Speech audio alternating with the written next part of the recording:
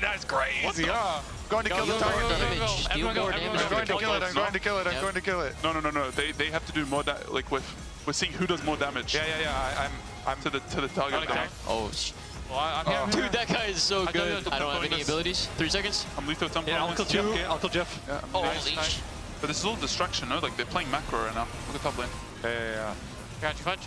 Yeah. I'm gonna open top. They're gonna tier 2. You're good at Seraphine, no? Yeah, obviously. Oh my god, that guy is good. What it's fine. You never die. Never die. Never die. I'm hitting first target Nolus here. The both stun by me. First target Nolus here. Oh my god, big stun! Both stun by me. Wow, my champ's so OP against their champs, by the way. Nice. I'm playing with Vayne now. Yeah. You're winning. Oh. Don't die, Sven. I'm coming. Nice. You're pretty good at Kai'Sa, no? Yeah, I'm the goat. Oh my god, this guy's spacing like perfectly, by the way. I need to run. Are you gonna come down river? I need to run. I'm going to kick you into me. I need to run. I have ghost soon. I'm ghosting. I'm here for Trist. Save me. One more play. Play. He has a hit. I'm gonna die here. Just chill though. Destroy Vega's evil. Yo, camp. There's something in our raptor camp. I'm running. Killing it. Does tower do anything special? No, we got so much gold though. Play TP line around. They TP on me. I'm running straight to bot. I don't care. Yeah, we need to kill their portals. Yeah. Coming, Kobe. On the way, Kobe. I must say, I can 2v1. Yo, can you come back, Fudge? I can give you double. We have no time on it. Looks like you guys just kill it, yeah? I'll go mid. They're TPing on me. Open. Dude, these realm warps are crazy though. Yep. I'm roll opening away. It actually helped me, Loki. You got them all or what? Yeah, we got him. Let's go. I'm just trying to live here. They're chasing me to the end of time. Running. What the hell? I'm also running. Turned me into a cat. I need help. I'm running. We're coming. I'm polymorphed. Okay. But I'm running still. Let's go. I'm ghosting half HP, brain flanking. Coming. Nice, I will kill him. nice, Kobe, nice. Trunk and base. Oh my god. I'm stunned on I can't hit the guy. The sugar is too big, by the way. Yeah, I'm trying to bait them to hit me, but it didn't work. Yeah, it kind of worked. What the? Was that a random? The Vagar ulted me. It's Jeff. Bro, Jeff needs to lock in now. Like, Tornado keeps chasing me, man. Yo, when does it stop chasing me, man? I feel like we're doing better this time in the harder mode. That's because we played useful champs, no? Well, last time we had a Xerath. Last time we had True. so useless. Yeah, I got ulti. I got big ulti. Big ult. I'm stunned. Big ult for no reason. Nice. I just completely one Wait, did we miss an objective? I don't think so. No, we didn't. But they got on buffs now. They just did like something crazy. Hitting front. Let's fuck it. Jeff. Killing Jeff. I got my W coming up. Fun game mode. Yo, this guy's inting. Go. Oh, okay, here we go. Lock in. Okay. Hey, I have Ardent and Moonstone for us right now.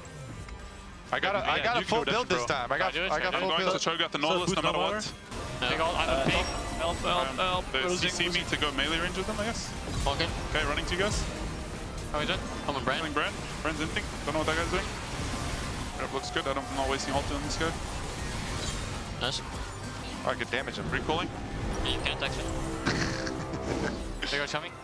I'm a big W here. What's he doing? Okay, this looks a little bit easier this time, I'm not gonna lie. I'm perma 100% HP. I don't know the mechanic. Is the mark on me so get away from me or what? Yeah. I don't know. Oh no! It Mordecai's ulted me. Yeah, I got the Andrews. It's open 14 seconds. Wait, okay, so this one's red. What does that mean? Oh, I see. So that means don't go on that one. Don't go on that one. Okay. This one. Oh my god, I was shopping. Which ones are red? Don't go to the ones that are red. Okay. Oh my god. Oh, there's two that are red. It's these two on the right. Yeah. The circles and the weird one. Don't go on the right. Oh my god. I was shop again. Go to Kobe. Okay, I'm coming. Wow. If only our carriers were the ones who are good at this. Unreal human is done, guys. Good luck. We can just kill these things though. We got fight. Killing the small thing. What the? Oh my god, what's happening? I'm marked. I don't know what that means. I don't know. Just don't stand next to me. I got big W here. Boom. Pumpkin. Yeah. If there's a new mechanic, they didn't have this line. But run. These things have so much life though. What the? Oh my god, I'm 1 HP. Yo, this can we focus this one next? Come together, big W. Okay. Yeah, come together. Oh my god, don't come together. Nice, do not blabber. Do not come together. Good job. Don't stack. I don't have enough Check. yet. Oh my god. I'm coming. Where's that healer, bro? I'm dead. I'm coming back though. Yeah, I'm feeling mechanic Big every heals time. on me, big heals on 3. Oh, we got it. We got this one. Alright, come to me, come to me, come to me. Oh my god, don't come to me at all. I don't know, I flashed. A turbo Jeff in the death roll. Nice, just down. I got you, I got healer? you. Healer? Yeah, come. Easy peasy. Oh my goodness. Wow, we actually picked real champs, no? It's It's been not over, over, no? no, it's over. Oh, it's over. Over. Okay. It's over. Ah, dude, Wow. Easy. This was too easy. So nice having you here, Kobe. I did second most damage also. Kobe is more damage than you and more tank than you. All right, thanks for joining me, guys. We absolutely dumped on those Doom bots. Hell yeah. Yes, sir. Well played. Nice, GG. GG's.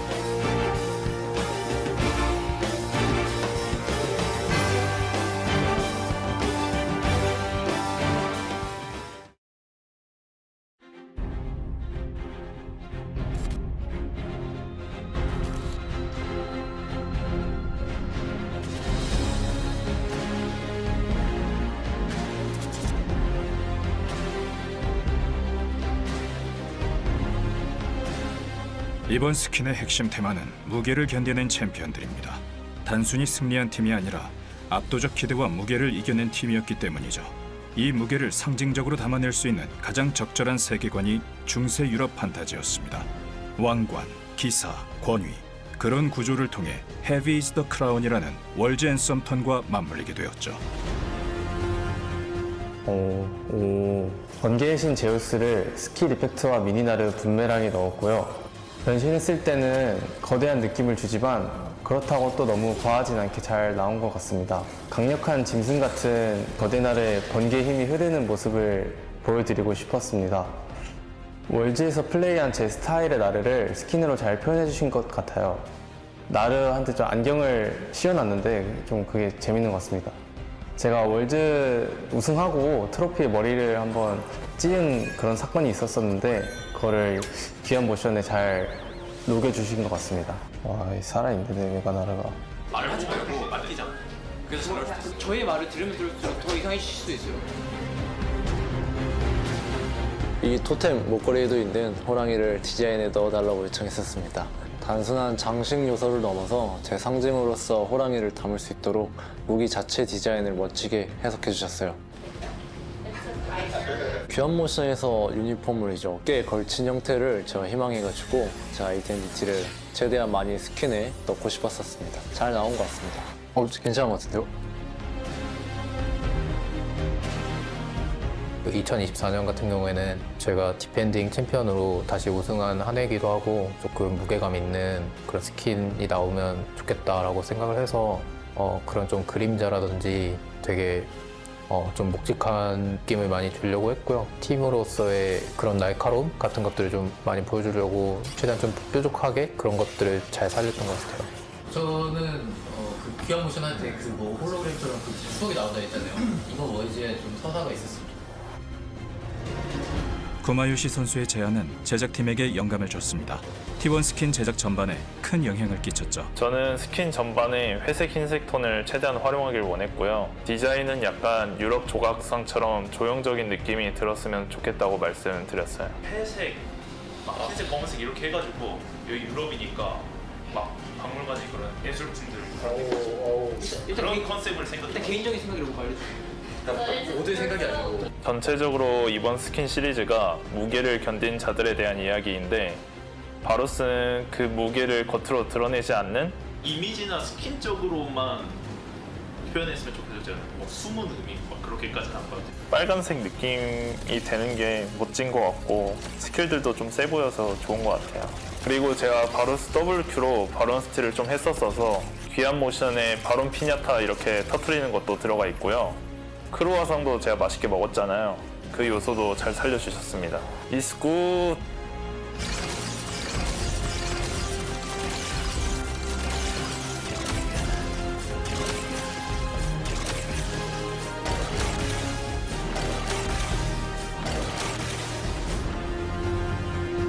되게 간지나고 멋지고 좀 진지한 분위기를 나타내는 느낌을 많이 원했던 것 같고 간지나는 마스크를 쓰고 있었으면 좋겠어요. 멋진 마스크, 멋지고 스타일리시하게 이제 또 요즘 사람이다 보니까는 좀 스타일리시하게 부탁드렸던 것 같습니다. 어깨 장식 같은 게 좀 뾰족뾰족하고 좀 높게 올라가서 이제 포인트를 줄 수 있으면 좋겠다고 생각했고, 무기 디자인도 더 날카롭고 긴 진짜 칼처럼 그런 형태를 이제 또 희망했습니다.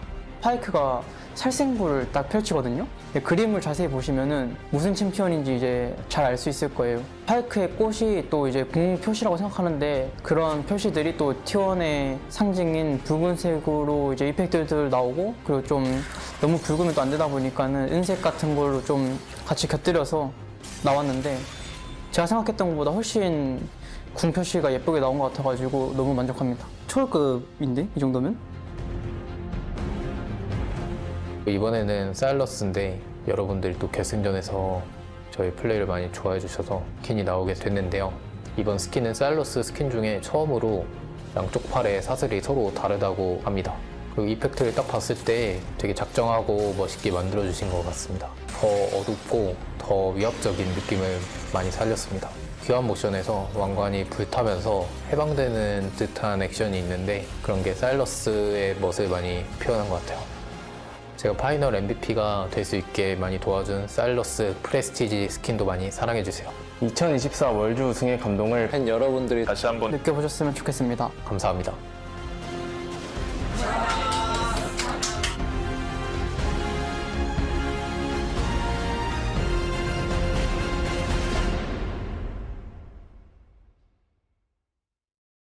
Where's my Lulu? I need the speed. Some flashing, some flashing, some flashing, some flashing. Dude, what is happening? What is happening? Bitching out you guys, it's winnable. Explode, run. Wait, there's no way we have to kill the Nexus, right? Guys, unkillable. Oh my God. All right, I know you guys are used to playing professionally in the LTA, but now it's time for a real challenge. We're gonna play some Doombots. I haven't played this literally since the original 11 years ago. Let's go. I have no idea what to expect. That's kind of hype. Have any of you played any version of Doombots ever? The original one. Nope? OG. Okay. I think I played once, maybe. Yeah. Let's go first time it. Let's do it. All I remember is I was playing Syndra and we were just screaming at the end, and we were very happy that we actually survived. Are we going Bring hard or on the Doom. Is Vega harder than hard or? Avoid curses. With this mode come new challenges. I'm not gonna lie, I just invited C9 Fudge to my lobby. Okay, I'm picking some random champ, right? Okay. Yeah. Can anyone take Smite in this game? No, none of you can take Smite? No, Should I take Smite? It's Smite. No smites, no smites. Smite's not good? Okay. No, I didn't get to change my Lulu skin. I'm playing You're a Star dirty Guardian. exhaust Oh player? my I guess God. I'm playing mid lane or what? Oh, shoot. 15 minutes we need to survive. 15 minutes? Easy peasy. 15. What's Alright. happening? Oh, there's a Vega here. Okay. Dude I bus. can't even type in. Okay. The enemy Vega I'll go has top, 370 armor. I'm going mid, no matter what. I'm going bot, I guess. Oh my God, we can see that. Kobe. What? Need reinforcements here. Where am I going? Top? Okay, I'm playing against Jinx. Oh, this guy has script movement, no? This guy- Scripting, Yeah, but I'm like- Are these guys actually smart bots? What the hell? These guys suck. Where does- Kill. These guys are bad. What in the hell? This is free. Dude, these guys suck. These guys are bad. We can win. The... Look at Moonbot, he's dead. He's dead already. Yo, what just happened? Guy's in. Oh my God. I thought back wait, to- wait. Go. I think they leveled up. Maybe they try to bait you to think they're bad. Well, it worked. They're like, Oh my God. Okay. All you fish. I don't have you, okay? Yeah, Why is this guy push it so away. tanky? He has Yo, this guy's what? clicking back and forth. Oh like- wow. what is what is this? this? What is What that is junk on the ground? I think we should base Kobe. Got him. I think you're dead, bro. I'm Oh limit my God, his testing. Q spawns the sap point. But Diana has Enemy bars, Jinx by the way. just became a lot better at the game, by the way. So why does every minion have a Moo W?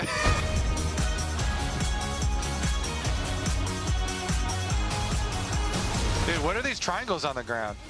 That's why I thought my sound was So I'm like spacing this Jinx so perfectly, by the way. I'm so fucking good. Okay, nice. Okay, I'm polymorph It for looks like you're 6 getting gapped, seconds. no? Why is Knockout You're kind of getting, you're getting gapped. Yo.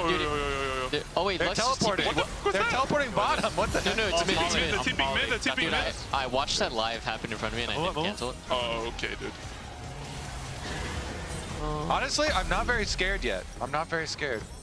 Yo, Luxbot is smurfing. Can we kill Luxbot, please? 0-0. Dude, this Veigar's gonna come soon, no? Like, that's what's happening. Yeah, for sure. That's a sick Polymorph skin, stones and mirror images. Rewarded with, punished with.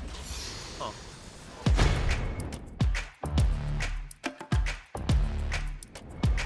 So yeah, bait. yeah, sounds good. Oh, move 6. What? Oh, God. That guy one-shot you guys. Oh my Wait, god. I'm like Palafox That right guy now. is 6. Why did he hit 6 so fast, by Shiba. the way? This guy's Naruto, bro. He's got 3 clones. This guy's dead too. Oh, you guys are smurfing up there. Yeah, Don't guys? It's this one. Enemy Jinx is TPing, enemy Jinx is TPing, yeah. She's full HP. Yo, don't. Jinx needs 75 more CS, don't give it to her. What about our top No, wave? it doesn't matter. Kill the pumpkins. Okay. Kill the pumpkins. We have 40 seconds.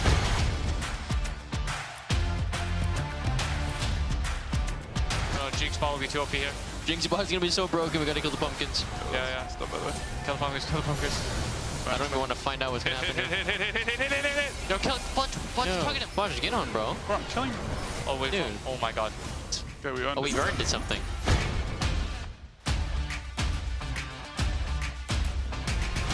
Oh, I'm just going in. Fuck it.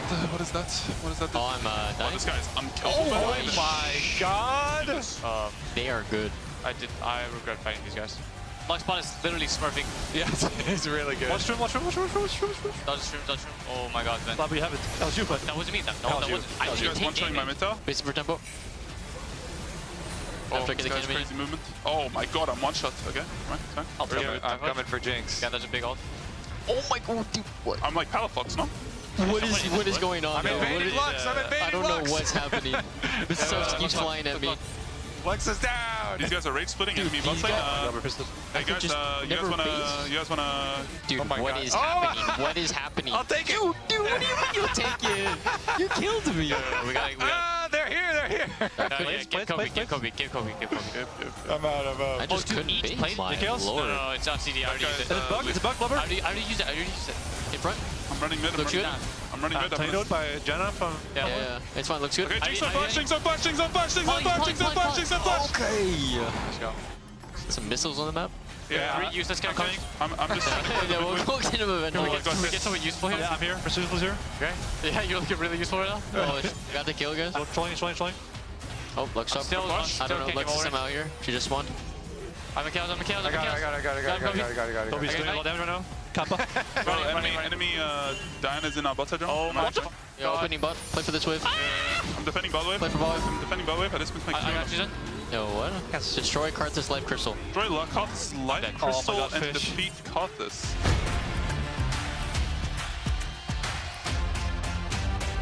Yo, guys, we have to So I have to kill come him. to Dragon? Okay. No. it's grubs, it's grubs. Grubs. Okay. How about I just ghost there myself and take it out? Yeah, you have to. You guys just stay wherever you are. Can't take it. We have time. It dies pretty quick. Hey, we got it. Kill. Okay, base. Play for tempo. What the... Oh, wait, we still have to kill Karthus. Oh my god. After killing the crystal, we have to kill him. Have you on you? We actually watch LDR. This guy's super tanky. Yeah. That's actually just what you Looks good. Lux. Yeah, that looks balanced. I speed you. No, I'm dead. Fortunately, when it hits Q on someone, it bounces to 5 Got people. hit by that spin. I I only have 4 more minutes? Yeah, sorry So about we have to survive? You know, They're like, getting oh free my kills. God. Miguel. No, down 2 seconds. Okay, Lux. Yeah. Green top. I'm 5 gonna mid. clear mid. I'm I'm gonna kills clear down. I'm kills down. Looks I've good. decided I'm not Yeah. fighting people anymore. I'm just Yeah, clearing just clear waves. wave, clear wave. Yeah, I'm coming. I'm going top. I'm going top. I can't kill. I'm also knocked out. Just hold me kills. My I'm Diana. basing half out. You guys, it's winnable. Yeah, this guy's very killable. Yes. He has Yeah, looks good. Yeah, LDR soon. Kappa. Yeah. The general rocket. Oh, careful contracts. Oh, I'm good at Sarah. Okay. Flicker blade is OP! I have no Mikhail's gun. Playing the wave and running. Oh, they're TP? Double TP? Double TP. I don't know. I'll get one. Oh! I couldn't flash ults with them. That's my bad. Where's my Lulu? I need the speed! No, I'm only playing with Oh, my T-top AC. again? They're back? I can ulti the. Nice. Hey, TP. Fading back? No Mikhail's done. Yeah, I'll clear top. I'll clear top. I'm playing to dodge his ult. Oh, guys, his ult speaks space. You are good, but. Oh. Okay, guys, I'm coming. I'm running out of mana here. Back. Yeah, go base. Go me. I'm going for Lux. I'm going for Lux. Okay, I got you. Yeah, you got that. Someone block back I'm kidding. Nope. I'm out of You mana, can't block I'm it. You out can't of block it. Jinx is hit? Okay, that's good. Don't Jinx block is- Markel. Hero Jinx. You cannot block Play it. with range. He's poly. I guess he's not poly. I lied. Yeah, I mean, I guess I don't die to this guy, right? Ooh, Go bot. to base. I'm like smurfing so hard, like it's unbelievable. And because, oh my god, do not get hit. Alright, Lux. Yeah, speed up Fudge. He's really useful right now. Yeah, speed it, yeah. On the TP. Well, why do they keep spawning into our base? Healing a little bit. We have 40 It's seconds. this one with We the have mark. It's the 46 one with the seconds, mark. by the way. 46 seconds. That's all we have to last. I'm redemption now. I think we got it. Jinx is hard I right don't know. I think the original 2 bots was harder. It's because you were playing with a bunch of noobs, no? True. Like, My team is too good this Maybe you were time. What the noob, I heck? can't tell. Yeah, I mean, you didn't have my Lulu last time. True. Imagine we just lost. There's no way we have to kill their nexus, right? No, you don't have to. No, we just survived. Okay, now we're playing in Vega or what? That's so broken. I'm spacing with all Zero, the zero, zero, zero. Oh, Okay. Oh, right. We have to play Vagar. Okay. This is the real fight. Here we go.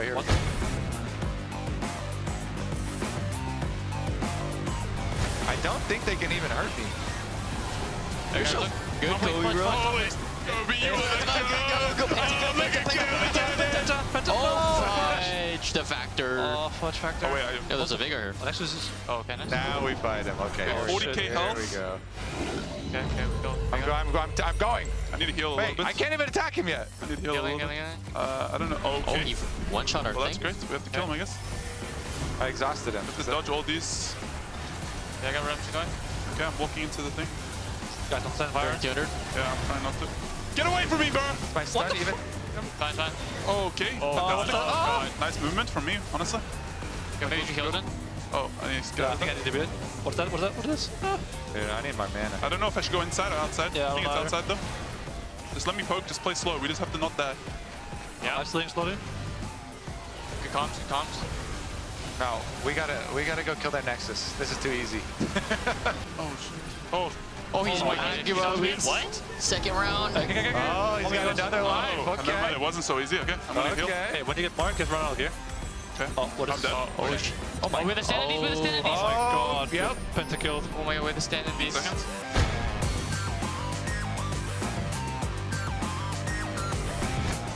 Oh, we're dead. In the runes. Oh, Good. no, the other one. Wait, Oh. Can I get it? Yeah, some of them explode, okay? how do you know which one explodes? They all show on the map. Don't turn red. Don't explode, run. Oh. It's like, I mean, it's quick. it's gonna show now. Yeah, It's gonna show now. Wait. Like, it's just- Oh, okay. But there's no way to know, no? I think you just I'm have to be assaulting. by the edge, and can you like walk out of it in time? Oh, get out. Camel circle. Oh, yeah. Oh. Okay. Okay, dodge that. Oh, okay, nice. Yeah, there's a little thing shooting at us. Careful. Yeah. I have redemption too. Okay, when's your redemption? Hey, walk out. 20 seconds. 20 seconds? Yeah, You that's said soon soon. enough. Yeah, that's kind of soon enough. Okay, you're jailed. Sounds good. I can't attack out of this jail or anything? Oh, you're just screwed. Wait, I think we can kill the other ones, no? Get him out. I mean, kill the main one. We're about to win. Oh, wait. Okay, he's mutant now? Okay. Okay, there's a third one. Okay, fantastic. Oh, what the? Oh, yeah, This 1v1 is boosted. We can win, guys. Oh, you're back. We're just watching you. Oh, we're all coming in one by one. So Xerath Lulu is supposed to beat these two. The two most useless champs. Oh, useless champ. Move it. Oh. Why does it have to be Lulu? Okay, wait, I'm in too. Why did they send me in? Okay, I'm back. I'm back. I'm dying. Hitting him. Oh my god. We're back. Please don't send me. Again. Oh my god, I can't play. What do you want me to do, bro? Do you want me to flash over it? Yeah, flash. No, just run the other way. Like if it goes right. I'm back to close to it, no? No, you here. One shot me. If I'm You're ready. good. Nice movement. Okay. Is this bad? It's me inside? Oh my god. Oh my god. Oh my Jesus god. Christ. Yeah. Redemption 20 seconds. Give it a light fiber. Mordecai's altered by something, I don't know what. An ally has been slain. I mean, Malphite. I just hope my Yunara never gets taken away in Mordecai's ult. How do we tell how many lives he has or we have? We don't. That's the thing, we don't. Yeah. Well, it says there's 2 under his health bar, no? Oh my god, there are 2 things under there. Hey, we have to. No one die until Yunara spawns, okay? We can't kill this thing. Like, I'm Mordecai's ulted. Okay. It's fine. Center thing, does it like do damage? Yeah, it doesn't deal that much damage. I mean, I'm only 1 HP already, so it's chill. Okay. Yeah. Yeah, but. Wait. Is that it? We did it! Oh my lord, dude, that was hard. It's a harder version. Harder version. Yeah. All right, can we not troll pick this time, please? Yeah, team? I mean, you told me to pick Xerath, it was good. No, I You literally said said Xerath we is need good. magic damage. Xerath's a good pick, no? Yeah, Xerath is really good, yeah. I mean, I'm thinking about playing Yumi right now. We need some carries. Yeah, that's good. That's good context. I kind of liked the Volley Bear healing with Flicker Blade. It did look pretty good. Kind of good tank. Wait, what about Seraphine? I feel like if we're all together, Seraphine could be like good, you know? But like, if we're all together, we all die, no? Because the AoE. Yeah, but like at the end we were all like next to each other, no? Like kinda, yeah. It's actually not bad. They have Jeff on their team. Who's Jeff? Why are they all bots except Cho'Gath is named Jeff? Maybe he's like really good. Jeff stuck his name into the game. Coming. Oh my god. Oh my god, Nautilus. They can't pick the Seraphine with Nautilus. Well, he just blind ran at you. Actually just countered us, and didn't do anything. They're already throwing fireballs at us, by the way. It hasn't even started yet. Yeah, this one's harder or something. Oh, it's a curse. This is harder. Is it because I died? Am I cursed because I died? Oh my god. Oh my god. So the whole point of this stage is to get money. No, bro, I'm just getting poked on my tower like a little... Wait, guys, there's prismatic items. I'm almost here. Prismatic items. Wait, what? There's prismatic items. Where? How? Oh, I in see. the shop. Like, they're just there. Oh my god, dude, Lee Sin Q is AoE, by the way. You're actually solo bowler, by the way, like... And Vega's claw puts summoning a new curse upon the land. Okay, so we just have to remember the grub spawn thing immediately. Yeah, we gotta go grub. We gotta go grub. TV 1 more minutes. Ghost TP, that's pretty genius by you. Holy we're back. Good at the game. Oh my god, Nautilus is crazy. What the... I'm coming, I'm here, he's dead. Nice. Okay, yeah, you're going. I Seraphine ult here. Got this. Now the respawns are too short, bro. Oh, you are good at Holy sh... That's crazy. Going to kill the tower. Deal more damage. I'm going to kill it. No. They have to do more like we're seeing who does more damage. Yeah. I'm to the target. Oh, well, I'm here. dude, that guy is so good. I don't have any abilities. 3 seconds. I'm lethal at some point. Yeah, I'll kill Jeff. Okay, I'll kill Jeff. Yeah. Oh, nice. But this is all distraction, no? Like they're playing macro right now. Look at top lane. Yeah. Got you, Fudge? Yeah. I'm gonna go top. Top. They're gonna tier 2. You're good at Seraphine, no? Yeah, obviously.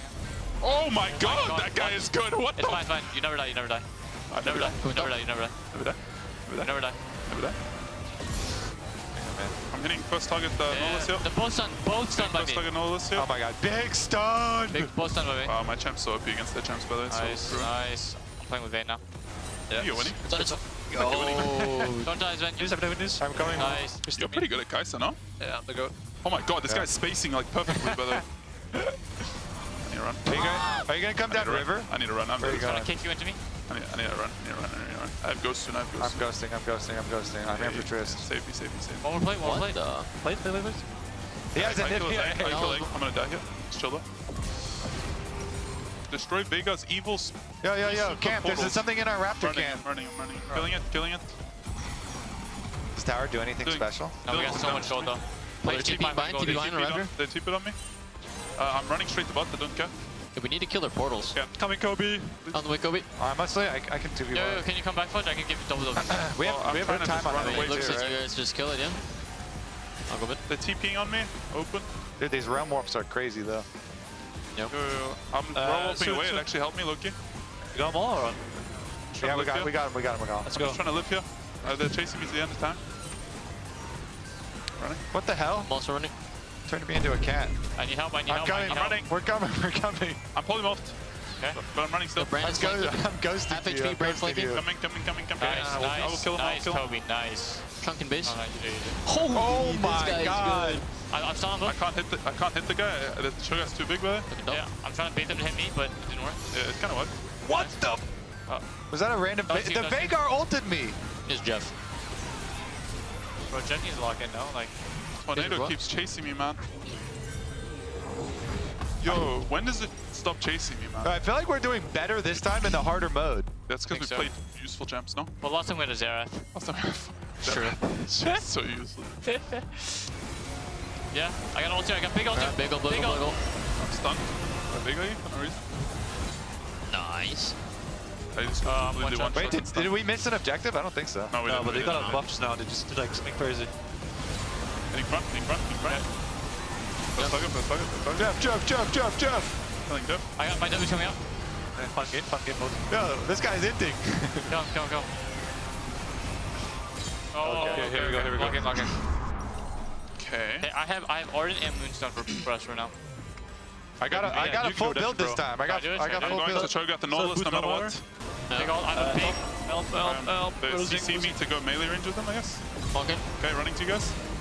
How is it? I'm with Brand. Brand's inting. Don't know what that guy's doing. That looks good. I'm not wasting ult on this guy. Nice. I could damage him. Recalling. You can't actually. They go show me. I'm big W. I'm a big W here. What's he doing? Okay, this looks a little bit easier this time, I'm not gonna lie. I'm perma 100% HP. I don't know the This is mechanic. actually Is the mark on me so get away from me or what? Yeah. I don't know. Oh no, Mordecai's are ulted me. Yeah, I got the Andrews. It's open 14 seconds. Wait, okay, so this one's red. What does that mean? Oh, I see. So that means don't go on that one. Don't go on that one. Okay, Go on this one. Oh. Oh my god, shopping. Which ones are red? Don't go the ones that are red. Okay. Oh my god. Oh, there's two that are red. It's these two on the right. Yeah. The circles and the weird one. Don't go on the right. Oh my god. Oh, shop again. Go to Kobe, go. Only our carriers were the ones who are good at this. Unreal Human is done, guys. Good luck. We can just kill these things though. We got fight. Killing a small thing. Killing a small thing. What? Oh my god, what's happening? Marked. I don't know what that means. I don't know. Just don't stand next to me. I got big W here. Boom. Pumpkin. If there's a new mechanic, they didn't have this life. But run. These things have so much life though. What the? Oh my god, I'm 1 HP. Yo, this can we focus this one next? Come together, big W. Okay. Yeah, come together. Oh my god, This is come together. Nice good job, Blubber. Do not come together. Good job. Don't stack. I don't have enough yet. Oh my god. I'm coming. Where's that healer, bro? I'm dead. I'm coming back though. Yeah, I'm feeling the mechanic every time. Big heals on 3. Oh, we got it. We got this one. Alright, come to me. Oh my god, don't come to me at all. I don't know, I flashed. A turbo Jeff in the death roll. Nice, just down. I got you. Healer? Yeah, come. Easy peasy. Oh my goodness. Wow, we actually picked real champs, no? It's It's not over. over, no? No, it's over. Oh, it's over. It's over. Ah, Doombots. Easy. This is too easy. So nice having you here, Kobe. I did second most damage also. Kobe is more damage than you and more tank than you. All right, thanks for joining me, guys. We absolutely dumped on those Doombots. Yes, sir. Well played. GG's.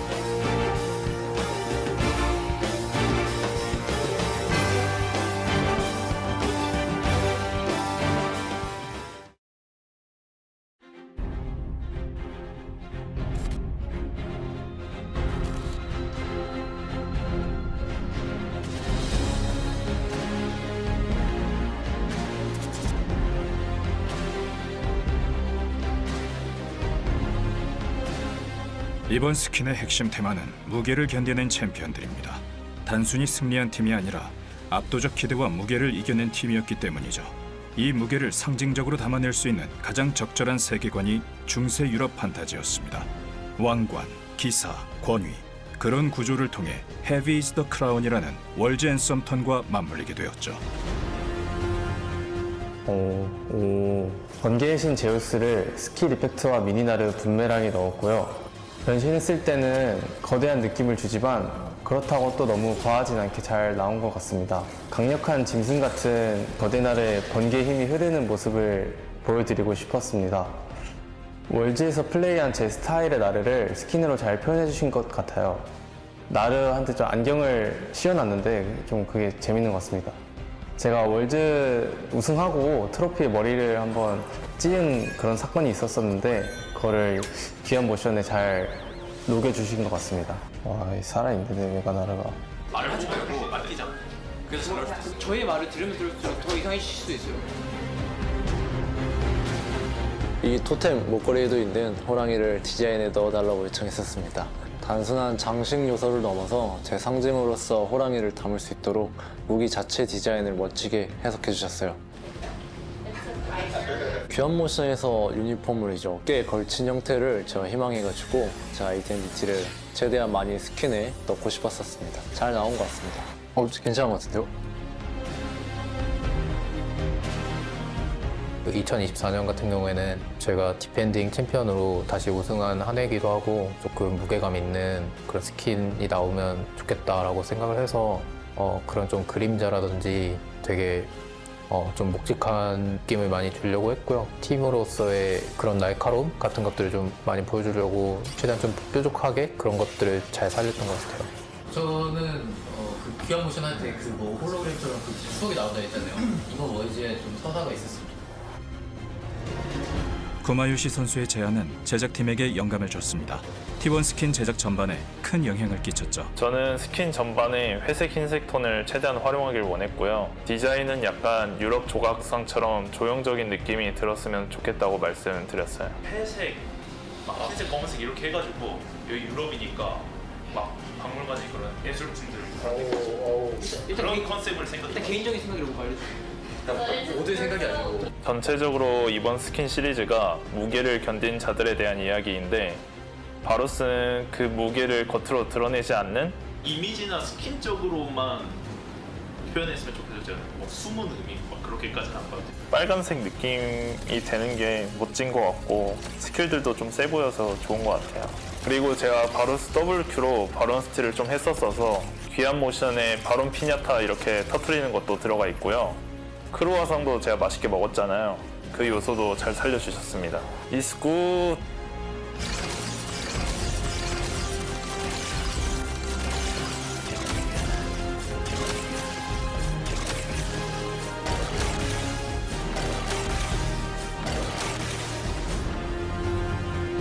되게 간지나고 멋지고 좀 진지한 분위기를 나타내는 느낌을 많이 원했던 것 같고 간지나는 마스크를 쓰고 있었으면 좋겠어요. 멋진 마스크, 멋지고 스타일리시하게 이제 또 요즘 사람이다 보니까는 좀 스타일리시하게 부탁드렸던 것 같습니다.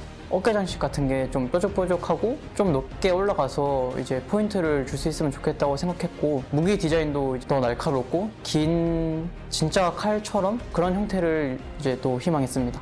파이크가 살생부를 딱 펼치거든요.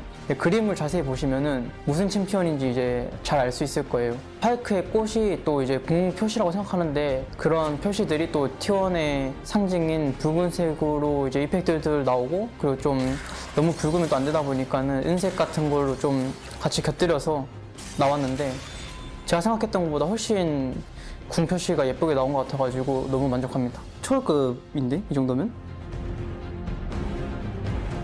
이번에는 사일러스인데 여러분들이 또 결승전에서 저희 플레이를 많이 좋아해 주셔서 스킨이 나오게 됐는데요. 이번 스킨은 사일러스 스킨 중에 처음으로 양쪽 팔의 사슬이 서로 다르다고 합니다. 그리고 이펙트를 딱 봤을 때 되게 작정하고 멋있게 만들어 주신 것 같습니다. 더 어둡고 더 위압적인 느낌을 많이 살렸습니다. 귀환 모션에서 왕관이 불타면서 해방되는 듯한 액션이 있는데 그런 게 사일러스의 멋을 많이 표현한 것 같아요.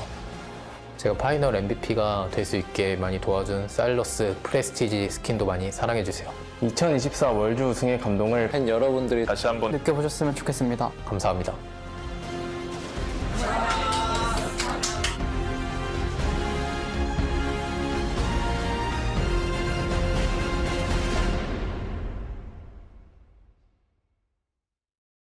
Where's my Lulu? I need the speed!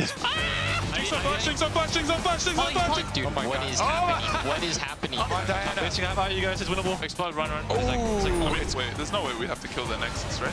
Guys, unkillable. Oh my god! All right, I know you guys are used to playing professionally in the LTA, but now it's time for a real challenge. We're gonna play some Doombots. I haven't played this literally since the original 11 years ago. Let's go. I have no idea what to expect. That's kind of hype. Have any of you played any version of Doombots ever? The original one. Nope? OG. Okay. I think I played once, maybe. Yeah. Let's go first time it. Let's do it. All I remember is I was playing Syndra and we were just screaming at the end and we were very happy that we actually survived. Are we going Bring hard or on the Doom. Is Vega harder than hard or? Avoid curses. With this mode come new challenges. I'm not gonna lie, I just invited C9 Fudge to my lobby. Okay, I'm picking some random champ, right? Okay. Yeah. Can anyone take smite in this game? No, none of you can take smite. No. Should I take smite? It's smite. No smites. Smite's not good? Okay. No, I didn't get to change my Lulu skin. I'm playing You're a Star dirty Guardian. exhaust player? Oh my I guess god. I'm playing mid lane or what? Oh shoot. 15 Okay, minutes what? we need to survive. 15 minutes? Easy peasy. 15. What's Alright. happening? Oh, there's a Vega here. Okay. Dude, I boss. can't even type in. Okay. The enemy Vega I'll go has top, I 370 guess. armor. I'm going mid, no matter what. I'm going bot, I guess. Oh my god, we can see that. Kobe. What, Need what? you. Need reinforcements here. Where am I going? Where am I going? Top? Okay, I'm playing against Jinx. Oh, this guy has script movement, no? This guy- Scripting, Yeah. I'm not Are getting these guys actually smart bots? What the hell? These guys suck. Where Kill. These guys are bad. What in the hell? This is free! Dude, these guys suck. These guys are bad. We can win. Look at Moonbot, he's dead. He's dead already. Yo, what just happened? Guy's in. Oh my god. Oh, wait. Go, go, go. I think they leveled up. Maybe they try to bait you to think they're bad. Well, it worked. Oh my god. All you fish, all you fish. I don't have you, okay? Why is this guy so tanky? This guy's clicking back and forth. Oh, wow. What is this? What is that junk on the ground? I think we should base, Kobe. Got him. I think you're dead, bro. I'm oh limit my god, his testing. Q spawns the sap point. The Diana has Enemy barf Jinx over just became a lot better at the game, by the way. So why does every minion have a Moo W?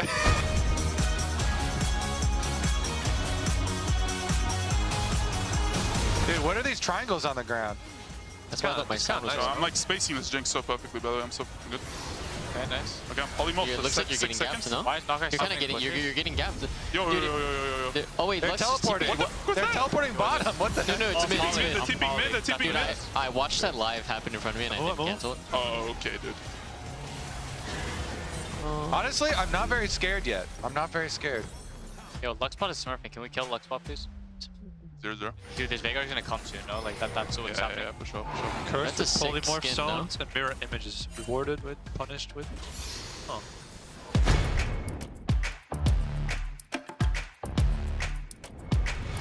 Bait. Yeah, sounds good. Oh, Moon 6. What? Oh, God. That guy one-shot you guys? Oh my Wait, god. like power punch That right guy now. is 6. Why did he hit 6 so fast, by the way? This guy's Naruto, bro. He's got 3 clones. This guy's dead too. Oh, you guys are smurfing up there. Yeah, Don't you guys? It's this one. Enemy Jinx is TPing, Yeah. She's full HP. Yo, don't. Jinx needs 75 for CS. Don't give it to her. What about our top No, wave? it doesn't matter. Kill the pumpkins. Okay. Kill the pumpkins. We have 40 seconds.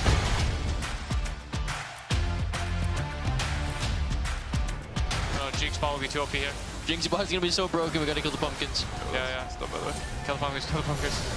I don't even want to find out what's gonna happen here. Hit. Yo, kill it. Punch, target him. Fudge, get on, bro. Bro, I'm killing him. Oh, wait. Dude. Oh my god. Okay, we earned Oh, we it. earned it something.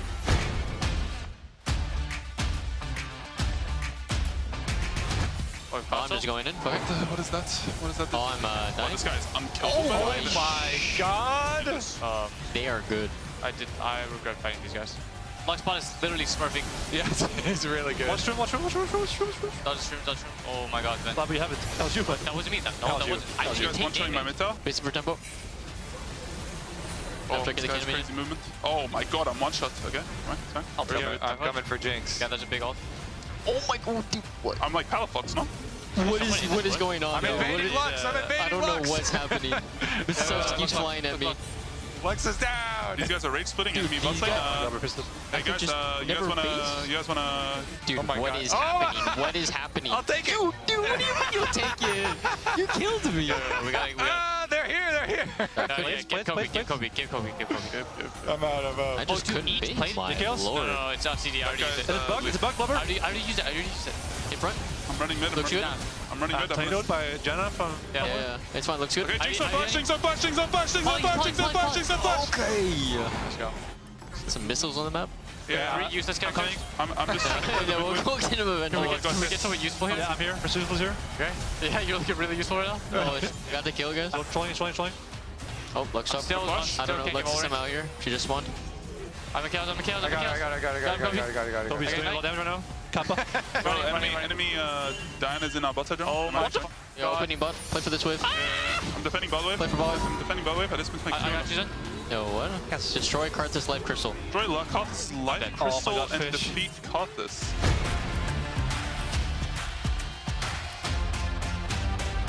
Yo, guys, we have to So I have to kill come him. to Dragon? Okay. No, it's Grubs, Grubs. Okay. How about I just go there myself and take it out? Yeah, you have to. You just stay wherever you are. Can't take it. We have time. It dies pretty quick. Hey, we got it. Kill. Okay, base. Play for tempo. What the? Oh, wait, we still have to kill Karthus. Oh my god. After killing the crystal, we have to kill him. Have you on you? We should watch LDR. This guy's tanky. Yeah. That's actually just what you Looks good. Lux. Yeah, that looks balanced. I speed you. Yeah, I'm dead. Fortunately, when it hits Q on someone, it bounces 5 Got people. hit by that spin. I only have 4 more minutes. Yeah, sorry. So we have to survive. know, They're getting free kills. No, down 2 seconds, 2 seconds. Okay, lock. Yeah, Green top. I'm gonna clear mid. I'm gonna I'm clear Mikhail's top. down, I have Mikhail's down. Clearing top. Look I've decided I'm not fighting people anymore. I'm just clearing waves. Clear way. Yeah, I'm coming. I'm going top. I'm going top. I can't Mikhail's. I'm also back there. Just hold Mikhail's. I'm basing out you guys. It's winnable. Yeah, this guy's very killable, guys. He has Yeah, looks good. Yeah, I'll down soon. Cover. Yeah. The general rocket. Oh, careful contracts. Oh, I'm good at Sarah. Okay. Flicker blade is OP. I know Mikhail's vent. Clearing the wave and running. Oh, they're TP? Double TP? Double TP, I don't know. I got one. I'll get one. Oh. I could have flashed also with them. That's my bad. Where's my Lulu? I need the speed. No, I'm only playing with my T top again? They're back. I can ulti the... Nice. Hey, TP. Fading back. No Mikhail's done. Yeah, I'll clear top. I'll clear top. I'm playing to dodge his ult. Oh, guy his ult. Space. You are good, but... Okay, guys, I'm playing. I'm running out of mana here. Back. Yeah, go base. I'm going for Lux. Okay, I got you. Yeah, you got that. I'm not getting no. You can't block it. Jinx is hit. Yeah. Don't block Mikhail. Yo, Jinx. You cannot block. Play with range. He's poly. I guess he's not poly. I lied. Yeah, I mean, I guess I don't die to this guy, right? Ooh, bot. I'm like smurfing so hard, like it's unbelievable. And because, oh my god, do not get hit. Alright, Lux. Yep, yeah, I speed up Budge. He's really useful right now. Yeah, speed, yeah. On the TP. Well, why do they keep spawning into our base? Healing a little bit. We have 46 seconds, by the way. 46 seconds. That's all we have to last. I'm redemption now. I think we got it. Jinx is hard I don't know. I think the original 2 bots was harder. It's because you were playing with a bunch of noobs, no? True. My team is too good this time. What the heck? Yeah, I mean, you didn't have my Lulu last time. True. Imagine we just lost. There's no way we have to kill the Nexus, right? No, you don't have to. No, you just survived. Okay, now we're playing in Vega or what? That's so broken. I'm spacing with all 0. Oh, okay. Oh, right. We have to play Vagar. Okay. This is the real fight. Here we go.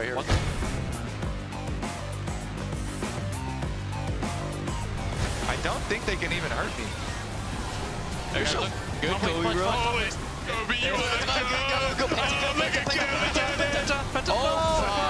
Fudge the factor. Oh, Fudge factor. Oh, wait, Yeah, there's a Vigor here. Nexus is... Oh, okay, nice. Now we fight him. Okay. 40k health. Here we go. Okay, we go. I'm going. I need to heal a little bit. I can't even attack him yet. I need to heal a little bit. I don't know. Oh, Oh, okay. he one-shot our Well, thing. that's great. We have to kill him, I guess. I exhausted him. Let's dodge all these. Yeah, I got redemption going. Okay, I'm walking into the thing. Guys, don't stand fire. 200. Yeah, I'm trying not to. Get away from me, bro! My stun even. Fine.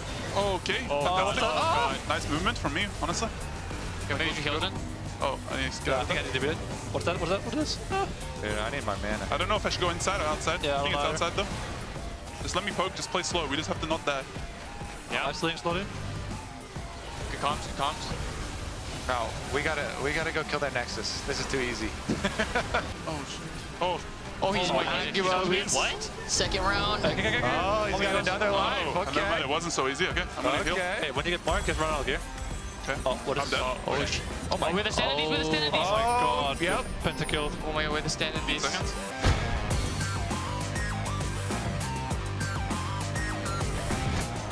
Oh, we're dead.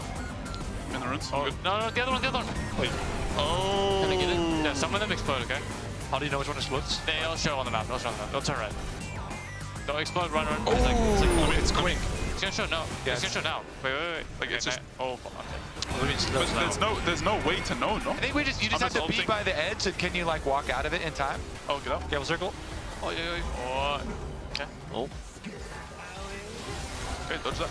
Oh, nice. Yeah, there's a little thing shooting at us. Careful. Yeah.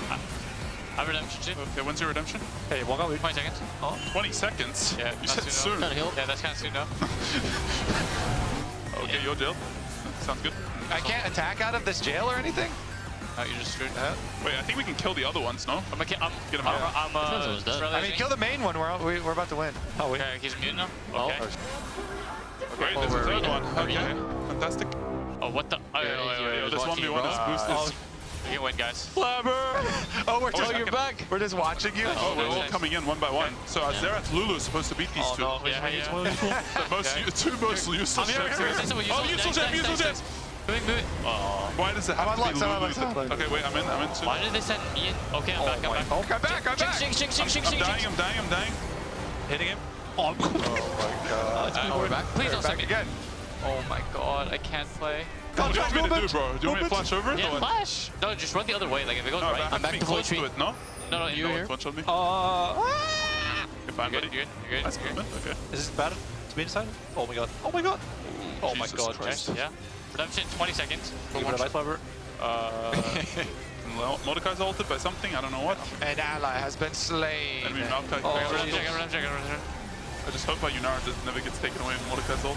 How do we tell how many lives he has or we have? We don't. That's the thing, we don't. Yeah. Well, it says there's 2 under his health bar, no? Oh my god, there are 2 things under there. Hey, we have the... No one die until Yunara spawns, okay? We can't kill this thing, like... I'm Mordecai's ulted. It's funny. Center thing doesn't like do damage. Yeah, it doesn't deal that much damage. I mean, I'm only 1 HP already, so it's chill. Okay. Yeah. Yeah, but... Wait. Side.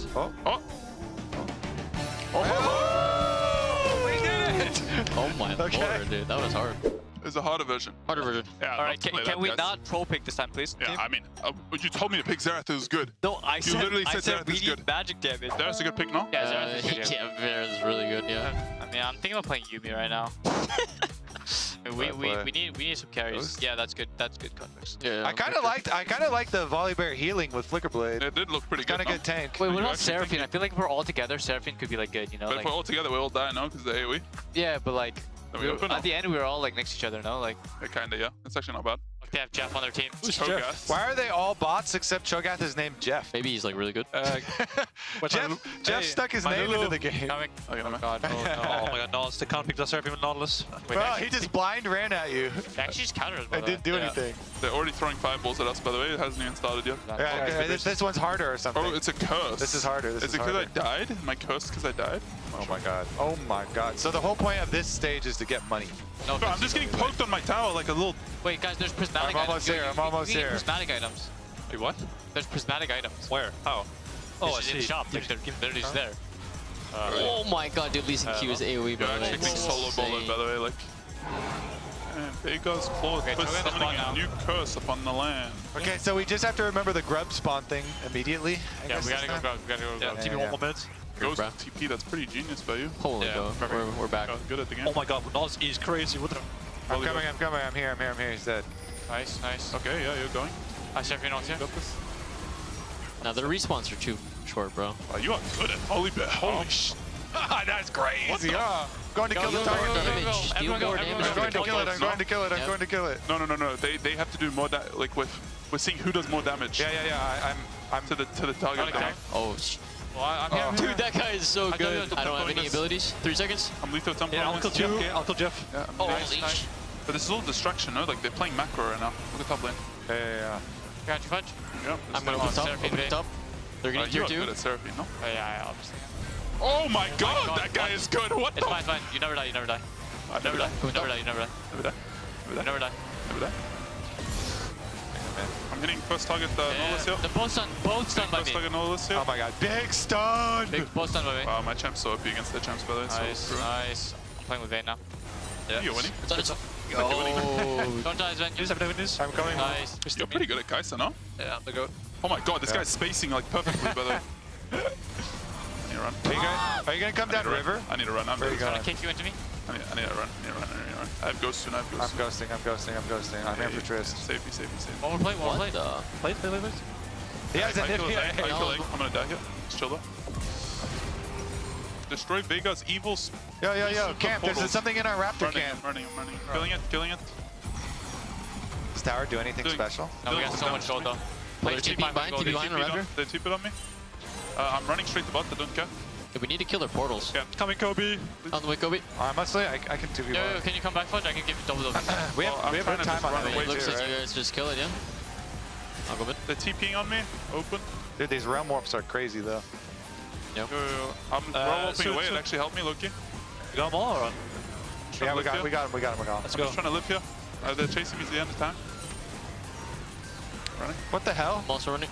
Turned me into a cat. I need help. I'm coming. We're coming. I'm polymorphed. But I'm running still. Brand's I'm flanking. ghosting Half you. HP, I'm Brand's ghosting you. flanking. Coming. Nice, I will kill him. nice, Kobe, nice. Trunk and base. Oh, you do. Oh This my guy is god. good. I'm stunned I him. can't hit the guy. The sugar's too big, bro. Yeah, I'm trying to bait them to hit me, but it didn't work. Yeah, it kind of worked. What the? Was that a random? That was The you, that was you. Vagar ulted me. Here's Jeff. Bro, Jen needs to lock in, no? Like, Tornado what? keeps chasing me, man. Yo, when does it stop chasing me, man? I feel like we're doing better this time in the harder mode. That's because we so. played useful champs, no? well, last time we had a Xerath. Last time Sure. It's so useless. Yeah, I got ulti, I got big ulti. Big ol', big ol', big ol'. I'm stunned. By big guy for no reason. Nice. I just completely one Wait, did we miss an objective? I don't think so. No, we didn't. but they we got didn't. on buffs now. They just did like something crazy. In front. Let's fuck up. Jeff. Killing Jeff. I got my W coming out. Fun game mode. Yo, this guy's inting. Kill him. Oh, Okay, here we go. Lock in. Okay. Hey, I have Arden and Moonstone for us right now. I got a full build this time. I got do it, full I'm going to build. choke out the Nautilus no matter what. Big ult, I'm a big. Help. They CC me to go melee range with them, I guess. Okay. Okay, running to you guys. How is it? Come on, Brand. Killing Brand. Brand's inting. Don't know what that guy's doing. Grab looks good. I'm not wasting ulti on this guy. Nice. I could damage him. Recalling. Yeah, you can't actually. Big ult coming. I'm a big W here. What's he doing? Okay, this looks a little bit easier this time, I'm not gonna lie. I'm perma 100% HP. I don't know the This is actually mechanic. Is OP. the mark on me so get away from me or what? Yeah, I don't know. Oh no! It Mordecai's ulted me. Okay, I got the injuries. It's open 14 seconds. Wait, okay, so this one's red. What does that mean?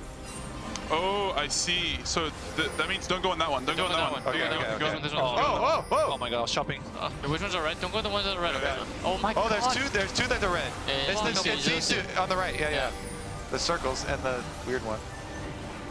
Don't go on the right. Oh my god, I was shop again. Go to Kobe. Okay, I'm coming. Wow. If only our carriers were the ones who are good at this.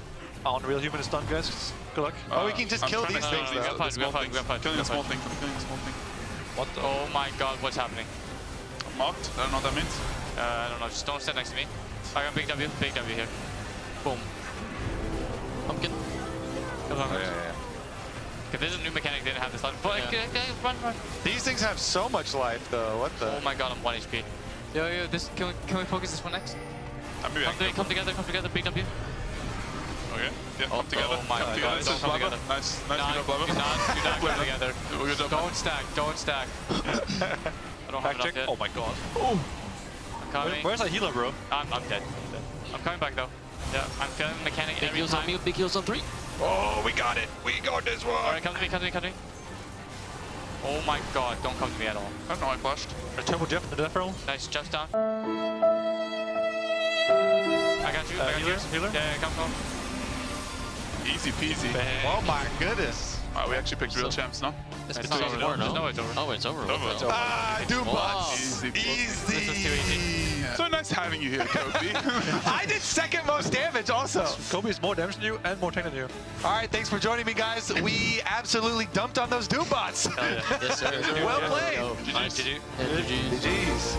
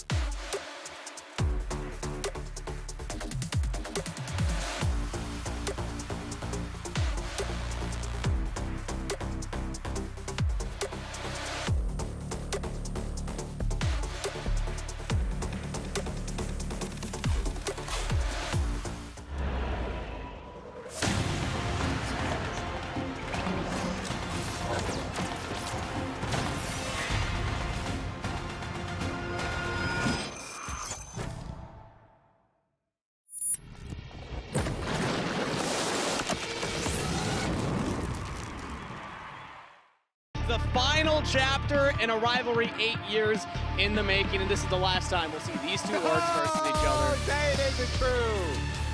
Oh, what the ball? Go, go, go. W? Just hit front for now. Hit front and cut. Hit front. Okay. High ball. I'm looking.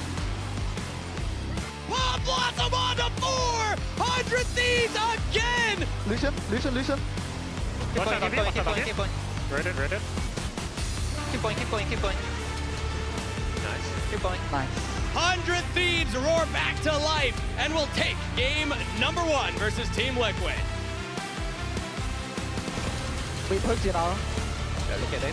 No flash. They're coming up, okay? Don't throw. They're coming up. Hit the tower. High ball. Yeah, look at front. I got them. Nice. Yo, let me kill British. Nice. Anger. 100 Thieves will go up 2-0 in the series. One game away from taking out TL. Let me go around. I'll get angle. Don't barrel soon, okay? Spars. Don't stop Spars. Yeah, look down. Okay, going. I hit barrel. I'm W. Yeah, super. Jungle back. Go Baron. It's the same thing every game though, guys. They come dragon, they will die, they get died. Yeah. Team Liquid, it's time to go home. 100 Thieves continue their lower bracket run. The momentum is building for 100 Thieves. I also love the respect that these two teams absolutely have for each other. Joker! Wow! What time is it, God. What time is it? It's time for Team Liquid to go home. That's what time it is. We have Joker today. Welcome to Waiting Room. We're going to be doing the upper bracket of the Elimination Phase, FlyQuest versus Shopify Rebellion. But congratulations, continuing the lower bracket run. Yeah, this is where I was born to do. To run the lower bracket. Yeah, what's your feeling going into next week? Because it's pretty crazy the way the schedule would line up. Yeah. You play C9, that's a really, really important one, not just because of elimination, but because it qualifies you for LTA playoffs. But to win, to get the #1 seed from the North, you'd have to win 3 best-of-5s in a row in 3 consecutive days. Yeah, that's going to be a for sure struggle because these are the top teams from here on out. So I think the most important match, of course, is C9. It gets us into the playoffs, and then after that, it's we're just going to be playing back-to-back-to-back. I did this in OPL once where there was a gauntlet situation like this as well, where we just played back-to-back-to-back. So I'm kind of used to it, but it's still going to be hard nonetheless. I was about to say, when are they going to make it easy, Dokla? You're never in the upper bracket. What's going on? You're born in the darkness in the lower bracket. We were in the upper bracket on CLG, and then we dropped to lower. Yeah. That's where I'm comfortable. That's my comfort zone. Honestly, yeah, it's pretty crazy. So, what are you kind of looking forward to most? Because there's C9 that's up there. Obviously, Shopify is playing today. Did you expect Shopify to be in the upper bracket? Just knowing that their run in the regular season was kind of easier? I didn't really expect them to beat C9, I'm going to be honest. I think it would have been close, but not, I didn't think they would win. Yeah. But, I expected them to, these 4 teams to be in the top 4. 100 Thieves included. And then, yeah, it's just whoever plays better on the day from here on out, so looking forward to that. Makes sense. I will say, a split ago, there was some trash talking, specifically from Whippo, and you know what? Whippo, take it away. I didn't mention this, but you're also facing Shopify as well, which will be kind of like a matchup versus Fudge that you've had multiple times already. What's your assessment on Fudge? You already talked about Shopify. Let it out. I don't know what to tell you, bro. My coaching staff has a tier list of the 3 worst players in the league, and he's in there. So oh no, I don't know if that speaks to him as a skill level or what I'm doing to him, but I'll let the fans decide on that. What's up, brother? That was a while ago. Yeah. And the reason why we brought that up is because there was the before the trash talk and after the trash talk. Afterward, Fudge has been going crazy, and he's been like a top 3 top laner for some time since then. Yeah, I'm curious to hear from you, Dokla, in terms of someone who's played against both Whippo and Fudge. What do you think their overall strengths were, and how do you think? I feel like this isn't the first time we've seen Fudge not look great and then improve throughout an entire year. Yeah, so like in my head, I have like a mental profile of everyone I play against. And for Fudge, he's just like the standard top laner. Like standard as it gets. He plays normal in lane, doesn't do anything like super creative or crazy. And for Bwipo, it's the complete opposite, where he'll play maybe overforce trades a little too much, look for like kind of cheesy angles, which is good in itself. I tend to do that as well. And but there's just a lot more creativity for Bwipo compared to Fudge, and I feel like if you're playing against Fudge, you kind of know what's going to happen because he's very team-oriented. Like he'll follow the team call. That's just a feeling I get from playing against him. Like in scrims, like whatever the team's going to do, he's going to play accordingly, which is it's not bad. It's just the style. So yeah, for those two, that's what I have in my head for them. And specifically for Fudge, because you are unique in the sense that you've had to have 3 different mentalities in a very short amount of time, from like watching the game, streaming, playing solo queue against them, and then like watching him kind of sort of play it out in Split 2, into then coaching and having to change that mindset and watching him from that perspective, and then playing against them on scrims. What has changed, if anything, about your perspective of him since, like, throughout, you know, watching on stream to now playing against him in scrims? Who, Fudge or Bud? Fudge? Yeah. Not much has changed. I mean, I'm just here playing the game. I don't think it's that crazy. It's not that deep. Okay. But yeah, I think obviously he was playing bad before the trash talk. So you know, good job. You can thank Bwipo for the motivation. The motivation. Yeah, I do think it's interesting that the champ pools kind of somewhat support your point, right? Where you just have a bunch of not necessarily standard picks, but Fudge is willing to play whatever the team needs him to play. I feel. Yeah. Which is a lot of different picks. Then these are their shared picks. But then Bwipo's not shared picks. Cassante, whatever, but then it's Singed and Swain. Yeah. Both of which were really interesting angles for those champions. Do you think we'll see anything, like, what, if anything, do you think we'll see out of Bwipo today that's, like, out of left field, if you could predict it? Maybe a Kled. Ooh, I've seen that'd Kled be pop cool. up here and there, but I'm not buying the Kled stocks. What about Aurora? Yeah, you also weren't buying. We were discussing talking this off earlier. camera. You were not buying the top Aurora either. Sell the stock. They're dipping. They're about to dip. Everyone's high on them right now. Get an option. Call in there. Yeah. Out of all the top laners, who do you hate playing against the most? Because I've heard consistently from top laners it's Bwipo because you can't really expect the champion pool thing. No, I don't hate playing against anyone. Okay.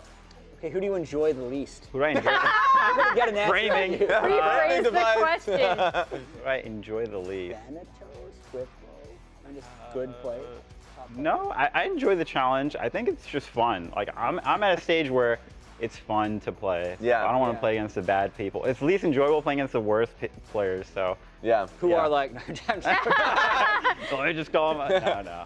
But no, that's fair because like the way a lot of people called out, the moment I saw the Singed and Swain, it's like, I would hate you're counter picking, you're leaving up, you're blind picking against someone that's going to be able to counter pick literally anything you can't really expect. But you know, in that game, he died when he was like 3-0 or something. Yeah. And he died 1v1 after. Like, that can't happen. He hadn't played that thing in like 2 years, man. I mean, I do stuff like that too in the scrims all the time. It's like, what happened? But like that can't happen on stage. Obviously, it's like a bad look. You got a triple kill from like a blue buff fight, and then you just die 1v1 after. I mean, yeah. For me, I mean, I actually liked your profile of Fudge and Bwipo. I think when Fudge gets, when he's at his worst, he's almost too much that conservative player who just plays for the team, and then he's never making moves to advance the game. Yeah. But I think he's been doing a few more moves to advance the game recently, which is, I think, part of his resurgence. Yeah, you just need to be, we had this thing yesterday, my coach was telling me, like, you have to be instinctual and you have to be, like, on the other side of that, where you're just using your brain only. And there has to be the middle balance between, like, playing off instincts and using your brain. And, yeah, the mix of both is what I think, like, the best players are. And maybe he's leaning more towards one side than the other. Yeah. Nice. We can ask him because Azael is actually standing by with Fudge right now on stage for an interview. Hello, I'm here with Fudge ahead of the matchup against FlyQuest. You're going to be going up against Bwipo today. And last split, you know, there was kind of that little controversy, little drama. He was talking some trash prior, saying you were one of the worst players in the league. Then, I think by all accounts, you straight up outplayed him, outperformed him in that series. You guys did lose, but does that drive you at all to try to, you know, want to take them down and prove people wrong when you feel that you're being doubted? I feel like nowadays I'm not really doubted anymore as much, so I don't feel like the super like motivation to change people's opinions, but I do have confidence. now, I would say, to that we can win as a team, not even like my own individual performance, but I feel like as a team, we can actually beat FlyQuest, and that's confidence that I don't feel like I had last split. And yeah, so I'm pretty happy and pretty excited to play today, and I think we can actually put up a pretty good fight. So. What position do you prefer being in? Being doubted or having people believe in you, right? Because I actually agree, you know, I told you last split, but like I thought you were one of the top 3. You know, I voted for you for All Pro, but I feel like most people didn't agree. Most people weren't thinking about that. This split, people are looking at you as that. So do you kind of lose a little bit of motivation when people are like, yeah, he's good. It's like, oh, is it easier to sit back on the laurels? Or are you just not really affected by if people think you're good, bad, or something else? I mean, there was some anger definitely that drove me a little bit last split. I don't think I have as much anger now, but it's still like, you know, I'm still trying to win again. It's for me, like that's the most important thing. That's going to be the most fun. And I wouldn't say that I don't have that motivation anymore, but I feel like it's more so just about improving as a team. And I feel like as a team, being able to beat and be the best team in the league. And I think we have the potential. So that's what my focus is. And I don't feel like I have to do anything crazy as an individual. I feel like as a team, we're actually really good now. So I'm happy. That's a good feeling. So I don't know if you watched the most recent episode Pros, but we had coaches on, and a lot of them were talking about, yeah, FlyQuest has a lot of holes now. FlyQuest has a lot of weaknesses. There's cracks, you know, they could be taken down. Do you see some weaknesses that you guys are trying to focus on or that you think maybe can be taken advantage of? Because I think most people are still looking at FlyQuest as the #1 team, but a lot of people are talking about potential holes. I mean, I would say like for FlyQuest, there's always been holes, but I guess teams have gotten better. So it's starting to show a little bit more. I would say they don't really play with their mid laner that much in terms of like just general gameplay, game plan. They don't really play with their mid laner, and whenever he gets behind or doesn't win 1v1, isn't able to play weak side, I think they struggle quite a bit. So I also think they tilt quite hard if they lose early game, to be honest, because they don't generally lose early game. Whenever you lose early game as a team that doesn't lose early game very often, I think they tend to make really crazy plays that are just int. So I guess those are two things, but to be honest, I don't think there's anything like super obvious that we can play around in game. I think it's more so just playing our own game and making sure we don't feel desperate to make some individual plays, and we just play as a team, and I think that we can easily win. That's an exciting position to be in, feeling like you just have to play your own game and you can take down who most people are looking at as the best team in the league. So best of luck, man, and we'll see if you can do it.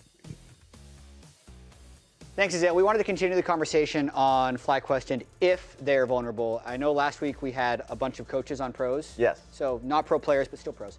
And we wanted to get to some of DeMonte's thoughts on FlyQuest. Remember, he is biased because he was the coach of FlyQuest and is the coach of Shopify. Let's take a look. Because I just came from FlyQuest, so I know these guys very, very well. Yeah. And I think there's a level of distrust in FlyQuest that I can see now that I'm on the outside. Mm-hmm. I think when I was on the inside, I can feel in the team, there was a big honeymoon phase, but now that I'm like 5-6 months removed, when I watch them play, it almost feels that there's much more tension in their team, especially within this Team Liquid series. I think you see Quad like having a really rough game or two.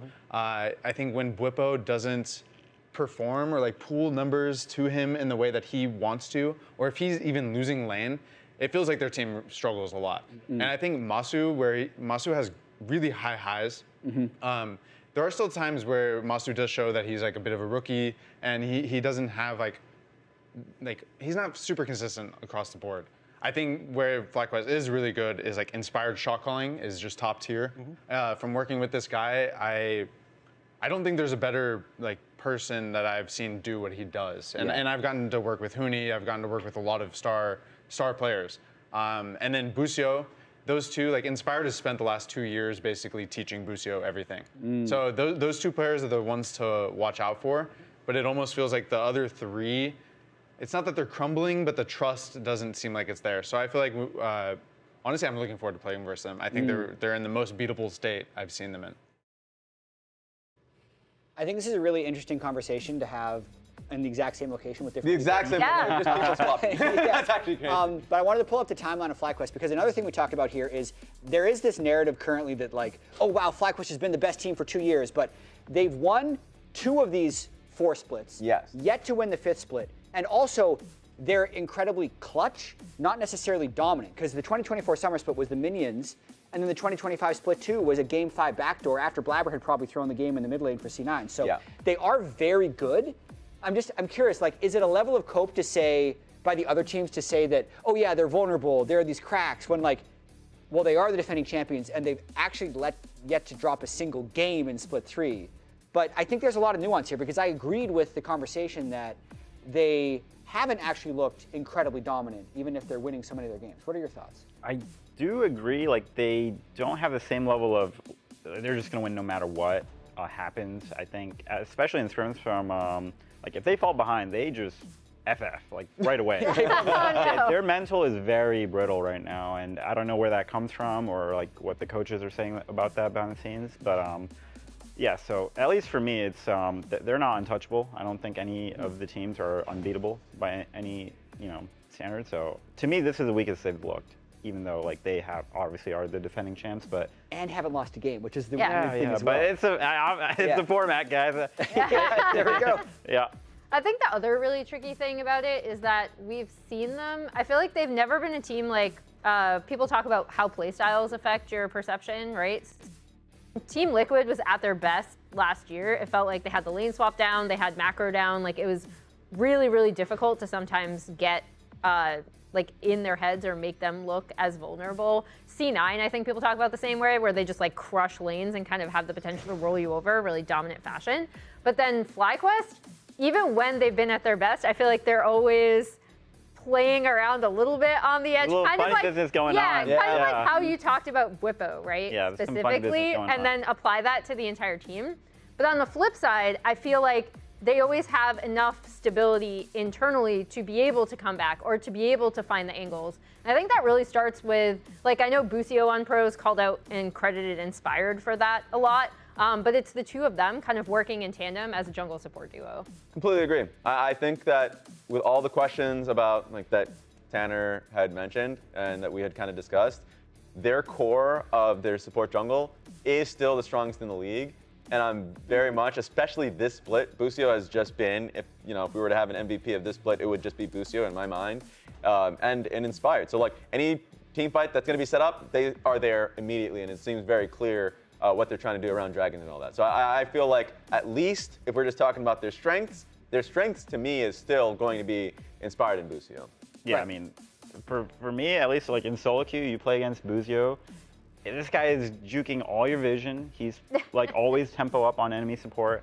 And it's just small things he does. And he plays very mechanically well on like pretty much every champion. Yeah. Like his interactions with pretty much all the small details is like really spot on, especially like Mikhail's, like South Mikhail's as well, like all that small stuff.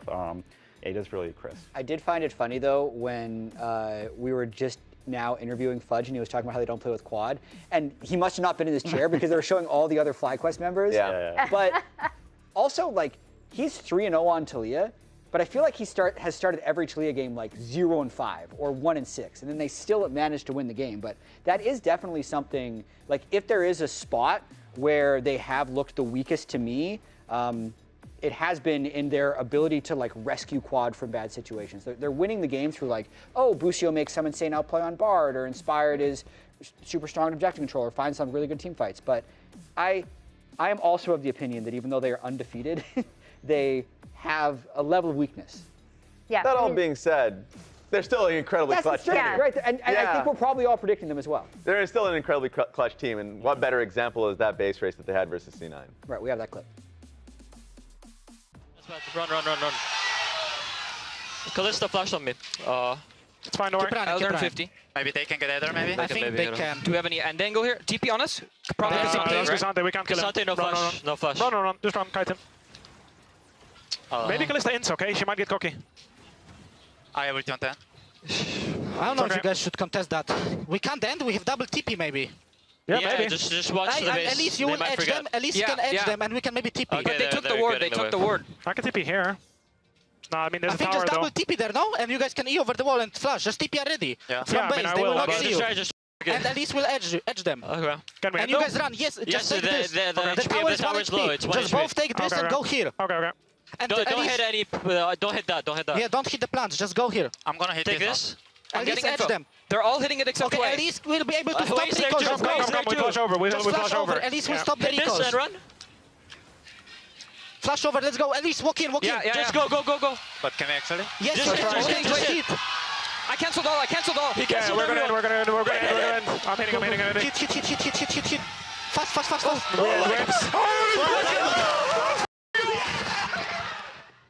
And we heard it there. I do feel like that kind of does illustrate, because it was Busio initially who kind of introduces the potential of the idea, and then Inspired who expands on it.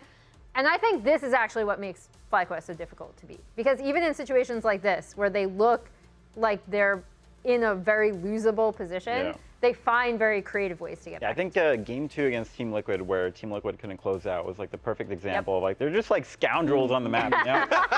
they're doing everything, making you work for everything. They're 7K down, they're still like, you know, weaseling their way around the map. It's like they're down like 30 kills to 15. Yeah. It doesn't feel like they're down that much, because they're just doing like all the small things of just like poking you right as you walk in. Even though it might not matter, but like eventually those will stack, and then it slows the game down enough where you have an opportunity to catch up. That's the thing. I at least for that C9 series, obviously that was in the finals.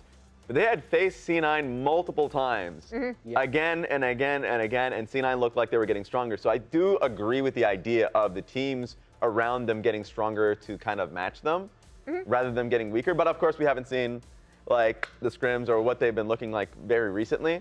So that is like a tangible question. That being said, Azael is standing by with Busio on stage for an interview. So let's check that one out.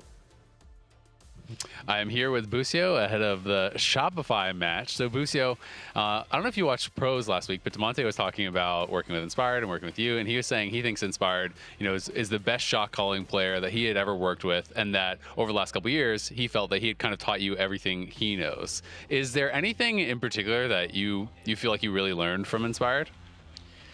I would say just like overall game theory and like how to think about the game, in terms of like your decision making and like when it's worth to take a risk versus when it's not, and like just understanding how you're going to win the game, so then you know what's necessary and what's not.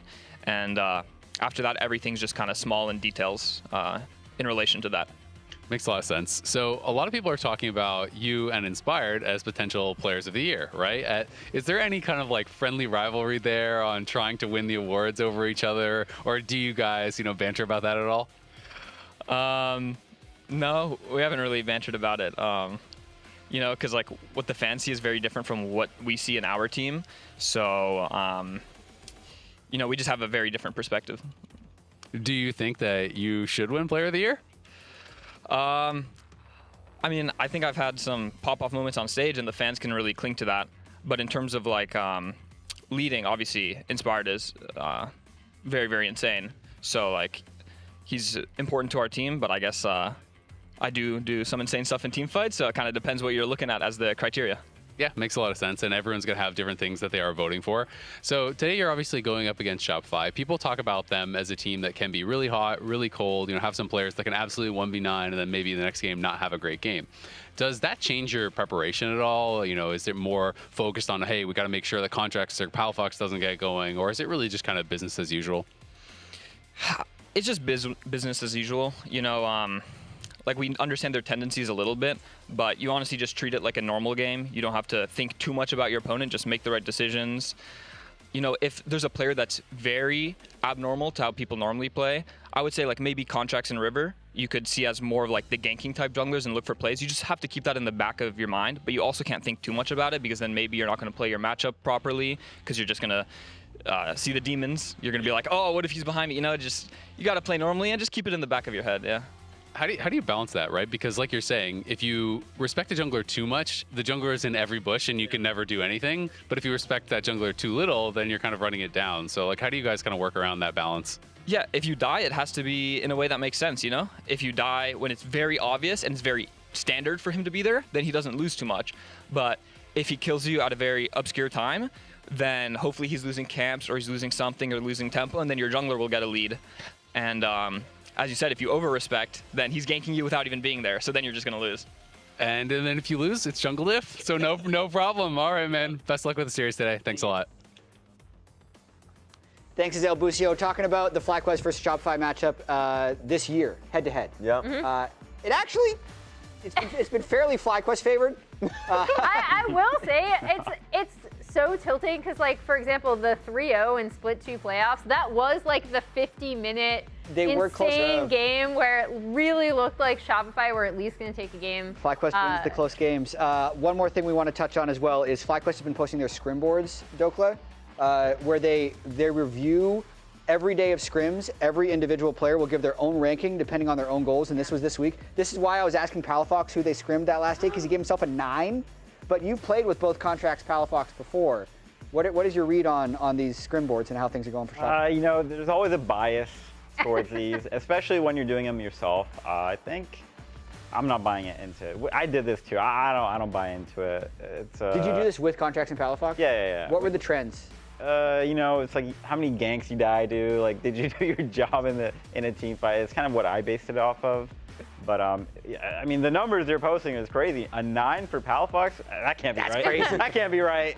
The big thing for me is B-Boy posting a 7 about himself. Oh, that must be good. He is like historically He posts like 2s and 3s. Yeah, I feel like I have not seen him post something above a 5. That's why I'm willing to believe it. That's exactly. Palafox 9. I'm not believing that. Okay, predictions for this series. Yeah, let's get straight into it because for me, 3-1. Oh! Wow. Across the board. We're all 3-1 Andy's. But Jack, you're not even giving them a game? It's 8-1 on the year, if I'm just doing the numbers. Okay.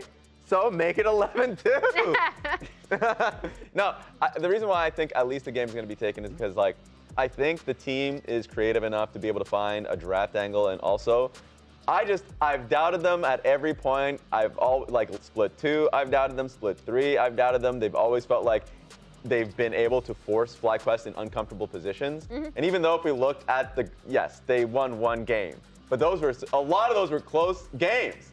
So I'm not going to do the classic where you look at Leaguepedia and be like, okay, it was a 3-0 or it was a 2-0 or something like that. No, they're close games and close series, so I feel like they're going to be able to pick one up. That's why because I feel like in Split 2 playoffs, it really should have been a 3-1, right? Yeah. Like, that's a very, very close 3-0, as you say, if you only look at the scoreline.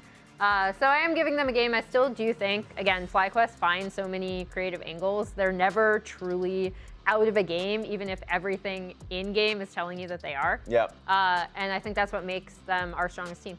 Yeah, they've just been bending and they haven't broken yet. This is a weird thing with me with FlyQuest. I feel like as soon as they start dropping games, they might just surprise us and lose the entire series. But I just don't think that moment's happening yet. I feel like they're gonna hold on to that for a little bit longer. They're still undefeated in all of Split 3 Raz. Yeah, but there's not a lot of games. That's why the scrims matter the most. When it comes down to the scrims, that's what I'm interested. So what is your assessment, A, with the knowledge of scrim bucks? I think, honestly, it might be 3-2, but I think FlyQuest look. Okay. I like this. They look a lot more beatable than like I've seen them. So I think Inspired and Buzio, they're always just in good spots in the game. So I feel like those two will be the big carries for the game, and then. For the rest of the team, I'm not sure. Masu in there as well, but for the rest of the team, I'm not sure how they're going to perform. And I think for Shopify's side, I think they're just standard. I think they're going to have a cohesive game plan of what to do, show up for every team fight, and it's going to come down to execution. If the scrim bucks are to be believed, and Palafox is playing at a 9, and Quad is playing a Talia game at 1-6, that's how Shopify gets them. If Palafox is peaking, that's how they get him. Oh, go Christian. I've heard that we can't start the show until you look down at that camera and yell, start the show. Start the show! Oh!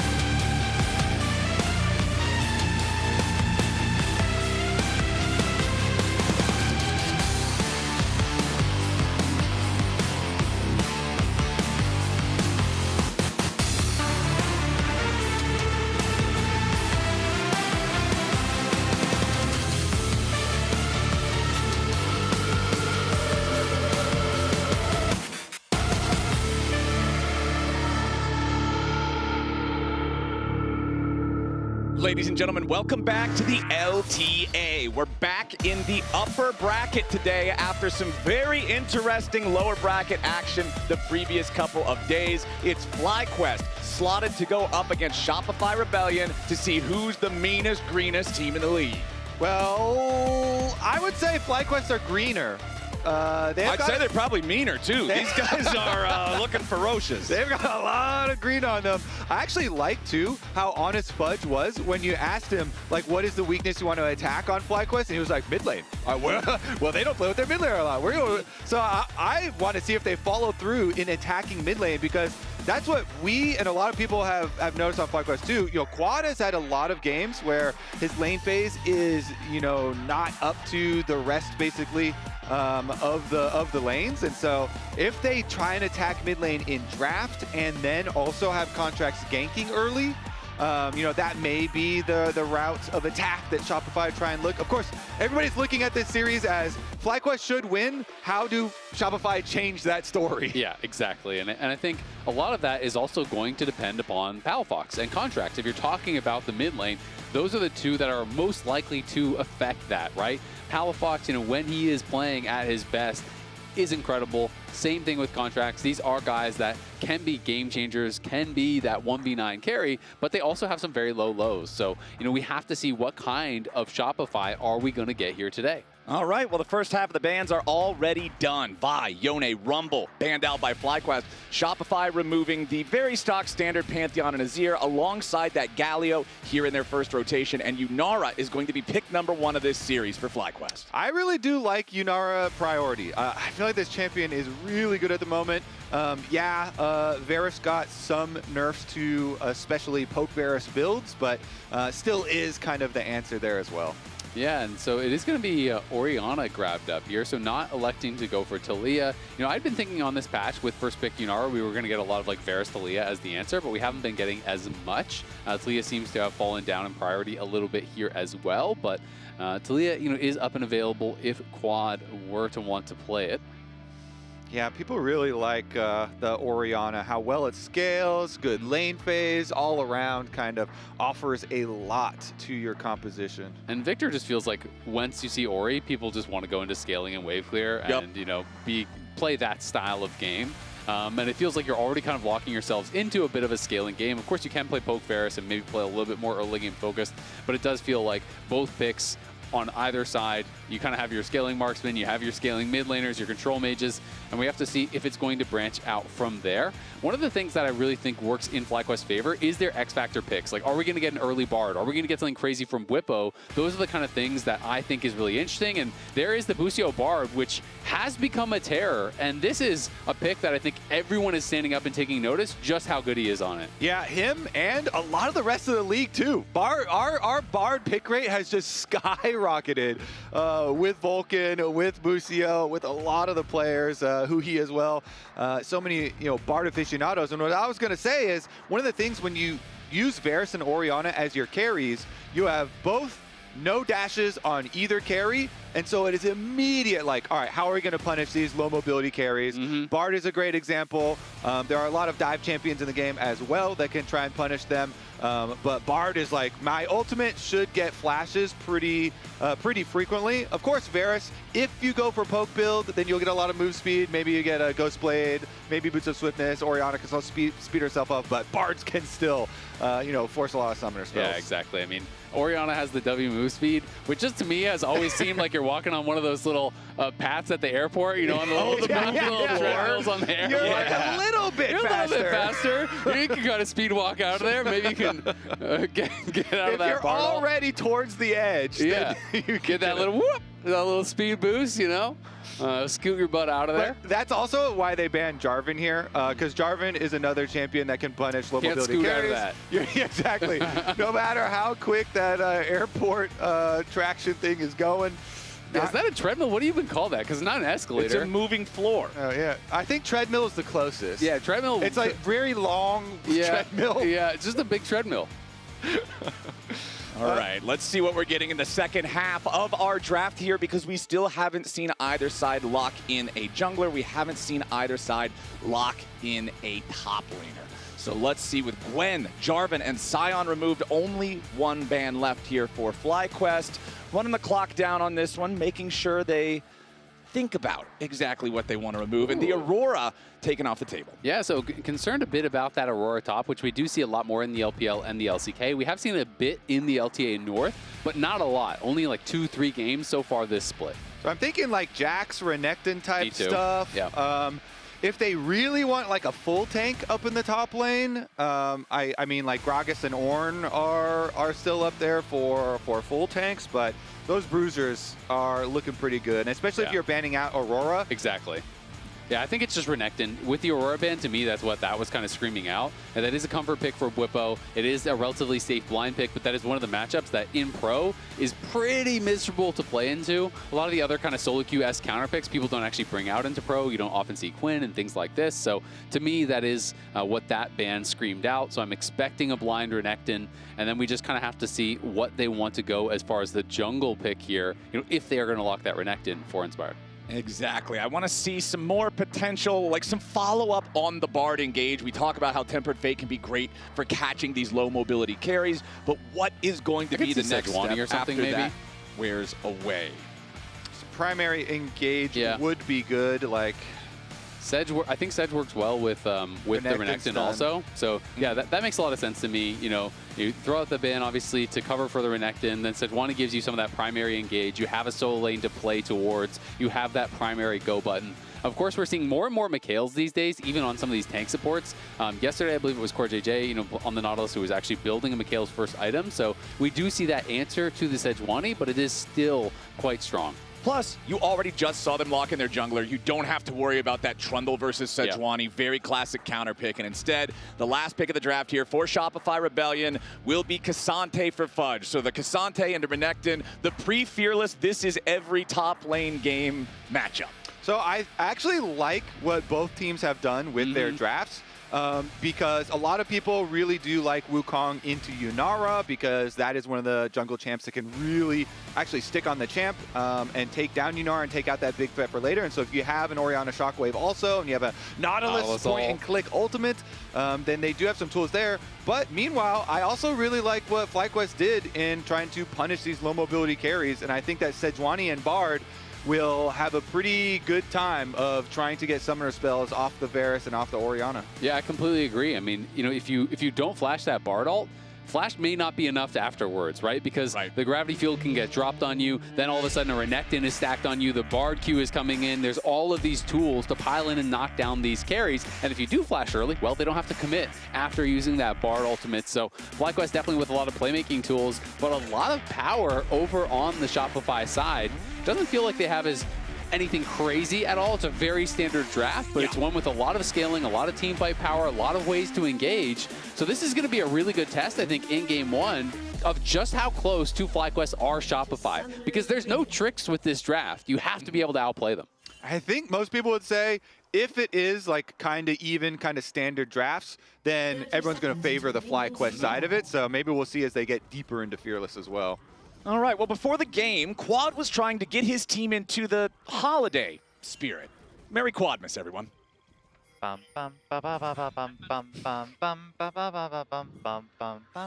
good, Quad? Quad, you good? Yeah, I'm good. It's Christmas? Christmas. Merry Christmas, Casper. Yeah, it's August. But you know, Casper is Santa Claus, right, Quad? No, I will be see, Santa Claus. You see how big he is? If Cloud9 lost, I'll be Santa Claus. He's Santa Claus. I wish you happy Christmas. Oh, thank you. Happy Christmas and good luck. Quad is starting the Christmas celebrations earlier than Mariah Carey. I mean, I do like the vibes, but we haven't even gotten like even close to Halloween yet. I am down for it. If you got the Christmas spirit, it's about the feeling, not the time of year. I gotta start thinking of what present am I getting for Azael now. Yeah, I maybe guess like so. something to warm his head. There you go. Well, that's nice hat. Christmas in August is 90 degrees outside. His head's fine. I can't. Well, there goes his only gift idea, flowers. Maybe it's just on sale now. Oh, and they're on sale now because it's summer. Now it's a cheap hat. Maybe that's what Quad's doing. What you deserve. Oh, man. All right. Well, speaking of Christmas and the team's getting all woken up, we want to track how awake Contracts is, because they were talking about him on pros. The coaches, Spawn in particular, was talking about how Contracts he is such a 1v9 player at his best, and he was saying, I'll tell you how the series is going to go if you tell me how Contracts is feeling in the morning, because that guy can single-handedly win you games. So we thought, throughout the series, we're gonna do some vibe checks. We're gonna track how Contracts is doing. Is he still asleep? Is he the best jungler in the West, or is he just, you know, a normal everyday Contracts? Yeah, we'll check in on it. Right now, they're both full clearing, so that could be any of these states. You could literally do that in your sleep. You're not wrong. Yeah, I mean, Canyon could be full clearing, or you could be regular solo queue jungler full clearing. Exactly. So we'll see when we do get into it if Contracts wakes up and there's some presents under the tree, or if the Grinch... Or are the presents for the other team? Yeah, exactly. Are you the present? Of course, he is Wukong, so generally you are going to want to wait till level 6 to deliver those presents, power farming in multiple clears, and getting to that big power spike. Whereas Inspired, I feel like on the Sejuani will probably be looking to get involved a little bit earlier if he can. Yeah, absolutely. If he sees an angle, I'm sure that he will look for it, but Inspired is also a very farm-heavy player. We touched on the Busio Bard, but this guy has been stellar on it. It's not just the stats, of course, but people are really starting to associate this with him as, you know, a signature pick, because he has been fantastic both regionally and internationally. We saw him, you know, styling on G2 with it. He's such a playmaker and just always seems to be in the right place at the right time, which I think is further enabling that Bard play. And my absolute favorite thing about his Bard is how confidently and well he plays on low life, because that makes every one of the clips even more exciting. He constantly is escaping with super low life, you know, baiting people in. Top side here, Contracts is awake and goes for the small timing window where he did a full clear and got his crab, and wants to get more pressure up here for Fudge. Okay, Inspired, ready to join up now here too. Just taps him with the W there. There's not a whole lot more to do for the side of FlyQuest, but Masu has made the early switch already here, bringing the AD carry up into the top side right before Bwipo has to take his recall and then shift his position down to the bottom lane instead. Yeah, and the timing there was really good because Bwipo was able to hold the wave and not allow that to crash. Draft alert! I think SR is going to win this game. Yeah, SR for sure going to win this game. I think Wukong is the best champion in the draft. Ori Wukong combo is too good. They're win. Does he have a legitimate, like, air rates? Well, I gotta say, that is a vast improvement over the other horn that you and Raz were using. The squeaky horn that Raz ran out of gas. I take no responsibility for the horn. Thank I'm God. just the horn honker. I'm not the horn buyer. Big Dokes has some good taste in air horns. I like that one. And also, you know, he talked about the Wukong Orianna combo that we're highlighting in draft. You know, that has the potential to win them the game. So we'll see indeed how and if they can pull out that combo. Yeah, and this is not great for Bwipo. He TP's down to the bot side, and the wave, he took a frozen wave and donated that to his bot lane on the top side, and he TP'd into a wave that was pushing away from him, right? So he goes from a really advantageous lane state, you know, donates that to his bot lane, TP's into a really rough state, where he then is getting chunked out, and now Inspired is going to have to come down here and protect him because they are realizing he is potentially in a lot of danger. I don't think they saw Inspired. I think he's playing right on the edge of vision, or did they spot him? That's hard to know. It seemed like they were posturing pretty aggressively, but they would have seen the passive kind of attachment there, right? Yeah, the little glacial The little ice glacial thingy. thing, I think you can see that, but I'm not actually 100% sure. Well, we'll see if we can get any more aggro out of the pushing duo bottom lane here for B-Boy and Seos, because right now, that's creating enough space for Contracts and Palafox to move on over and work on taking the first Drake together. Fudge just has to back away here as Busio and Masu going to try to put as much punishment on him as they can, considering they know that this top lane switch means that the duo should be abusing those solo top laners as often and as consistently as they can. Want to see how many charms Busio can pick up, too, in these lane swaps and moving all over the map and using that extra move speed. But we do indeed get the answer back here. So Varus and Nautilus are going to come out and try and fix this top side, because currently a lot of those minions just dying off as FlyQuest are keeping it in a very nice spot right in front of their turret. Yeah, and Bwipo was able to get the crash down on this bot side, so the wave, you know, will come back towards him. So he is, you know, in a pretty good spot now. Top lane, of course, is very even though overall, and we are going to see Quad get that wave pushed in with his ulti, and he's going to take a reset. I do want to see where Inspired uses his first Sejuani ultimate. He's level 6 now, so he has huge potential. Again, our focus a lot is on blowing these flashes early, and then you get the repeat plays to actually look for the kills. But Contracts himself is level 6 as well, so we know how effective a Wukong with ult and flash can be. Oh yeah, double flash ultis on both of these champions. Very scary stuff. A lot of lethal potential there if they can find a good angle to get involved with the ganks. Right now you can see that wave is starting to stack up a little bit for the side of FlyQuest, so they are going to push forward. Contracts hanging around, clearing out his Krugs in the meantime, just to make good use of that time while Masu and Busio are shoving forward. And then we'll see if Contracts can get any sort of an angle here. But right now, it doesn't look like we're going to see that since he's just grabbing the red buff on the second spawn.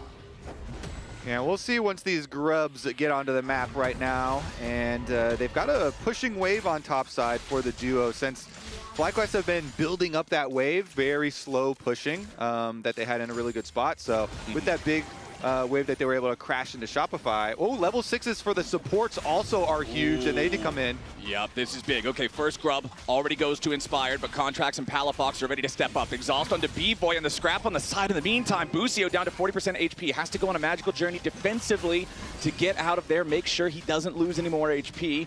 Still, Grub's being worked on by Shopify, and this should be a 2-1 Grub victory for the Rebellion. Yeah. Good kind of attack there from B-Boy and Seos to get a little health chunk. And they quickly push the wave back as well on the bounce. So they're able to get the 2. They are able to get another credit towards these objectives, stacking towards their feast. Dragon plus the 2 grubs here for Shopify already. Yep, things looking good. Honestly, very close game overall. Just a 400 gold lead or thereabouts right now, turning into 500 for FlyQuest. But a very patient early game. Both teams with a lot of scaling options. So I think both teams have the reasons to feel confident as they're going forward. It's interesting to note that it is going to be a Roa rush here for Quad. So pretty defensive. A lot of people aren't the biggest fan of that type of itemization on the Victor, especially when there are a lot of melee champions they're going to have to work through here. But Roa is going to make it so it's easier to survive that initial engage coming through from the Wukong Orianna, from the Nautilus, these types of things, if they are really going to be targeting that Victor. Exactly. It's that burst combo, and then the lethality Varus over the top. If you have enough to survive the burst, then oftentimes that will be enough to get off a whole nother round of spells. Plus, we're talking about both teams being comfortable with their scaling. We're looking at a game state where we've gone about 10 minutes and still not had a first blood. If you know it's going to be a slow scaling game, sure, Roa feels great. If there's no PvP until 20 minutes, you get a 10-minute Roa, you're having a great time. Yep, absolutely. We're going to see if this next dragon will be contested at all by FlyQuest, as the first couple objectives have gone Shopify's way. So they would get credit for that objective feat if they can grab this next dragon here in a minute 10. So we'll have to see if FlyQuest want to look for an angle. They were clearly interested in potentially fighting over those grubs, but once Busio was chunked out, I think they just kind of made the call that, you know what, it's not actually worth risking at this moment. Yep, and you can see right here with our lane economy snapshot, that little bit of a lead that FlyQuest has built for themselves at 400 or 500 gold you were talking about, Isaac, entirely on the solo lanes right now with Bwipo and Quad. Especially got to give kudos to Bwipo on that one. We were talking about how the lane states were initially kind of rough for him after he did the swap. They wanted to give those resources to Masu instead, and so Bwipo just kind of had to eat the loss on that one.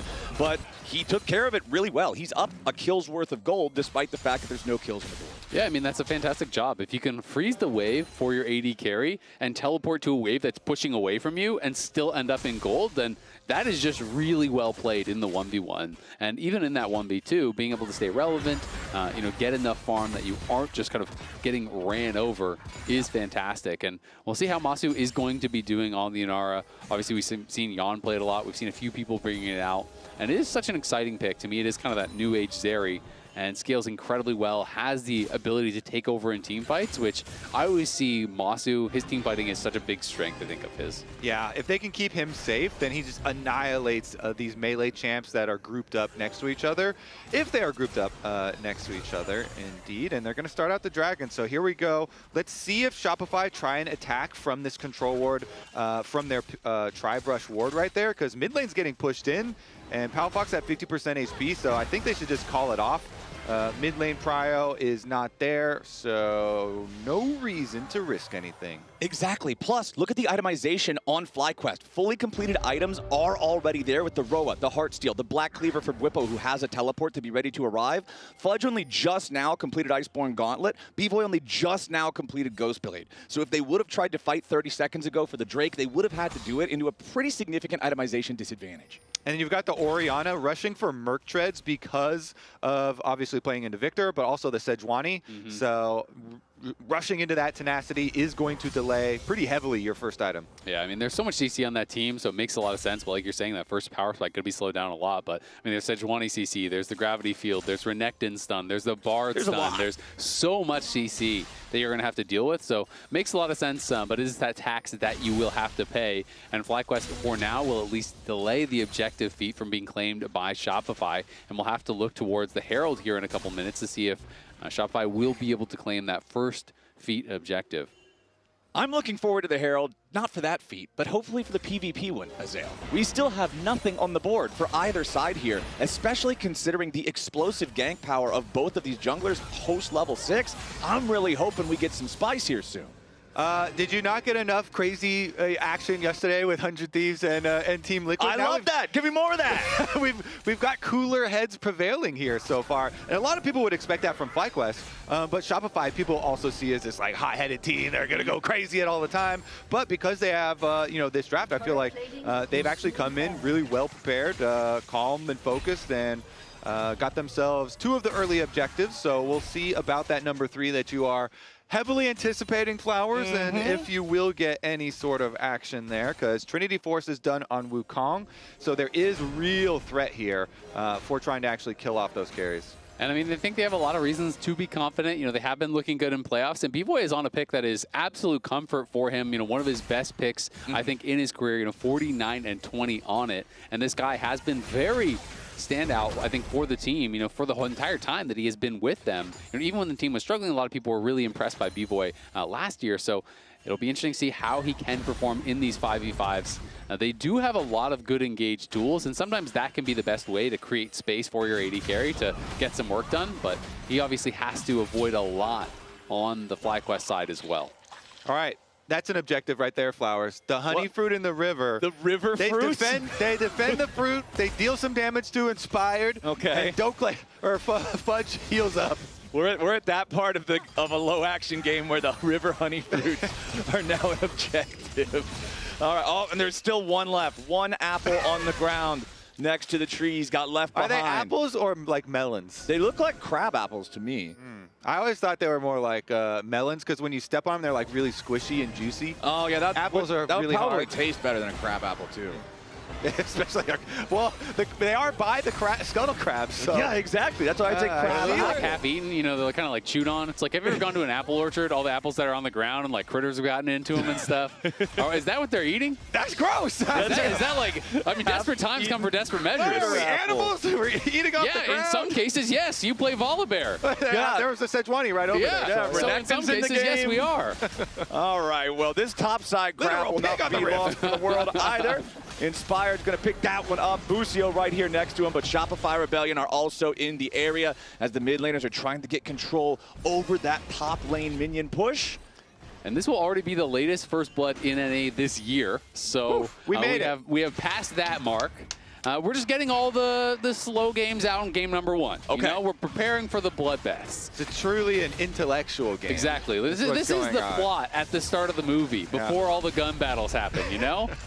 Palafox just dropped the shockwave there on quad, so no shockwave available for an upcoming team fight. FlyQuest are going to notice that and move forward here with the Herald smited down by Contract. The fight begins. Cyclone already cast for that first usage. Contracts gets back away as the clone is the only thing to fall so far. Fudge goes all out. Whippo might just be the target here. A Tempered Fate only onto one as B-Boy has to flash and cleanse to try to get away, but the first blood belongs to Quad. Seos is down. Shopify Rebellion. They may have claimed the Herald, but they have to sacrifice their support and plenty of summoner spells to get out. And they're going to lose a lot of damage on this tower here as well. So FlyQuest coming out on top in that fight.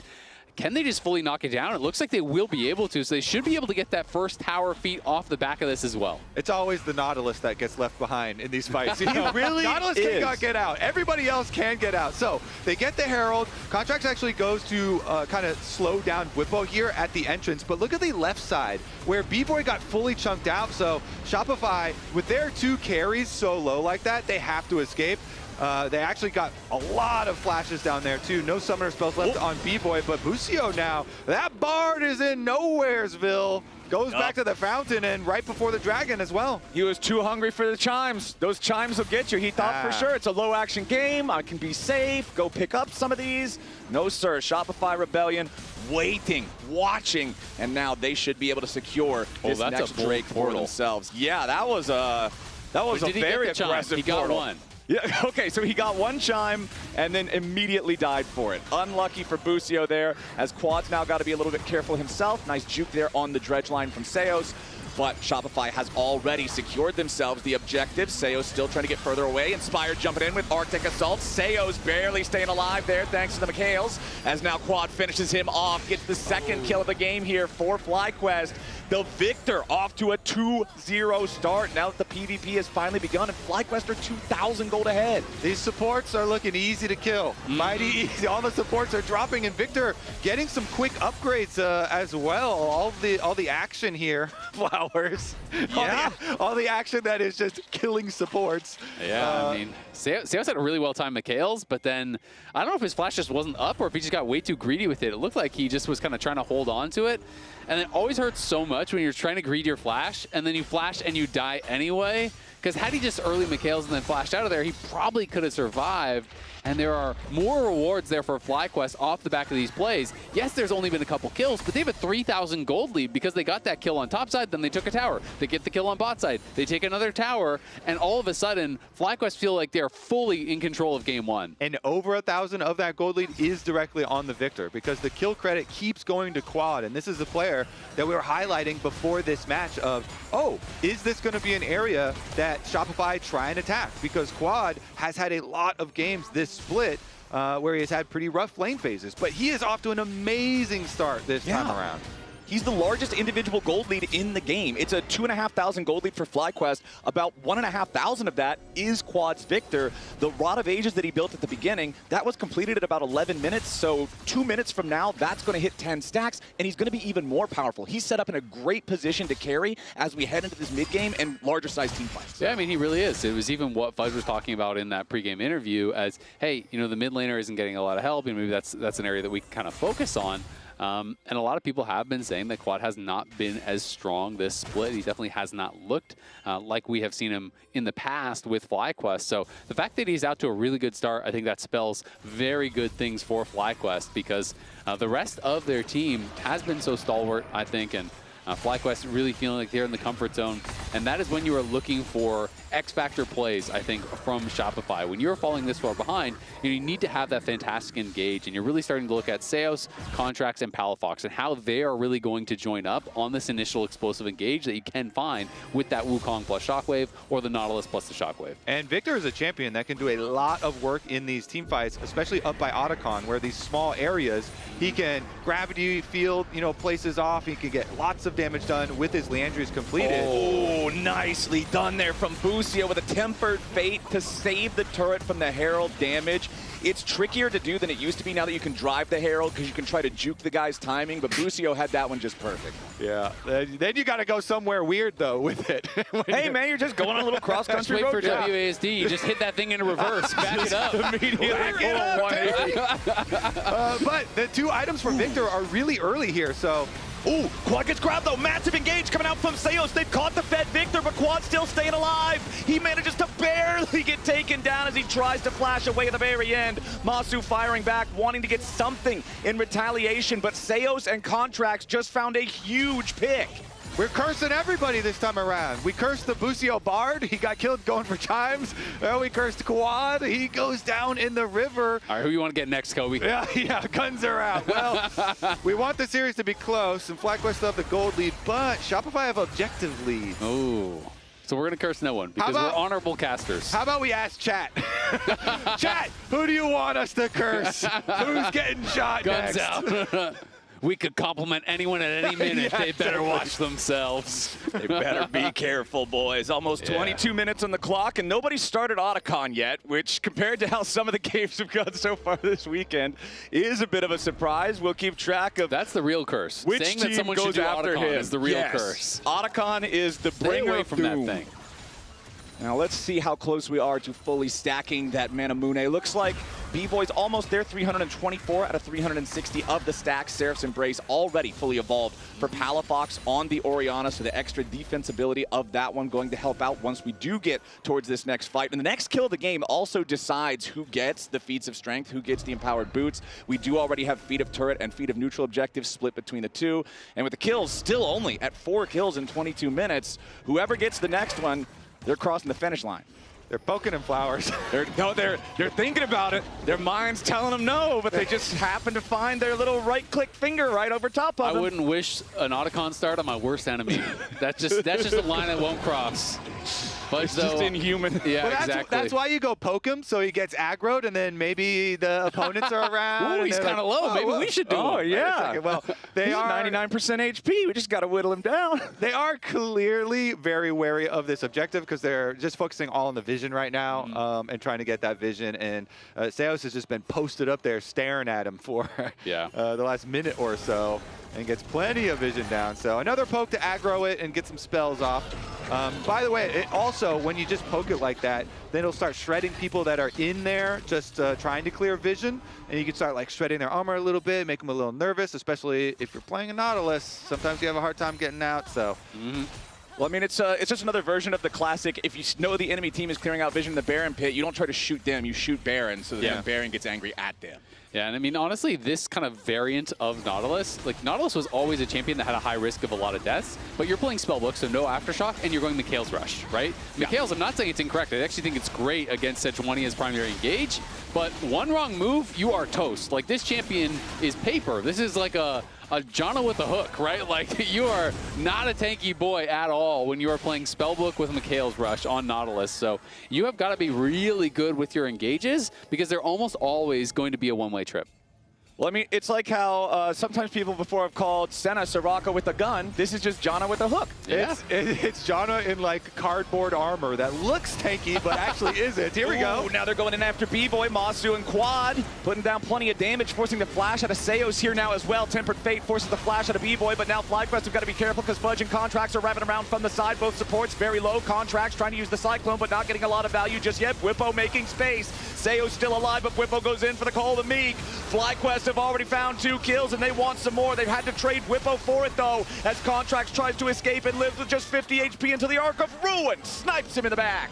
FlyQuest get a 3-for-1. Yeah, Shopify looked like they might have had a good angle to try to get behind him, but Masu is completely untouched the entire fight, free firing here. And we can see it one more time. It's a great jump here from FlyQuest as they find Seos and B-Boy out from the rest of the team, but then you see Fudge, you see Contracts, and you say, maybe there is an angle. But FlyQuest did such a good job of protecting Masu, he has never touched at all, just constantly free-firing. Fudge is knocked down, Whippo is frontlining on the other side, and FlyQuest starts to take over. Exactly. They just kind of steamroll through, brute force it, and then Masu goes back in. You're not getting away. He's got the cooldown back up. Jump and laser gets the extra kill, plus that should earn them the Otacon during the replay, and he's gone. There you go. Otacon taken afterwards, up to 23 petals here, which will be empowered for FlyQuest. So on top of the gold lead, on top of their dragons that they've been stacking ever since the early ones there for FlyQuest, this game has just gone so smoothly for them. And now we're at 3 items. Infinity Edge is done for Masu. The Yunara crit is very real. Yeah, this is starting to become a pretty difficult situation for Shopify to play. It's not like they're completely out of the game just yet, but they would have to seriously outplay FlyQuest to win a fight that doesn't begin with them just getting a really good pick onto a carry or some other super serendipitous engagement. I think they have to land the Wukong Orianna combination onto the Yunara, or else the game is probably lost. Unless they, they're like picking off quad solo somewhere else. Yeah. You'll obviously also take that, but you really got to do something about this Yunara. 3-item power spike with the full crit synergy going, and the Hurricane just keeps on splashing. It's actually crazy. And I mean, jumping on quad is just not going to be enough because look how tanky he is, right? Like if he has anyone and around. arm guard down. Too. Exactly. He's got Seekers and he's got a ton of HP. Hold on. We already got a Tempered Fade landing there onto Seos, who tries to get away, but his Mikhail's was already used earlier as well. FlyQuest trying to get something here. Palafox goes for the Shockwave, but it only hits Inspired, and it barely even tickles. FlyQuest completely unafraid as they step up here. You saw Busio positioning with confidence in the face of 3 Shopify Rebellion players, and now FlyQuest, knowing that the enemy support is injured, they go ahead, they start up the Baron, and they demand an answer from Shopify Rebellion. Baron not dropping exceptionally fast. Busio trying to play spoiler to any approach from Shopify Rebellion. Fudge found himself in a bad spot, though. Pathmaker to try to get through. Inspired, falling back towards the rest of the team as Masu goes forward, and Fudge is in a lot of trouble. Masu on a killing spree. FlyQuest pick up the enemy top laner, and they're not done yet. They keep looking for more. Inspired tapped Palafox there with a little bit of damage, but the Orianna with the Leandries, with the Seraphs, with the turret nearby, not in danger of dying, but now once more, it's time to put attention back over on the Baron pit. Front to back is just so good for FlyQuest here. Not only is there a difference in the carries with the triple items completed for Masu, but their front line is insanely effective. Inspired is stacking the shields with the upgraded boots as well as the Canic Rooker, but here we go. Are they going in? Okay, Shockwave there onto Quad, but not enough threat onto him. Now Seos is sure to die here, I would have to think. The dredge line to try to get him away, but the magical journey comes through for Quad and Busio. Palafox is going to be the next target, and another beautiful Tempered Fate to line Seos up as number 3 dead in this extended fight. Right as Fudge comes back to life, Palafox and Seos get picked off, and again, FlyQuest return to the Baron pit. It's a great turn there from FlyQuest, and also credit to Quad really knowing his limits. He's positioning so aggressively, making himself that primary target, knowing how much damage will have to be dumped on him to actually die. They didn't even force his Seekers. That was Nautilus Ult. That was Shockwave. That was everything thrown at him. Shopify are over here. It's desperation hours. All right, Whippo's back into the Dominus form. Contracts jumps in, trying to find that pressure onto Quad, but he's just so damn tanky. Even all-out Cassante is not having enough threat. Fudge, super low, Quad, Stasis stays alive. B-Boy doesn't have the damage to finish everything off, but the Baron is already gone. Another kill over to FlyQuest as they're up 7,000 gold wearing purple. The control here from FlyQuest. Okay, look at it again. Quad, he does get shockwaved in, but the hook kind of goes right on the wall just next to him. And as you say, he still had flash, he still had arm guard, so they get to take the Bard tunnel forward to get their extra picks. Yeah, and that's just really well done. They know they're going to be able to knock down Palafox, so Busio doesn't waste his ult there, uses on Seos, gets that next kill, and then he didn't waste his Seeker's Quad, so he has it for that next fight, uses it there, they get the Baron, now he has enough gold for Zonius. So that's just right back and ready to go, and it's feeling like Shopify just do not have the answers to the questions that FlyQuest is posing. They are one team fight away from ending this first game and forcing Shopify to maybe rethink the draft strategy. They went super standard for game 1, but it's been all FlyQuest. I feel like FlyQuest are they just have so many pure stats. Like they just have such good tankiness as well as defense. And then Busio's also there too. He's kind of chilling and making some moves on the Bard. Making some extra summoner spells go down, and FlyQuest, yeah, they just walk straight in. Inspired is insanely tanky on the front line, walks right up, they force them back. Yeah, and that first inhibitor is about to fall down here in bottom lane. As Contracts wants to go after Masu, but he can't find him here with a Cyclone. Meanwhile, Whippo nearly kills B-Boy in the back line. Busio does fall to the Wukong, but now with B-Boy and Fudge both down, this fight is a wash for Shopify Rebellion. FlyQuest are just cutting them to pieces. Only Contracts and Palafox left alive. No Cyclone, no Shockwave, no way out. Whippo goes in for the Ruthless Predator and finds the stun. Contracts is the only one left alive, and FlyQuest will easily brute force their way through these Nexus turrets. The Wukong has no opportunity to try to get in there and defend. We didn't even have any deaths until after 15 minutes, and the Shopify Nexus falls at 30. When it is controlled like that, FlyQuest just feel like they are in their element. They are so happy, so calm. They build up their lead, and they execute. All right, Shopify, I respect going standard for game 1. It's time to spice it up, I think. Lounge, what kind of picks do you want to see for game 2? I mean, Teemo Jungle! Doku, you rang the draft alarm and it failed. If 100 Thieves plays that draft, 100 Thieves is winning. That's So the draft was not the problem. I think the play was for sure the problem. And we were objectively looking only at the draft. Yeah. We were objectively only looking at the draft. Okay, sorry. It's too Put that loud. thing down. Yeah, it's gonna get really loud. Get that out of my hand. Yeah, go for it. She's a bit on power up, I think. We're They're gonna both in. flash. We're gonna flash. I got flash, not assaulted. I can fight after. Yeah, I popped the Varus, okay, and I'm fine. Don't worry about me, I'm fine. Go for it, go for it. Wukong, no flash ult. Yeah, nice, well played. I'm tanking, but I think I stopped. Okay, go We have bot wave. We have 3 cannons. So calm. Yeah. So I mean, inevitable. It was already. So inevitable. That was a pretty controlled game, but you were saying. I was saying that draft was in favor of SR, I think, because I think top lane was completely neutral. Jungle Wukong should be the most priority pick on this patch, and then mid lane Ori is also another priority pick, but I think they just got outlaned in mid. Jungle can't really do anything; it's just jungle, and then top lane.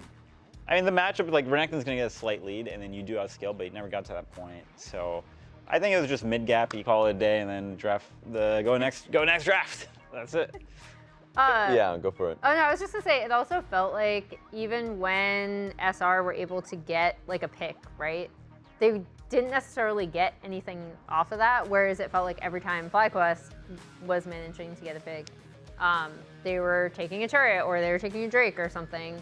And I think it really broke open in this top lane fight where I actually thought this could end up looking really good for Shopify.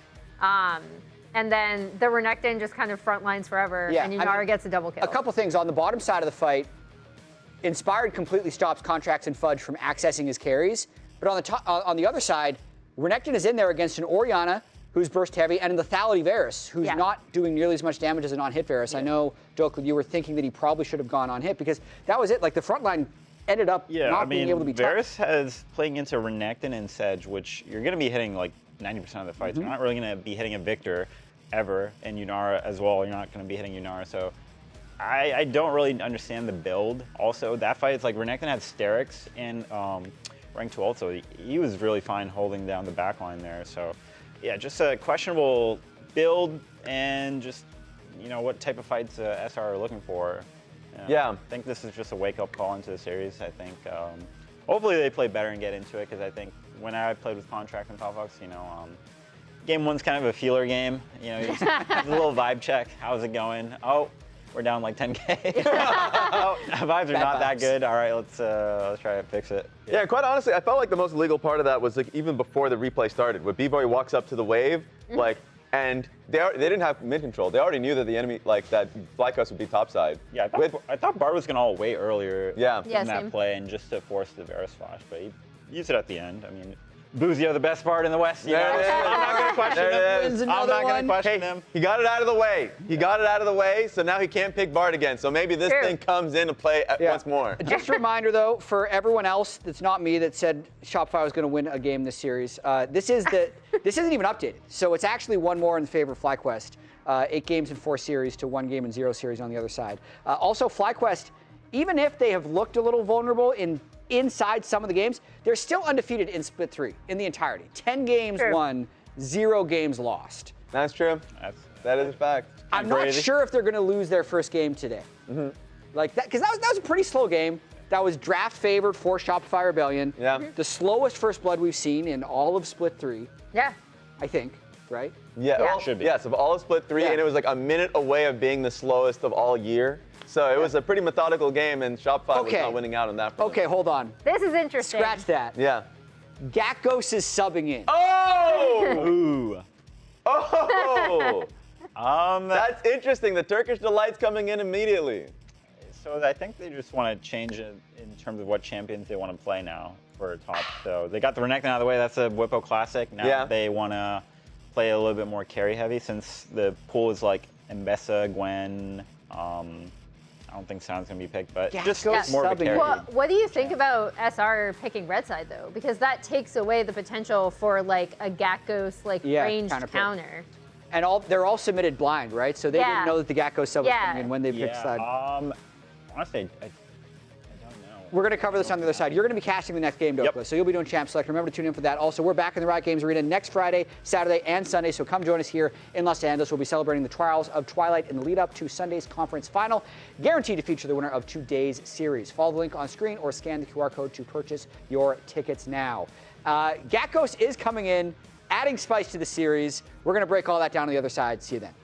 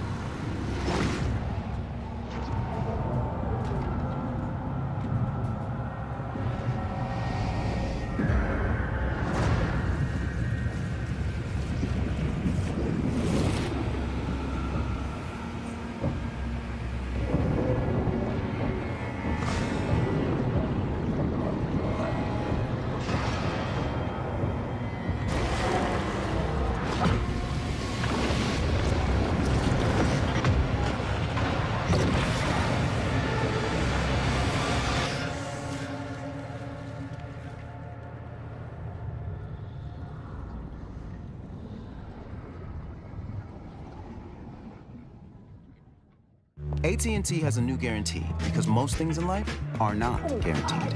Like common courtesy. Really, Brenda? I know you can see. When they say, I'm on my way. no way. Pretty blue, though. Or a fun night at the movies. Yeah, that's not guaranteed. Yo, hold on. Let me put you on speakerphone. You know what AT&T guarantees? Connectivity you depend on, the deals you want, and the service you deserve. Or we'll make it right. That's the AT&T guarantee. Dad, I'm a genius. I figured out how to make us penguins fly. That's gonna be tricky without wings. Exactly. That's why I've got Red Bull. It gives you wings. All we have to do is drink it. And how? Come on, Dad, just drink it. But why? Why? It's 40 degrees below. Do you think we're standing here for fun? Red Bull gives you wings. But only if you drink it. Aww.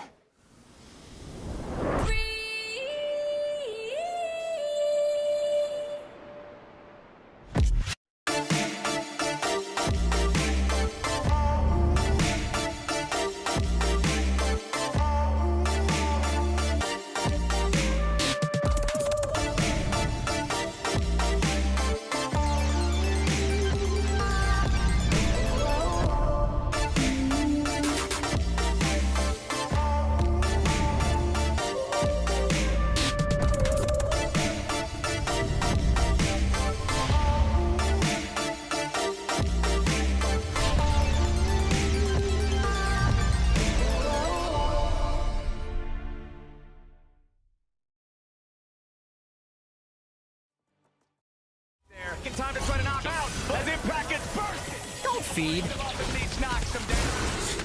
Get fed. Scan the QR code for LTA deals only on Uber Eats.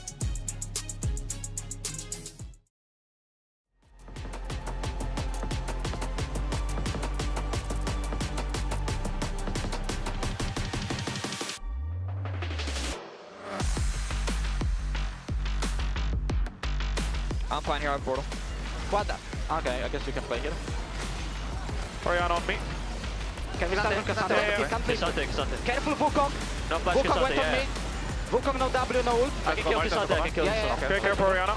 Okay, nice. I want to go more. I don't have portal. Come behind Victor, come behind Victor. I think he can portal line is in for me. We can go top tier 2. I can serve. Okay, go Nash. Okay, my next ult. Okay, I don't have my ult anymore. Okay, Did Wukong flash? Did Wukong flash? No, he just ulted. Okay, I've ulted. We don't have to do this, but I'm not sure. Wukong is good. I'm gonna mark Wukong. Yeah, make sure you guys come here a bit earlier.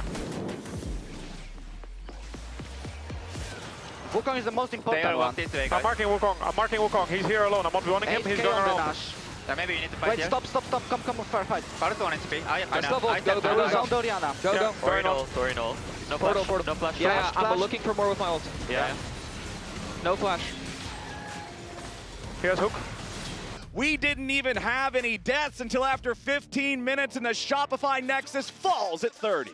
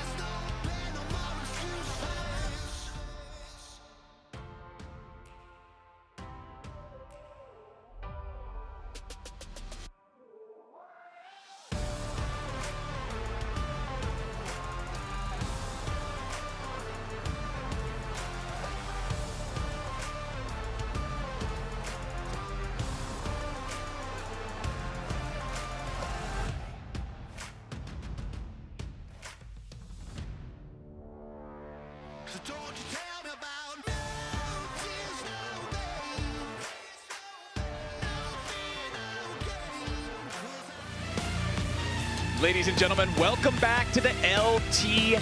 FlyQuest versus Shopify is underway, and FlyQuest, as expected, took the first game in some pretty serious style. It was slow style, but it was a very convincing win for them. Please join us in welcoming Dokla to the desk here to cast this second game. Kobe's tapping out for this one, so we'll get to have a little bit of extra pro perspective here. Yeah, finally, so good to have you, my caster friend. who knows what he's talking about. So Palmog has one less thing to complain about. So let's see how he does. All right, well, before we get into everything, just a reminder, every game brings us one step closer to the LTA Championship in Dallas, Texas. Tickets are running low, so reserve your seats now to join us on September 27th and 28th to crown the best in the Americas. But before we get there, we got to figure out who is going to be participating, who's going to be attending, and attendance requires wins today. So let's see what happens here in our second game. Game number one, boys, we had a pretty sleepy first 15 minutes. So Dokla, can we trust your draft analysis when you rang the upset horn in a stomp? I looked at the draft objectively. Should casters be flaming pros more? That's I looked at the draft objectively, and I did not put player nameplates. The nameplates were off. Yeah, exactly. Okay. So It was not the analysis at fault. It was the we need to recheck that box in the settings. We need to turn the plates back on.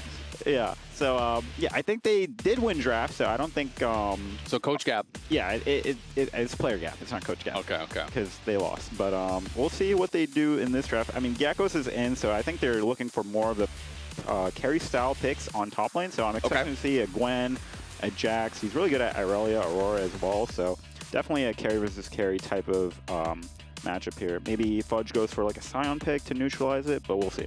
And it's interesting that you mentioned both the Gwen and the Aurora, because that was the second half bans from FlyQuest in game number one, right? Like those are were the types of champions that they didn't want to deal with personally. So if you're running a six-man roster, I do want to see when the six-man subs in, it changes the way that you approach the game in the draft. Yeah, I'm not gonna comment on a six-man roster situation here. I'll leave that. That's fine. Thoughts on coaches? They haven't picked their champ yet, guys. What could it be? So what do you want to see from Shopify different? Because I think, in my mind, if they play standard games against FlyQuest, I'm expecting them to lose, right? I think FlyQuest is kind of the better team. So I was thinking, hey, maybe we should see Shopify trying to look more for aggressive counter picks and things like that. What's your kind of thought process? I think, at least last game, it felt like Palfox had no impact on the game. I think Victor just completely neutralized Orianna, which is probably the strongest mid laner on the patch. So they definitely need a point of pressure to play around. Like they had a Renekton, a Victor that was winning lane, and ball lane was Yunara that was scaling. So they didn't really have any avenues to make their own plays, which in this game I want to see like some proactivity or some lanes of where you get guaranteed prio so you can at least play around something. I think last game they kind of just watched the game go by them. 0 kills in what 15 minutes. So. Well, is that what you're talking about? Because this is obviously a clear way to engage with Annie and Lucian, trying to be able to play for not only a 2v2 bot, but I feel like Lucian is more about prio mid. When you actually move out of laning phase, a lot of the AD carries that I talk to really love how you can kind of control mid lane and use that as a way to move first to objectives. Yeah, and B-Boy for sure known for his Lucian, right? I think their Lucian Nami is definitely one of their stronger bot lane pairings. And for Palafox, the Annie's going to give him just that go button, which he does a good job at finding those angles. So I think it fits their style of how they want to play, and they chose red, and I think they're getting the champ that they wanted. So Gakkos is going to go Rumble. A, does that surprise you at all? And B, what would you like to see from Fudge as an answer? We've seen a lot of Galio and stuff. Do you think that would suit him? Yeah, I think Galio would be another great go button, just get the team fight going. And doesn't really surprise me for Gakkos to pick Rumble, since I think it is the best top laner available. So I think they're just going to pick that up, no problem, and you're not going to be complaining about getting a Rumble. I don't think anyone, no coaches complain about, I have a Rumble on my team, damn it. I don't think I've ever heard those words come out of anyone's mouth. Yeah. It's just always interesting to me to think about, when you have two top laners, what is it that Gakkos is going to bring that Whipple is not? Is it just that they're kind of, experimenting with things, or is it, he's more of a specialist on this, or, because I don't think that Whipple can't play Rumble. That's kind of more where my head is at. I'm not sure, because I think Gakkos, at least from solo queue when I play against him, he definitely is a very strong laner. So in that sense, I think they're just looking for just to get a lead out of the lane phase. Maybe there's a champion he feels more comfortable playing than Whippo does, and Rumble might be one of those champs. And he's played one game for FlyQuest. It was a Rumble, right? Yeah. So, I know that Whippo talked in an interview about how they really wanted to make sure they were setting up Gakkos for success on a champion that he was really comfortable in, and in a matchup that he was really comfortable in. This time, though, he is going to be blind picking the Rumble. So, if you were to be playing the Rumble, would there be any protection bans that you would personally be asking for? What are you, this guy's working for C9? I have to be information like that. Okay, my bad. No, I can't comment on a question like that. Trying to figure out my Douglas Rumble does not need protection I don't need any bans. I don't have an ego. It's just I win every lane. So we'll see what Shopify picks here. They're not really covering ban for top. I think all the pool is you can play into. So Tryndamere ban. That feels like a misclick or something. It's not a misclick, because Inspired's been playing in solo queue quite a bit. And yeah, and I don't know if there was a bug on TR where you could see everyone's match history, and maybe they did some extra scouting and figured out what FlyQuest was playing. Interesting. So yeah, Tryndamere would be pretty surprising to me. It's not something I've seen a lot of. I was gonna say I've been seeing some Rumble jungle lately, so I was wondering if they were worried about some sort of weird flex, but that would explain it if it is a potential Inspired jungle. So that's pretty cool to see that is going to get at least banned out. Aurora will be coming through, so it is going to be Aurora as the answer to that Rumble.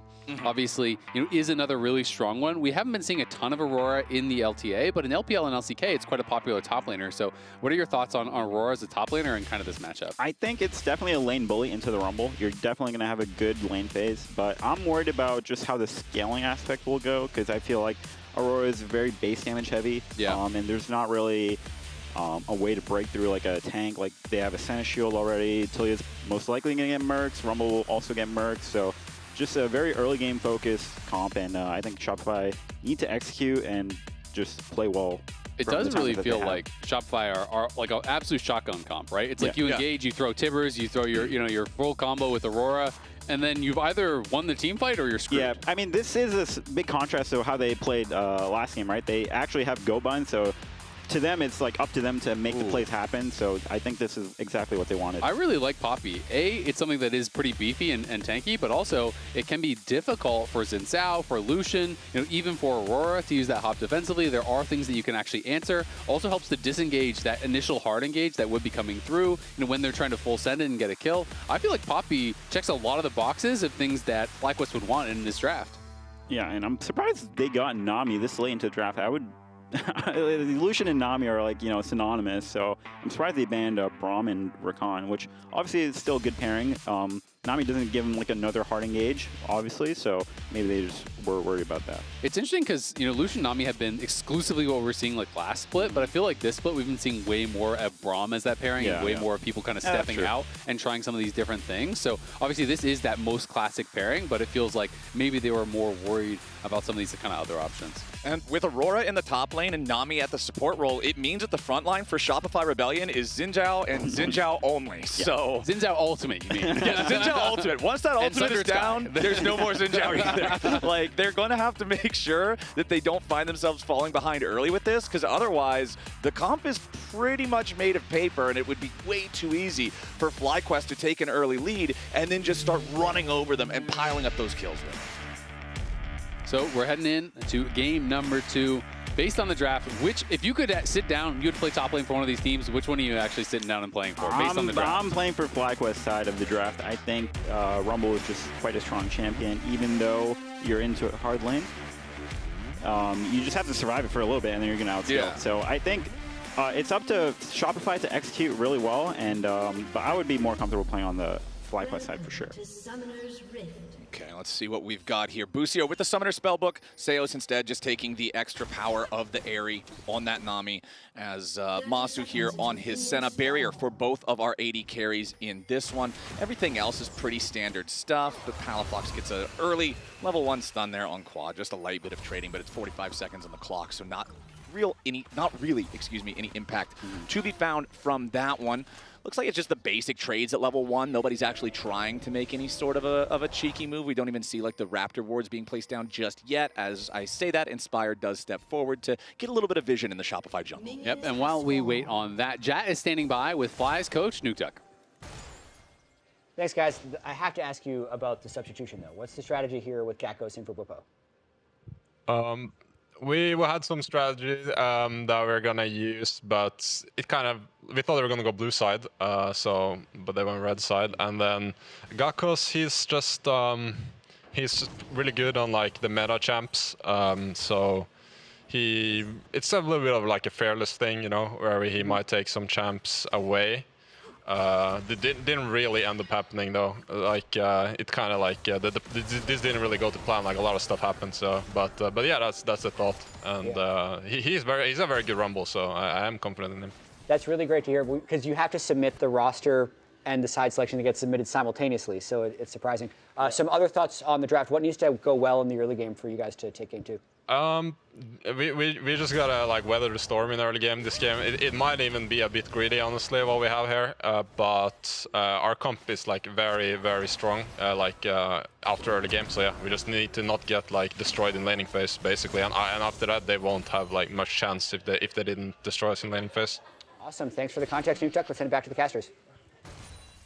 I do find that interesting about how, because, you know, we're talking about, you know, what's the point of swapping in Gakos? Like, what are they trying to go for here? And there was a different plan that didn't even end up getting to happen because of the fact that they didn't swap over on the sides like expected. So we'll be interested to see how Gakos performs here in this game. It is only his 2nd stage game here in the LTA. Inspired's looking for a level 3 bot. Okay, immediately flash pulverizer to the headbutt backwards on B-Boy. Wow. Wall slam to follow it up, and first blood for Inspired. FlyQuest are on the board quick in game 2. I mean, that could not have been more perfect from the bot lane. I mean, Q flash, headbutts him back into the center route, gives time for Inspired. Inspired doesn't even have to flash to find the angle for the wall stun. That was perfect from the bot lane of FlyQuest as well as Inspired, and just like that, the Lucian Nami lane is kind of getting cooked. Yeah, the early game of Shopify is already like hard neutralized. They don't really have too much to play through in this early game. It just Inspired did 3 camps, so he did blue, red, and then Krugs. It felt like it was like a set play with the way that they went about this. So, you know, really good early game coming out here for FlyQuest. Yeah, that is exactly the kind of start they want to see. Nice little quick trade there from Seos and B-Boy to knock Busio down to 200 HP. But again, you're laning with a Senna. You've still got cookies in your inventory. You're going to be all right. So we were talking about this because Spawn and the people on pros, the coaches were talking about, you know, you got to know how Contracts is waking up, because Contracts on any given day could just 1v9 a game, right? So we're checking in on throughout the series. Game 1 looked about normal. Where do you see Contracts as far as that kind of ability to carry a game? I think he definitely has very high potential, especially if he has playmaker champs. I think last game, he just couldn't really do anything. Like Wukong, when you have losing lanes, like there's not really too much to play for. So he does have a jungle camps. He does have a tempo advantage here on to Inspired. So he's going to be taking over the Gromp here. Big advantage. He'll take over. He'll take over Gromp control, but mid lane control belongs to Quad on this Talia. Last game, we talked about how Quad and Palafox both had a lot of room for improvement in terms of if either one could step up a lot, it could make a big difference in the outcome of the game. And I think Quad was able to step up really well in game number 1. And now here in this second one, he seems to be having a good start to his laning phase as well. And congratulations to Fudge for 300 career games in North America, the 30th player all-time to achieve that, as Seos has to use his flash to escape. Inspired is once again showing up down here in the bottom lane. Yes, Contracts does have tempo in the jungle. Yes, he might have Gromp control, but Inspired is terrorizing this bot lane duo. Now, I will say, nice gank from Inspired, but also the bot lane needs to know that that's the only place he can be on the map, right? Like, you know this guy is homeless. You know he just lost his topside camps. Where can he go, right? He can really only go down towards that bottom lane. Palafox was under his tower. The bot lane's the only one who really is vulnerable, and I think that's something that you really have to be careful about, especially when you are playing these range support bot lanes, right? You need to be able to keep pressure, but understand when you have to be able to actually respect the jungler. Yeah, and Inspired is playing like Contracts in 2023, where he's just doing some cheesy stuff to get his team the lead in the early game, while it doesn't really matter if he's behind or not, since he's playing Poppy. He just has to navigate his team through this hard early game, and then they're going to repay him back after. So doing a good job here, making it spicy and just ruining the bot lane for SR here. I mean, it makes a lot of sense, you know, when we heard from Nukeduck, like their view on the draft is that we basically can't lose if we get through the early game, right? So sacrifice your own early game a little bit to enable this Senna to be able to outscale Lucian to get into a comfortable spot, and then at a certain point, well, it's kind of just smooth sailing. Yeah, so it's just up to FlyQuest to like tank the pressure that the Xin Zhao will have. Like, he has a level lead, has a base up on Inspired, but we'll see if that can like manifest into anything. Like right now, it's just going to be maybe a dragon, and I think the tempo is going to be matched here for the Grubs. And while these two teams, obviously the record is not very close, only 2 teams in NA have even been able to beat FlyQuest. It's just been Cloud9 who have been taking games, and then Shopify with that one game. You know, they have really looked, at least in the stage games, kind of head and shoulders above the rest of the league. Do you kind of still perceive them as that big bad, the favorite to win the title? Not really. It's just I haven't had a chance to play against them yet, so that'll change. All right, yeah. That's what I like to hear, the confidence.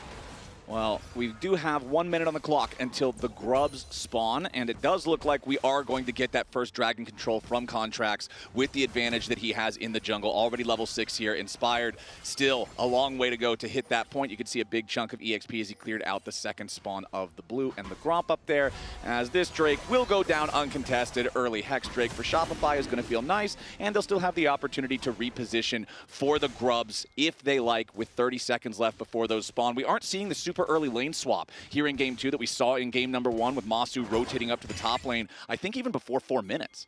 Yeah, which is surprising. And also surprising is the Aurora is dominating this lane phase with a 1 CS lead here. So, it's a powerful lead. I don't know. This is why I don't really buy into the Aurora stock here.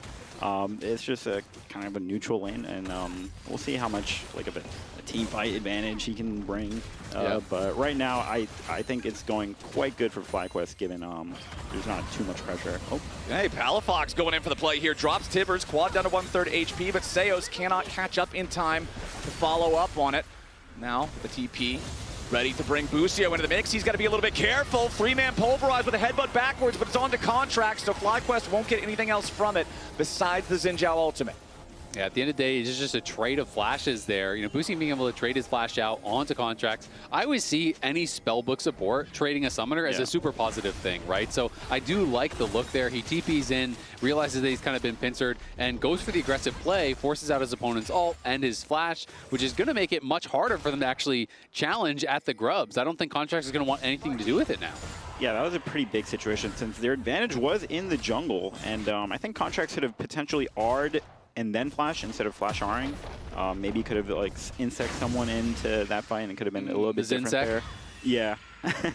But the early game is just going quite disastrous for SR here. I don't think like they should be losing these grubs. At least it should be a contest where they can maybe get one here, but yeah, it's not going good. I mean, it's like we talked about in draft. You have literally one frontliner, and he can't frontline unless his ultimate is available. So just a very tough situation to have to navigate for Shopify after losing that ulti there in the mid lane scuffle. Palafox almost has Tibbers ready to go here yet again. Gakgos drops the equalizer, overheats as he tries to go further towards Fudge, who goes between worlds here, finds a little bit of damage onto Gakgos, but gets slowed down by the Electro Harpoons before we can threaten something lethal. Yeah, ends up just being a trade of ults there, but Fudge will maintain some priority. Of course, Gakgos has TP, so honestly it doesn't really matter. And with Fudge having spent the ult, it's not like he can dive him, so he can even collect the wave.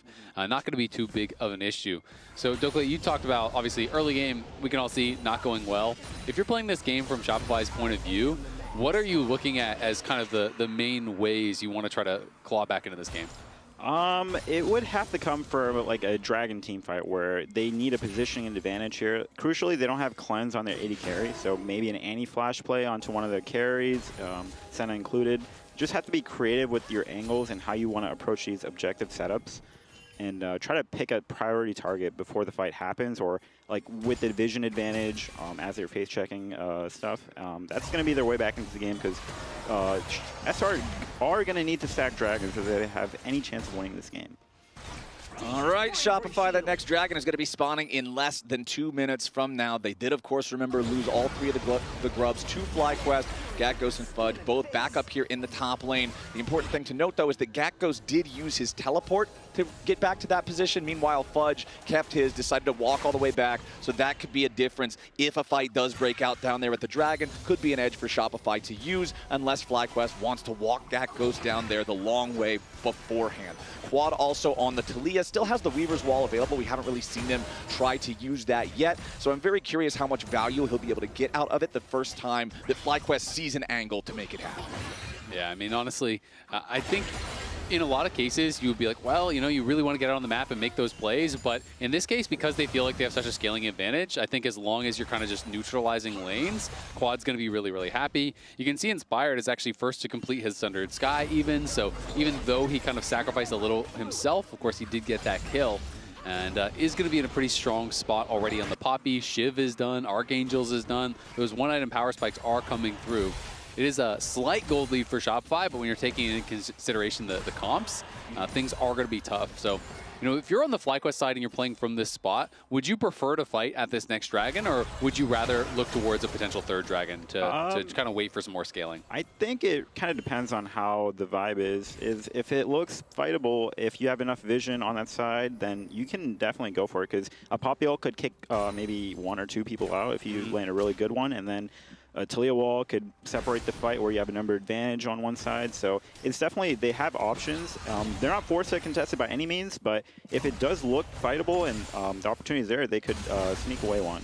Yeah, it makes a lot of sense. I mean, Poppy Talia is also just such a strong team fighting combo. You know, you talked about the ability to ult people out on Poppy, but also just charging them into the rocks is so strong. Well, hold on now. B-Boy having to flash away as Busio and Masu go in for some quick trading here. Busio does lose a lot of his HP. He casts his heal as well, but he still has Unbreakable Will ready to go. That is both summoner spells defensively from B-Boy alongside the heal and the ultimate from Seos. Shopify Rebellion going to go ahead, start up this second Drake here.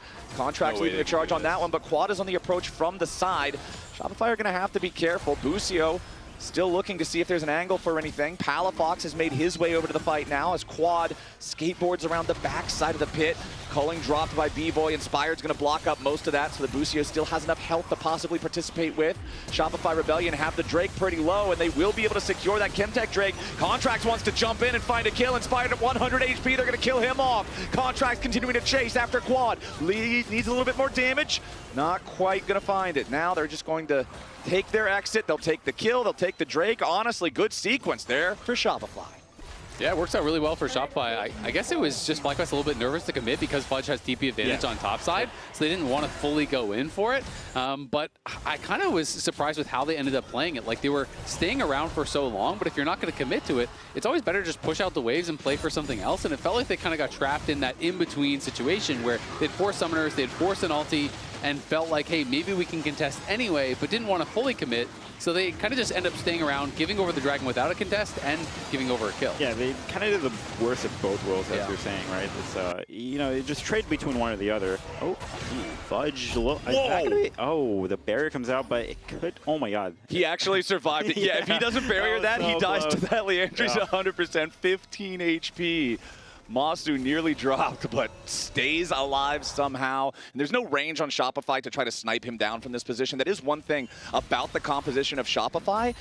These damage dealers are not long range. Lucian's a short range 80 carry. Annie and Aurora, not particularly long range mages. If this Senna gets to the point where he has 120, 140 stacks, I don't know how anybody's supposed to reach him, especially not through an Alistar or a Poppy.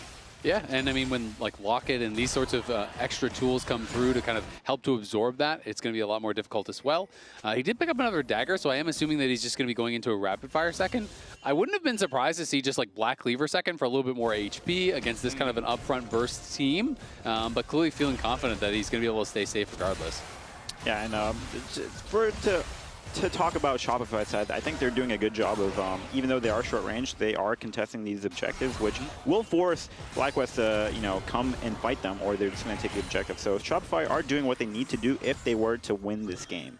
Yeah, absolutely. I mean, they have a slight gold lead. They do have that 2 dragon advantage. And I always feel like in games like this, where you are getting outscaled, where you have the early dragons, the 3rd dragon becomes the pivotal moment of the game, where, you know, if FlyQuest can take 1 dragon and kind of stall it out, you often hit that benchmark where now you have kind of outscaled your opponents, a couple items come through. But if you can get that 3rd dragon, all of a sudden, it can get really difficult. You know, you're putting so much pressure on your opponents to come to you and fight before they're ready. Quad could be in a little bit of danger down here, though. Wind becomes lightning. Nice sidestep there, Quad. Avoiding that one is the difference between life and death, especially since his flash still not off of cooldown from the previous usage. But it does mean with contracts on the bottom half of the map, FlyQuest feel empowered to start the Rift Herald on the top side river. Seos and B-Boy still in that position here in mid lane, wanting to get the wave shoved out. Herald's going to go ahead, lose patience, and reset, as FlyQuest don't want to overcommit to this just yet. Yeah, and they didn't have mid lane prio. That's the main reason, is Masu's fully shoved in. If he moved, he would be giving up this whole wave and potentially even a lot of tower damage. So even though they make this play on bot side, the mid lane prio that this Lucian has given them allows them to still contest and maybe even get this Herald. So that's some of the value that you can see pros really place on this Lucian Nami. Exactly. That's what you were talking about even back in the draft. Yeah, you like having Lucian's powerful, quick trading potential during the laning phase, but the way that you utilize him in mid-game, Masu taken out by Fudge. Nicely done there to find the kill on the enemy AD carry. And now at the center out of the way, hold on, Palafox falls inspired, gets one back in the top lane right after. So it'll be a 4 versus 4 here for the Herald. If FlyQuest wants to fight it, they are making their way down here, but the Herald is down to 5k. Fudge looking for a pincer angle potentially as Quad fires off the Weaver's wall. Cuts contracts off from the rest of the team, but he's far enough away from FlyQuest. He's still feeling safe. The Herald is going to reset its patience here yet again, as Masu is just about to respawn, make his way back out onto the map. Considering he's got that global ulti, Shopify Rebellion don't want to overextend themselves now, as they still are finding angles for plays. Yeah, we didn't get to see how he lost his flash just prior to this, so I'm not sure exactly what happened, if that he had to flash a bubble or something like that. But I didn't actually see, you know, where he lost his flash. But once his flash was down, easy setup. You know, Fudge comes in from behind, they let the culling go, and they do get that kill. And then it's just an angle on top side to look for a counterplay. I don't know what Palafox is doing. He's contesting the lane when his team is making a play on mid with 4. So, you know, I mean, I'm a caster. I could be wrong. You know, I might not know what I'm talking about if Palafox hears this, but I don't think that was the right play there. Well, he did end up going down, so does get punished for it, but at the very least didn't waste flash or anything like that. Yeah. And Masu getting chunked out pretty heavily here in mid lane. His 2-item power spike now. Essence Reaver plus that rapid fire is done. This is how he lost his flash earlier, so he was trying to move over, I guess, to support a Herald play and did get caught in transition. You know, we have been talking a lot about outscaling here for FlyQuest, but at the same time, it does come down to execution as well. Like, I think there's a factor where you do outscale, and it also comes down to execution. Lucio forced to use Unbreakable Will there under the threat of the culling from B-Boy. So that's another major tool that FlyQuest now don't have. And the Rift Herald is still alive on the map. And that critical 3rd Drake that we're talking about, Shopify is currently taking it uncontested. Another big chunk here by B-Boy on it. And this is what I mean. I think it will come down to execution, even though FlyQuest might have a slight scaling advantage. the better player or, the better team fighting team will usually end up on top. Okay, FlyQuest have secured themselves the Herald. The Palafox is making his way in, finds the Tibbers, but it's only on to Inspired. The Poppy charging back towards Palafox afterwards, wants to get a little bit of extra distance away from the rest of Shopify Rebellion since Palafox had already used his spell rotation, and that does provide Inspired with an escape route. So that third Drake, Soul Point, secured for the side of Shopify in trade for the Rift Herald, going FlyQuest's way. They want Masu again. They are putting a target on his back, but he puts one on their front. Nice fire back coming out from the Senna. It's a 1-for-1 trade overall, but the Feat of Warfare critically goes over to FlyQuest. Yeah, pretty good read there from FlyQuest. Masu has been getting attacked non-stop, right? We have been seeing Busio move around the map as he very often does, and Masu, I think one of his strengths is that he's hard to punish in the 1v2 situations where he's often left. This time they read the play. Busio is there as well as Quad to come in and help get that kill back. Now FlyQuest just back to picking up the resources here in their jungle as those blue buffs are respawning for both sides. Honestly, solid first 20 minutes here from Shopify Rebellion. They've had that very modest gold lead the entire time of somewhere between a couple hundred up to almost 1,000. They've got Soul Point. They just secured themselves the feats and the empowered boots. Now, as long as they don't go near Otacon, I do think they've got a pretty solid shot. Yeah, definitely stay away from that. I think Shopify should have been fine giving the Herald for the third Dragon. I think it was a bit weird for Palafox to TP after the Dragon or the Herald was conceded. I mean, but I think they're in a really good spot. I think everyone's going to try to save flashes here and just be as strong as possible for this next upcoming Soul fight. Yeah. And I do expect us to be in a little bit of a lull period now. Especially since Otacon is down there in the bottom side river. If you end up baiting FlyQuest in and you get a big team fight win and you take the Dragon Soul and then Otacon's right there and you get that too, all of a sudden this game goes from feeling close to feeling totally doomed for FlyQuest. Yeah, so. we had one yesterday where we got the 3 objectives all in succession. We got Dragon, walked to Baron, and then walked to Otacon after. I've never had that happen. Just like Merry Christmas on Summoner's Rift. Yeah. Calling again, used by B-Boy, keeping the pressure on here in the mid lane. That tier 1 turret still standing, but not with a whole lot of HP, about 1/3 remaining on it.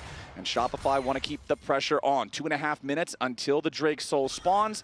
As we check in on the itemization here, we do see the second fully completed item done there for B-Boy with the rapid fire cannon. You can see on the other side, Seraph's Embrace fully evolved alongside the Rylai's for Quad on the Talia. But everybody else still working towards getting those second full item completions online. And I feel like that could be a big difference for this upcoming fight if one side has everybody hitting those second item completions and the other doesn't. Yeah, absolutely.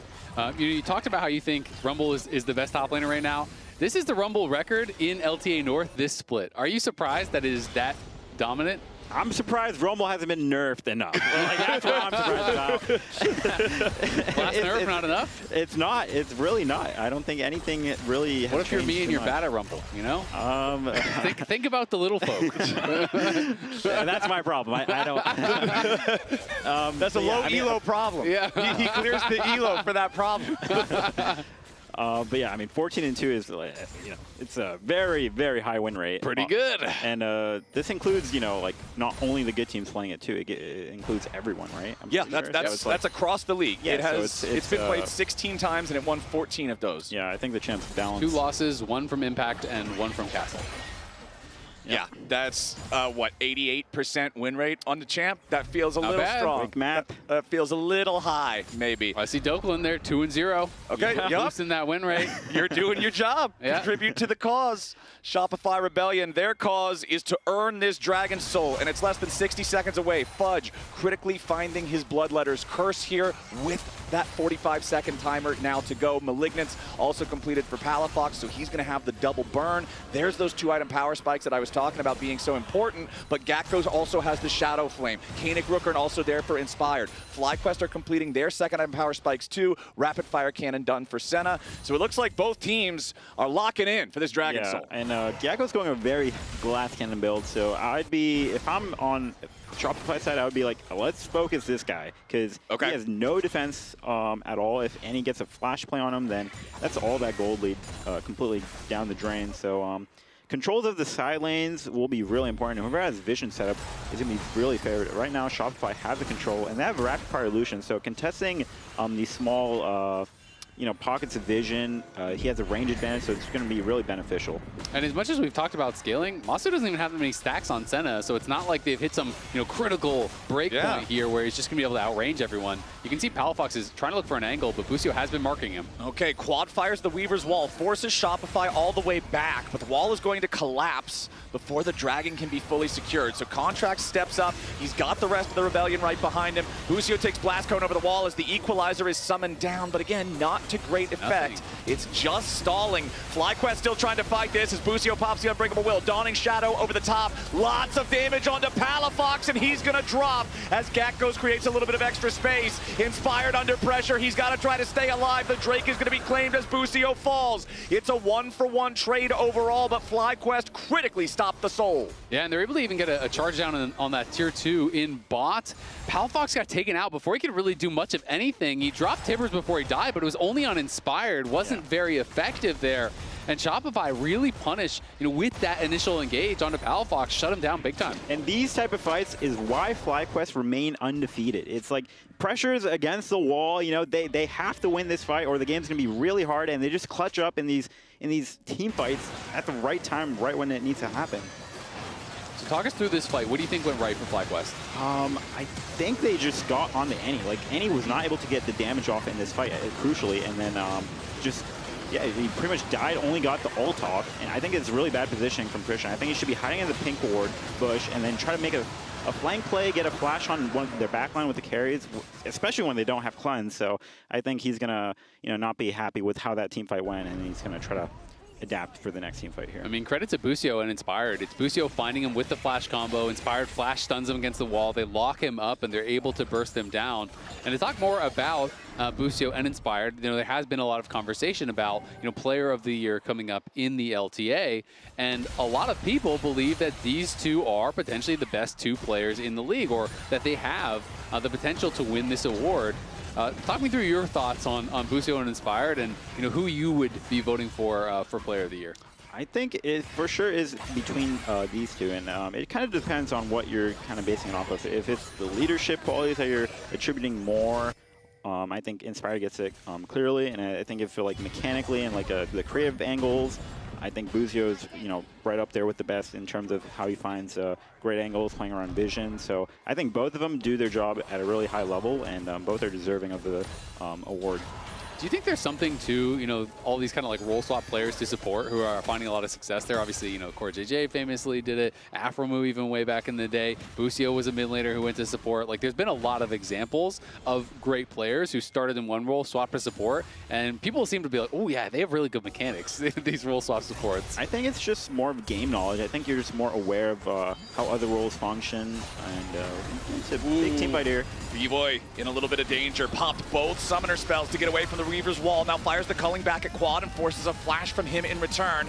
Shopify Rebellion grouping up to defend their AD carry. FlyQuest knocking both summoners off of B-Boy is pretty big, though, to try and curb that aggression he's been playing with the entire game. We're always seeing him step up. We're always seeing him go for poke. Now we're seeing the Otacon get started as Inspired chases after Palafox. Monster's coming in to try to provide a little bit of extra damage, but he's not going to get there in time. The Otacon already down to half HP. FlyQuest is coming in. They want to stop this before Shopify can complete the objective. Gakos drops down the ulti with a Dawning Shadow flying through, but Gakos is going to be killed off here immediately. Quad looking for Fudge and Contracts, who are both very, very low. Busio trying to control Seos and B-Boy. Quad's taken down by Contracts almost, but Busio swoops in to save him as B-Boy also falls. Quad finds one more rock, and Shopify Rebellion have collapsed. They make the mistake of going to the Otacon, and it proves fatal. FlyQuest pick up a 4-for-1. Yeah, you called it out, but that level up from Quad, even saving him on the kill, he would have burned down. It was incredibly close. They do make the call to collapse on Gakos, but he did a great job with the equalizer here, placed it really, really well. So everyone from Shopify is chasing through it, just getting roasted up. Yes, you burst him down, but then the sustain here from Xin Zhao, showing why it is such a popular pick with the Sundered Sky. Goes back in, sustaining for such a long time here onto Quad, but then watch as Fudge comes back in, flashes in, hits the combo, but the level up to 16, saving Quad. FlyQuest just mopping up Shopify, and that may be the straw that broke the camel's back. And even here at the very end, Inspired using Tibbers as a tackle target to close the distance to Palafox to hit him in the back of the head with the shield for that final hit. The Shopify lead has been shut down. That 200, 300, 400 gold lead they've had for what feels like the last 10 or 15 minutes is now a 2,000 gold lead for FlyQuest, who managed to also tie up the flower count, empower the petals that they've collected through taking the Otacon. That was a major blunder from Shopify Rebellion. And I mean, now you want to talk about scaling. You're seeing the Infinity Edge come in. You're seeing 3 items in for Talia. 3 items are in for the Poppy as well. FlyQuest is online. Yeah, and one thing that really baffles me is, like, why did Shopify decide to do that? Because they had a flash advantage on Talia off that mid play, right? And Annie had flash for, if she saved it for the next, this dragon that's coming up right now. If they just played normal and got position and got control on the dragon, they'd be in a very advantageous position with flash advantage, where Annie could just find someone on the back line with her flash. So really questionable decisions here. I don't know if maybe they feel pressured to progress the game, but I think but yeah, that's definitely going to be the game loser here if they FlyQuest do win it from here on out. Yeah, I mean, Otacon's so interesting because it's dangerous enough that you can easily throw if you go there, but it's easy enough to take that people feel like they can start it even when it's possible to contest. Ooh, nice flash from Inspired to find the angle on Palafox. The extra move speed from Deadman's Plate, setting him up to guarantee the engage. That's enemy mid laner down for 40 seconds. That's flash forced out of the Xinjiao now as well. Stun into the wall again, this time on Contracts, as FlyQuest are looking for even more, but Inspired's got to back away. Contracts is tanky enough to survive. B-Boy wants to go after Gakkos, hits him with most of a culling, but not enough to threaten lethal damage. So FlyQuest will take the 1-for-nothing trade across the map. The thing that Shopify get back is at least they secure the tier 1 turret in the bottom lane. Yeah, they do get that tier 1 tower, and it was quite a lot of resources committed to that top side trying to take down Contracts, but Xinjiao extremely tough to actually knock down and is able to survive in that moment.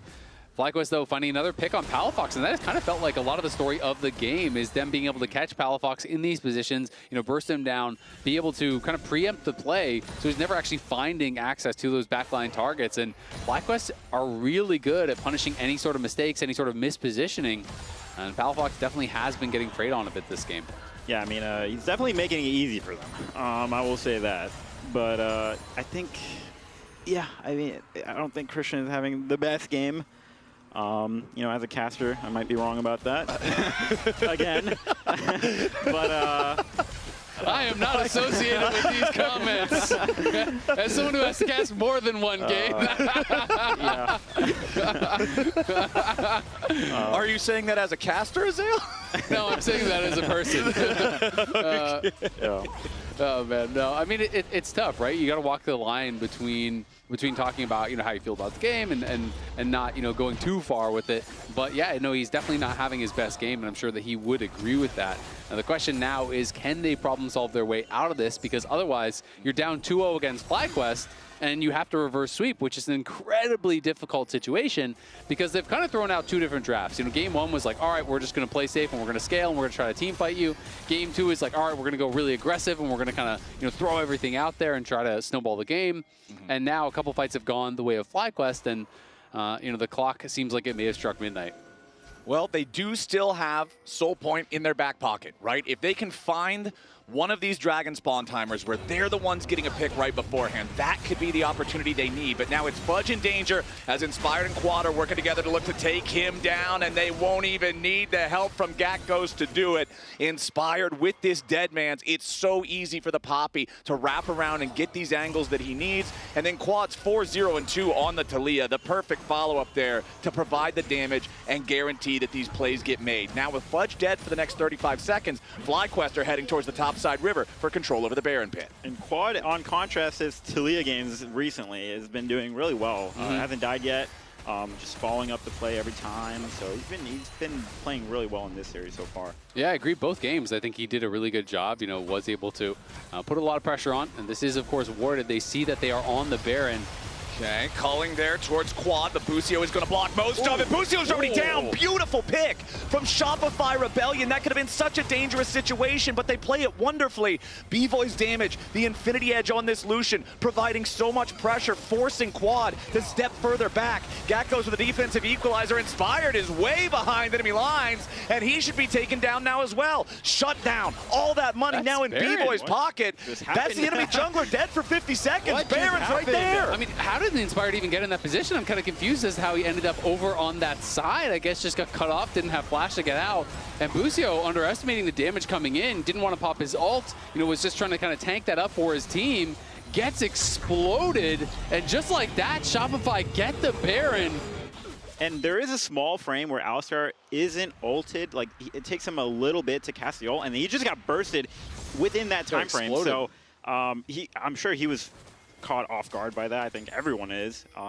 And yeah, just like that, the game has completely turned here for Shopify. Yeah, and this is Inspired how he got caught out. So, he was trying to kind of walk down, but didn't feel like he had the angle. So ends up just trying to run back around. And at this point, realizes, all right, I'm going to get knocked down if I try to just walk out. So charges back in, trying to see if he can find a way out. Had no flash. So great pick. And now Shopify have another lease on life. They have a real shot here to try to play for Soul with that Baron buff working in their favor. Exactly. The timing on this is fantastic for Shopify Rebellion. B-Boy is nearly full build now, too. He has the BF sword in the final slot of the inventory. This guy is primed for success. Lord Dominic's regards fully completed here as well for the extra armor penetration for anybody on the front line. FlyQuest are first to the bot side river, though. They have control over the area for now. Shopify still going to have to approach. Gakkos needs to get away from this. The culling from B-Boy forcing out the stasis immediately, and Gakkos is going to drop. B-Boy goes on a killing spree, and now FlyQuest are staring down the barrel of a 4v5. Shopify still approaching further, and B-Boy, 2 bullets, and it's 2/3 of Masu's health. This Lucian is not messing around. I don't think Lucian is going to get outscaled this game, but what is that damage? And yeah, Shopify are going to pick up Soul here with a nice pick onto Gakkos. I thought that ward was giving enough information to FlyQuest, or maybe they can make a nice play, but it wasn't enough. And Shopify look completely in control of the game now. Yeah, I mean, Gakkos gets picked off. Hasn't been having the biggest impact, I think, you have to say. Obviously, a lot of pressure subbing in a moment like this, but does get picked off, and that means FlyQuest decide, you know what, we're not going to fight for it. It was a great play by B-Boy. He is missing his flash, so we'll see if FlyQuest can then, with the respawn from Gakkos, punish that missing flash on B-Boy, because he is clearly priority #1, and it's not even close. Like, B-Boy right now is kind of 1v9. This guy is putting so much pressure on, and is really the reason that they got the Baron with that big pick on Busio. He's the reason that they get the Soul with that pick onto Gakkos, and he's kind of just taking over, and now even has the GA off of that kill, so now you have to kill him twice. And don't forget, this is the same game where Inspired was putting that attention towards bottom lane early, wanting to pressure this Lucian and Nami, wanting to stop them from being able to control the game, but it did not matter. B-Boy was still winning individually in that lane. After the help for the FlyQuest side, he was having great presence in mid lane the entire mid game, constantly keeping the pressure on, chunking out Quad, chunking out Masu, and now he's set up to potentially be able to carry this game and tie up this series for Shopify. But it's not over until the Nexus explodes. Shopify still have to close this out with their Dragon Soul, with their 2,000 gold lead. Baron, 3 minutes from now, and we'll see if FlyQuest can find a way to turn this back around. A couple of good picks, good plays from Shopify have really knocked the wheels off the car for them here. Yeah, now it's just going to be see if Shopify can try to get some of these outer tier 2s gone, and then just another waiting game here for the Baron. Oh, Fudge in trouble. Not gonna be able to get away with the ult here, so that's risky. That's the second time he almost got caught there, so gotta keep his eye out for Inspired. Yeah, absolutely. I will say, even though Masu is definitely not having a fast stacking game by any means, it's almost a 40-minute game, which means you're going to get a lot of stacks, right? And he's closing in on 100 stacks, which always to me feels like this breakpoint where all of a sudden you're just getting poked from so far away that it's very, very difficult to respond. When auto Q starts hurting a ton, especially with that rapid fire you can do from so far away. I will say they do have a Nami, so they can nullify most of that poke.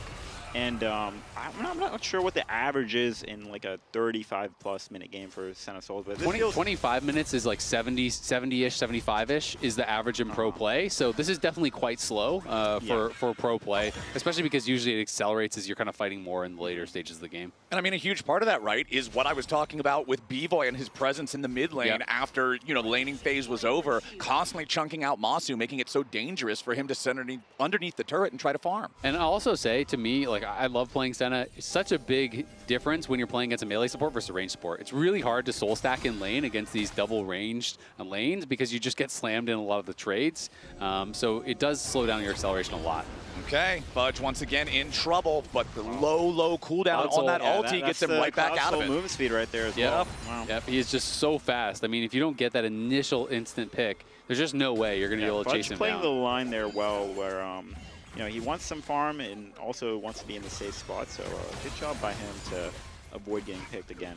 And he has a death cap completed. I mean, Fudge has been having a very quiet game. He's playing through the side lanes. He's not doing a lot of flashy stuff, but you do hit a certain point in the game on Aurora when you have this much AP, and you look over at someone like Masu who has no resistances. You can, if you hit that full combo, sometimes just one-shot a carry, and that is something that is always going to be a difference maker in these fights. All right, Shopify. What is the name of the game? 25 seconds on the clock until Baron spawns. Elder Dragon will be spawning in 2 minutes, and that is always such a point of contention. Yeah, if we could toggle the vision here to see what FlyQuest see, it's completely dark here. So it's going to be a while for... I'm not sure how they're going to contest this vision here.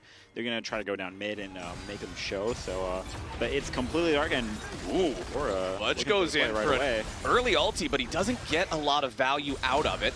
Does get a little bit of a chunk on Busio there at the back end of things. Palafox waiting inside the brush. Masu just nearly loses his entire life to the fast combo there from B-Boy. As now, though, that Lucian being forced to flash away thanks to the Unraveled Earth from Quad, that could be a big deal in this upcoming fight. Yeah, that really can be a big deal. Yeah, he was feeling himself there. He lost his flash there. And it's still dark for FlyQuest and Inspired. Just going to face check in and... yeah, it looks really tricky because how are they going to walk in? Okay, Inspired critically not getting caught in that bubble though from Zeus as he approached. Fudge in some danger, does not have the Between Worlds ready to go. That's a Cloud Soul diff, feels like, again, doesn't have to use his flash. He's just a little bit too fast, just kind of outran that Senna route here. And it's obviously very difficult to approach when you don't have the vision, but I think FlyQuest doing a good job, keeping Shopify around here. And B-Boy without flash now has to be a lot more careful with that flash available on Busio. There's always the threat of if you dash forward, you might just get flash comboed. Inspired also wrapping around, because remember, if Inspired is on top of B-Boy, he can't even dash away, right? Flash will still work through Steadfast Presence, but the pursuit will not. Palafox on the side, they found Quad, but they don't kill him off just yet. The Seekers is enough to keep Quad alive for now, but immediately as he tries to retreat, Shopify Rebellion is waiting on a mid laner, is going to be traded 1-for-1. Shopify still looking for a little bit more. B-Boy wants to create some distance as Busio gets killed by Tibbers. B-Boy chasing after Masu, but he can't quite kill him off. It's a 2-for-1 for Shopify Rebellion. That is a big fight there for Shopify. They do get a couple kills here, but at the end of the day, there's no major objective that they're confident to actually go for. They're going down towards this Elder right now, and we'll see if it's going to be able to be contested at all. Inspired is still up and available. It does have his flash, but going to get picked. Yeah, immediately, as soon as he approaches the area, he's forced to flash back away, and it's probably not even going to save him, except it does. 200 HP left. He barely gets away back to Masu, but now that means with the enemy jungler at death's door, Shopify Rebellion have total control over the bottom side river. B-Boy does an absolute ton of damage, and the Elder Dragon is already half dead. I mean, it should be Elder and Baron. Masu and Gakkos are coming over, but I mean, this is desperation hours. Yep, that dragon still dropping low as the culling took half of the HP from Gakkos. Inspired back out on the map, trying to move over here, but FlyQuest knows they can't contest this. They'll take their red buff because that's all they're going to get. It's Elder Dragon, Dragon Soul, and a 4,000 gold lead for Shopify Rebellion. And if you thought that Lucian was scary before, he's got Elder now, so 2 autos, and Masu might just get one shot. Yeah, like, actually one shot. So it's scary here now. I think Shopify will just look for any fight that they can take, because I think with Elder it just makes it super easy. Just fight and you're bound to win. Yeah, I mean, FlyQuest just want to try to delay, but then when they get the Baron, all of a sudden you can't delay anymore, right? Because then they're going to be at your base. I don't think there's any way they're going to contest this. It's just turtle up in the base, hope you can somehow weather the storm here, delay the Elder as much as possible. You can't fight for a minute 50, so Quad's going to go down towards that bottom lane. He ulted down there. Just fight them. They have to respond to you, and Shopify looking to put it. Quad's still pushing. Yeah. Quad's still going, but it's two Guardian Angels and Elder Dragon on everybody on Shopify Rebellion. It is so difficult to try to fight these guys, and they're immediately just going to bulldoze through the tier 3 turret in the top lane, the inhibitor right after. I'm keeping my eyes on Palfox here. He does have flash, so looking for a big engage here out of him. All right, Shopify Rebellion looking for their game-ending push. Palafox with a flash engage, and Gakgos is already down. Now they turn their attention to the rest of FlyQuest. The first Nexus turret falls. Shopify Rebellion so close to ending this second game. Contract's taken low, but he stays alive with the ulti here for now. B-Boy looking for a couple more kills, and he's just blasting everybody straight to hell. B-Boy and Shopify Rebellion will ace FlyQuest at the very end. A triple kill for the Lucian. 15-11 in a 44-minute game. Shopify Rebellion ties it up. What an insane game from B-Boy. Like, that was a monster 1v9 performance on that Lucian. Honestly, crazy stuff. Finds the pick that gets him the earlier Baron, finds the pick that gets him the Soul, finds the picks non-stop throughout this game. B-Boy felt like he was just on another level. Yeah, and he was ganked early game 2, died level, what was it, 2, and he's still putting up this level of performance. His Lucian is very good. It was some crazy stuff from B-Boy and Shopify. Lounge, how are we feeling about a tied series? Woo! Feeling good. We're feeling great. Feeling good about it, yeah. His favorite champ. True. Thanks to your interview, Raz. B-Boy. He got the Lucian. It was not the Ezreal. It cannot be pointed out that his Ezreal is not his favorite champ. It is indeed his Lucian. And Yes. we're all happy about that, right, Jat? I'm so mad. Jad is very mad. I'm so upset. Like, I predict the sweep for FlyQuest. Yep. They haven't played Gakgos since the second game of the split. Yeah. His laning was fine, Yeah. but every critical pick down the stretch was them picking on Gakgos. That is true. That is true. I don't know. Shopify played fine, but I will say, so mad. I will say, it had a lot to do with the substitution. It's a rough one. It's a rough one, especially for the fantasy heads. Yes. AKA that I'm happy Jad. about. Yes. So, like, overall, it was a pretty insane game, and I kind of want to hear the comp for that one. I wonder if... Oh, we do! Right side. Oh, this guy's dead. Rumble dead. Hey, Church. Yeah. He thought it. Their backline's getting really chipper. Yeah. I'm looking Poppy. Poppy's dead. Poppy's dead. Poppy's dead. Yeah. Penta. Let's go, boys. Penta. Keep it going. Solution 100% win rate. Keep it going. Keep it going. Keep it going. Wow, wow. Just got word that it's been 78 days since FlyQuest lost a game. Yeah. Domestically. Yeah. That's pretty crazy. Until today. Yeah. There's been 0 days since lost a game, but there's still been 78 days since FlyQuest lost a game with Bwipo domestically. That's true. So I'm gonna hold on. If you want to do that, you can do it. We can talk about that. I do want to call out this week's Pagoda moment featuring Shopify's 2 picks into Baron. So first it's going to be this pick onto Buthio when he gets popped. Shown on a ward. Yeah, and he gets absolutely popped by B-Boy and Contracts. And then Inspired is going to get caught out by Palafox with Annie on this top side right here. And this is what leads to the Baron that really, I think, turns things around for them. If you guys see a Pagoda-worthy play, let us know by spamming the Pagoda emote in chat, and we might run it. I think the big thing for me also is during this little time where it was like back and forth, and we're like, okay, who's scaling, who's going to win out? One thing I do want to call out is that Shopify did do a good job of really trying to get onto Mossy, right? Yeah. Because Inspired had that cute 3-camp, like blue to red to Krugs to gank that I thought was really good to try to get the Senna ahead. However, after that, Shopify was like, no, we are going to stick on her. Every time Masu was trying to step up on mid, they immediately crushed him. Yeah, every time I see B-Boy's Lucian, I'm impressed. But I also feel like it's often paired with Seos' Nami, who's just really, really solid on the pick. Good waves, good bubbles, good follow-up, and good healing the entire game. And a lot was happening within that game. I felt like there was creativity there. The Nami ulti that was coming through mid because they were trying to pick off Masu. They did it the first time around. The second time around, FlyQuest was ready for it. And also, the 3-camp clear from Inspired to get to bot lane. That was like really interesting to see them be able to get that. And yes, you mentioned on the screen that we saw there, the gold was very even, but the most important thing was just the dragon stacking. Like Shopify recognized we are stacking the hell out of this game. But the two things that you can already see the changes coming through, FlyQuest blue side and Blippo back in. Yeah, not surprised. I do feel like they just wanted to give Gecko some time before the championship games, before they're in loser bracket finals, winner bracket finals, something like that, to threaten his substitution in the future.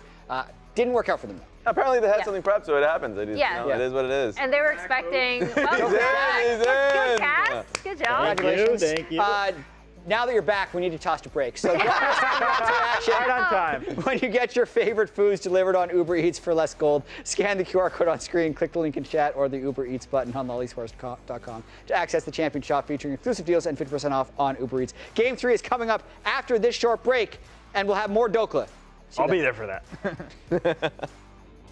I'm not gonna lie, I just invited C9 Fudge to my lobby. Okay, I'm picking some random champ, right? 15 minutes, easy peasy. 15, alright. What's happening? Oh, there's a Veigar here. Okay. I can't even type in. Okay, the enemy Veigar I'll go has top, 370 armor. I'm going mid, no matter what. That's why I thought my sound was I'm like spacing this Jinx so perfectly, by the way. I'm so good. Okay, nice. Okay, I'm polymorph It for looks like you're 6 getting seconds. gapped, no? You're kind of getting, you're getting gapped. Yo. Oh wait, they're Lux is teleporting. TPing. They're teleporting bottom. What the? No, it's mid. It's mid. They're tipping Dude, mid. I watched that live happen in front of me and I didn't cancel it. Oh, okay, dude. This guy's Naruto, bro. He's got 3 clones. This guy's dead too. You guys are smurfing up there. Yeah. Don't you guys? What? It's this one. Enemy Jinx is TPing. Enemy Jinx is TPing. Yeah. She's full HP. What about our top No, wave? it doesn't matter. Kill the pumpkins. Okay. Kill the pumpkins. We have 40 seconds. Jinx bot will be 2 OP here. Jinx bot is gonna be so broken. We gotta kill the pumpkins. Yeah. Stop by the way. Kill the pumpkins. I don't even want to find out what's gonna happen. Hit. Yo, kill it. Fudge, fucking it. Fudge, get on, bro. Bro, I'm killing. Oh wait. Dude. Oh my god. Okay, we earned we earned it something. Oh, I'm just going in. Fuck it. What is that? Oh, I'm dying. This guy's unkillable. Oh my god! They are good. Basing for tempo.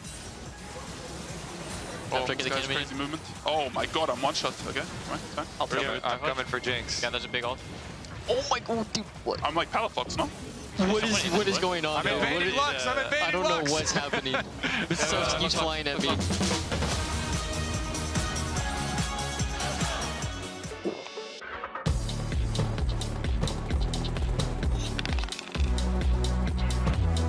Red Bull gives you wings. Why are we in Indiana? The retreat's in Nashville, Tennessee. I could put Nashville, Indiana in the GPS. Mr. Shotgun over here.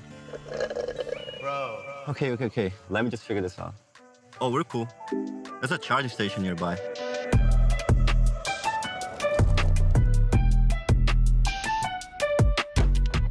Who puts in Nashville and Indiana anyway? Yeah. Plans change, but the Kia EV9 is great for road trips and so much more. Rich in the ground before Dub can even get there. In time to try to knock out as Impact gets bursted. Don't feed. Get fed. Scan the QR code for LTA deals only on Uber Eats.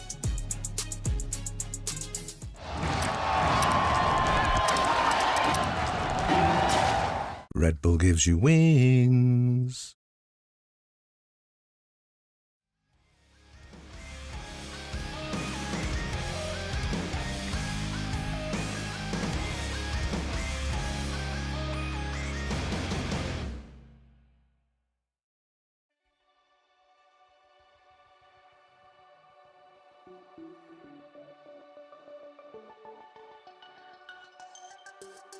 Give me. I don't have E, but I'm boosting Christian. I'm marking right side.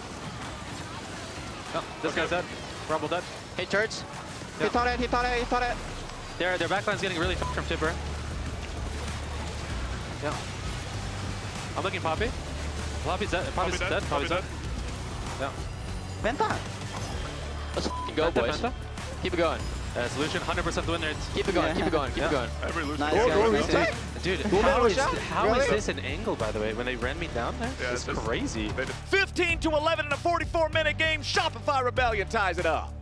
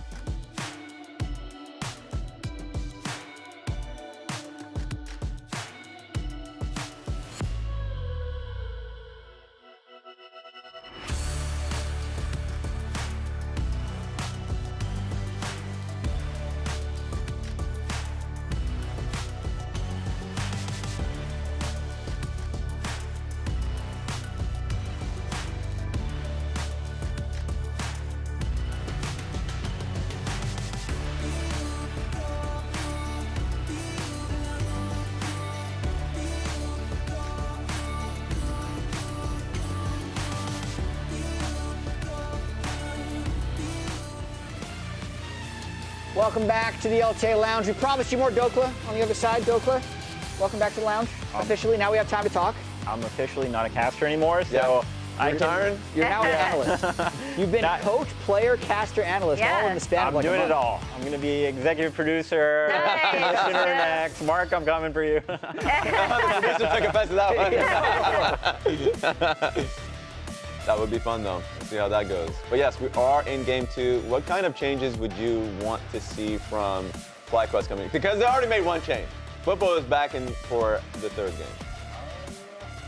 Just the change that they need is to not give B-Boy Lucian, and it's fearless, so he's not going to get it again. I think B-Boy on the Lucian just played really well, controlled pretty much the whole game through mid lane in terms of just forcing them off, getting picks, making the difference in team fights, especially with the rapid fire poke. Like, the Senna just can't walk up at all in that last game. So, new draft, I think the top lane pool with Whippo in, maybe they lean more towards like a Scion, I'm thinking.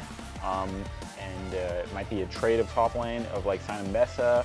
You're talking all this good stuff. I got to question you, though. You said that Aurora top is fake. Yeah. It won a game. Okay. Yeah, I think Aurora was the difference maker there, guys. Okay. Just wanted to keep you accountable for your actions there. I mean, wow. It's like in League, you have a 50% win rate, right? But that doesn't mean you carried and won 50% of the games. Sometimes you're a passenger on the bus, sometimes you're a bus driver. And So there was quite a few people not on a bus driver. Yeah, Is that what you're saying? and there was quite a few people riding the bus there, and B-Boy was driving it. Great to FlyQuest drivers. So you mentioned earlier in the day as well, contracts and Palafox feeling people out in best of 5s. How's the vibes after the game 2 win, and do you think they can build on that momentum? I think they figured out how they want to fight. I think this game they, messed up a little bit. I think Palafox especially could position better, especially with Annie. You really want to value not showing, so you catch people by surprise. And I think it will just, they're just figuring out how they want to fight, play for objectives, and what they can and cannot contest. Because I think at times they were contesting when they shouldn't, like the Rift Herald, where they were trying to get too greedy and get both. So it's just, I think they're feeling their way into the series. Okay, now getting into this draft, you can see the Cassiopeia band sets up a Ryze first pick, no Pantheon. Azir Nico, no Cassio, Karma, Yone, and Vi is open to be taken by Red. I wonder what that does to someone's ego. Like, you're known as a Cassio main, and your team bans Cassio to pick Ryze. It's like, what are we doing here, guys? No, but I like that Galio ban in game 1. I almost feel like they're saving it for later in the series. Like they're banning it themselves, like, so the other team doesn't get to play it. Yeah. Oh, there's the Galio. Speaking of which, all right, there we have it. Galio combo. Yeah, so FlyQuest or Shopify having the clear go button this time as well. Last game they had it with the Annie Flash. This time they have it with the Galio combo. So they do have a style that they want to play to. Just make it simple and easy to team fight. And already, if this hover goes through, Trundle will be the respawn. I'm a pretty big fan of Trundle into Galio. I think they could just take Sign here since Trundle's out of the pool, if they're okay with giving him Bessa. But that's another dive champ for Shopify if they do trade that. So a lot of dive here already on Shopify, and they could add more. Is it too early to pick Xayah, do you think? I'm not the balling expert here. I just stick to the top side. I would say that, you got Ezreal, Xayah, and I mean, Renekton is out, so you don't really care too much now of what else is available, unless Fudge has some sneaky counter pick that he's been practicing. But pretty solid first 3 here for FlyQuest. They have early game priority, Trundle into the counter engage, and Mbessa is just a strong champion overall. I wonder what Shopify Rebellion is going to start to ban here, because of course they can go towards the safe AD carries, Xayah, Ezreal, stuff like that, or they can just take away some of the disengaged supports that are available. So yeah, the Aatrox does come out, which is roughly an even lane, I think, pretty skilly lane. So don't expect too much to happen up there, but the comp looks pretty good for both sides. I think both sides have pretty good engage and disengage as well. So this will be, I don't think we're gonna see 0 kills in 15 minutes in this. Yeah, I know. All right, great news. I appreciate that. I really like the Renata ban coming out. I've talked a lot about how good I think Renata is into dive comps. I think it would suit FlyQuest really, really well. So happy to see Shopify taking that off the board because the Renata into the Vi Galio in particular, or whatever they want to add to it, could have screwed them over pretty hard. And I just do like the fact that Vi Galio is going towards Shopify just because I think Contracts is great and being able to know and when to pull the trigger. And so if he sees a snap engage on either the Investo or Rise and like they can play through sides pretty well, I mean, that's quite nice for them. Seems like the Renata does go, so the support ban does make sense there. Yeah, I'm really interested to see where the bot lane goes because I was thinking that Masu would want to play something like Xayah. I feel like Fudge is probably mentioning that Ezreal looks good here to B-Boy, as apparently he always does, and now that Lucian is off the table. Cyberban is pretty nice against all the melee champions that Shopify has. Yeah. I think Xayah and Ezreal might be the trades here, but I'm not sure. I feel like Ezreal doesn't do that much damage. And Xayah obviously has a lot of self-peel, and both sides have a lot of like dive threat. So yeah, the Rakan ban to take away the Xayah Rakan pairing, also the engage as well. Good with Vi and Ziggs ban. Ziggs taken out. Okay, interesting. I do like Kai'Sa with the draft that Shopify Rebellion has for themselves, but it is B-Boy's favorite pick. There we go. It is his favorite He's locked pick. it in. Or is his team's favorite He's smiling. Look, maybe they convinced him. Yeah. We're joking because I still think it's one of his, like alongside the Lucian, Yeah. absolutely one of his best champions. Fits really well with what they've already locked in. Yeah. It's his most played Dokla, but he said he does not like playing Ezreal, Yeah. which is pretty funny. It's a job, you know, at the end of the day. He's got to clock in. All right, time for Ezreal. And the ball in response. Ooh, Kai'Sa maybe if they want to dive in hard. Yeah. This would be a lot of dive here. It's just going to be a complete fist fight with these comps going right at each other. Yeah. Is there any concern There we with them go. trying to play for dive? Because you're going into Galio Aatrox. And yeah, sure, Ezreal can be an easy. I'm concerned. Yeah, so I'm a little worried about that. Well, it's not the shy Aatrox, and it's not season, like, what was it, 8 or whenever it was really that OP. I think Aatrox is a little weaker than he was back in his heyday. So it's still pretty good. I think whoever can go in first might be able to just one-shot someone. I think Aatrox typically builds, he has a lot of HP, but there's enough damage on this side where whoever they can, just CC, they could just one-shot the first target. I think it's a pretty balanced draft across the board, though. Yeah. Like, I love the Braum 5th pick after they decided to go Kai'Sa, especially with all the fist fighting that's going to be happening early with melee. The Braum passive is going to get so much value. But at the same time, just like having Trundle in these melee fist fights, I also feel like is super OP. So I'm kind of happy that we have this draft from both teams. It's a lot of go-in champions, and hopefully, Dokla, surely this leads to fighting. Does that sound like a... No, FlyQuest is going to win every game Whippo's in. Oh, never mind. Yeah, that's my prediction. All right, well, damn. Are you Is it sounding yours? the horn, Raz? No. Okay, casters. But yeah, Raz is done casters, baiting take us. it away. Oh, those profane buffs. Raz messing around. Who would have guessed it? There has to be like a rule around the air raid siren that once you start making the noise, you are locked in. You can't crank halfway. Because otherrise, you gotta juice that can't thing up. stop cranking. No. No, you can, especially in a place of work. Let's, Actually, you hey, should. game 3 is starting. Look at that. Wowee, FlyQuest. Legends.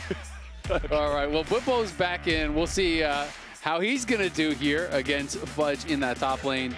Obviously, if they just win all their matches with Whippo and the one game was lost with Gakko, well, it was Gakko's fault. But I don't think, he was like a major determining factor either way. I think he was kind of just along for the ride of it in that game. And I will say that we were joking about it, but Whippo is going to make something happen for your team, right? That is one of the things that he brings the X factor. Like, if a game is slowly bleeding out, Whippo's going to make a play. Like, he's going to find those angles. He is definitely not a passenger, that's for sure. No. He's a driver. Whichever way he's going to drive the game is definitely going to have an influence. Might be into the wall, but he's going to be driving. If he's a passenger at all, he's on the top of the car like Mad Max. That's the way it's going. But as we're waiting for the action to start, Raz is standing by for an interview with Shopify coach Revan.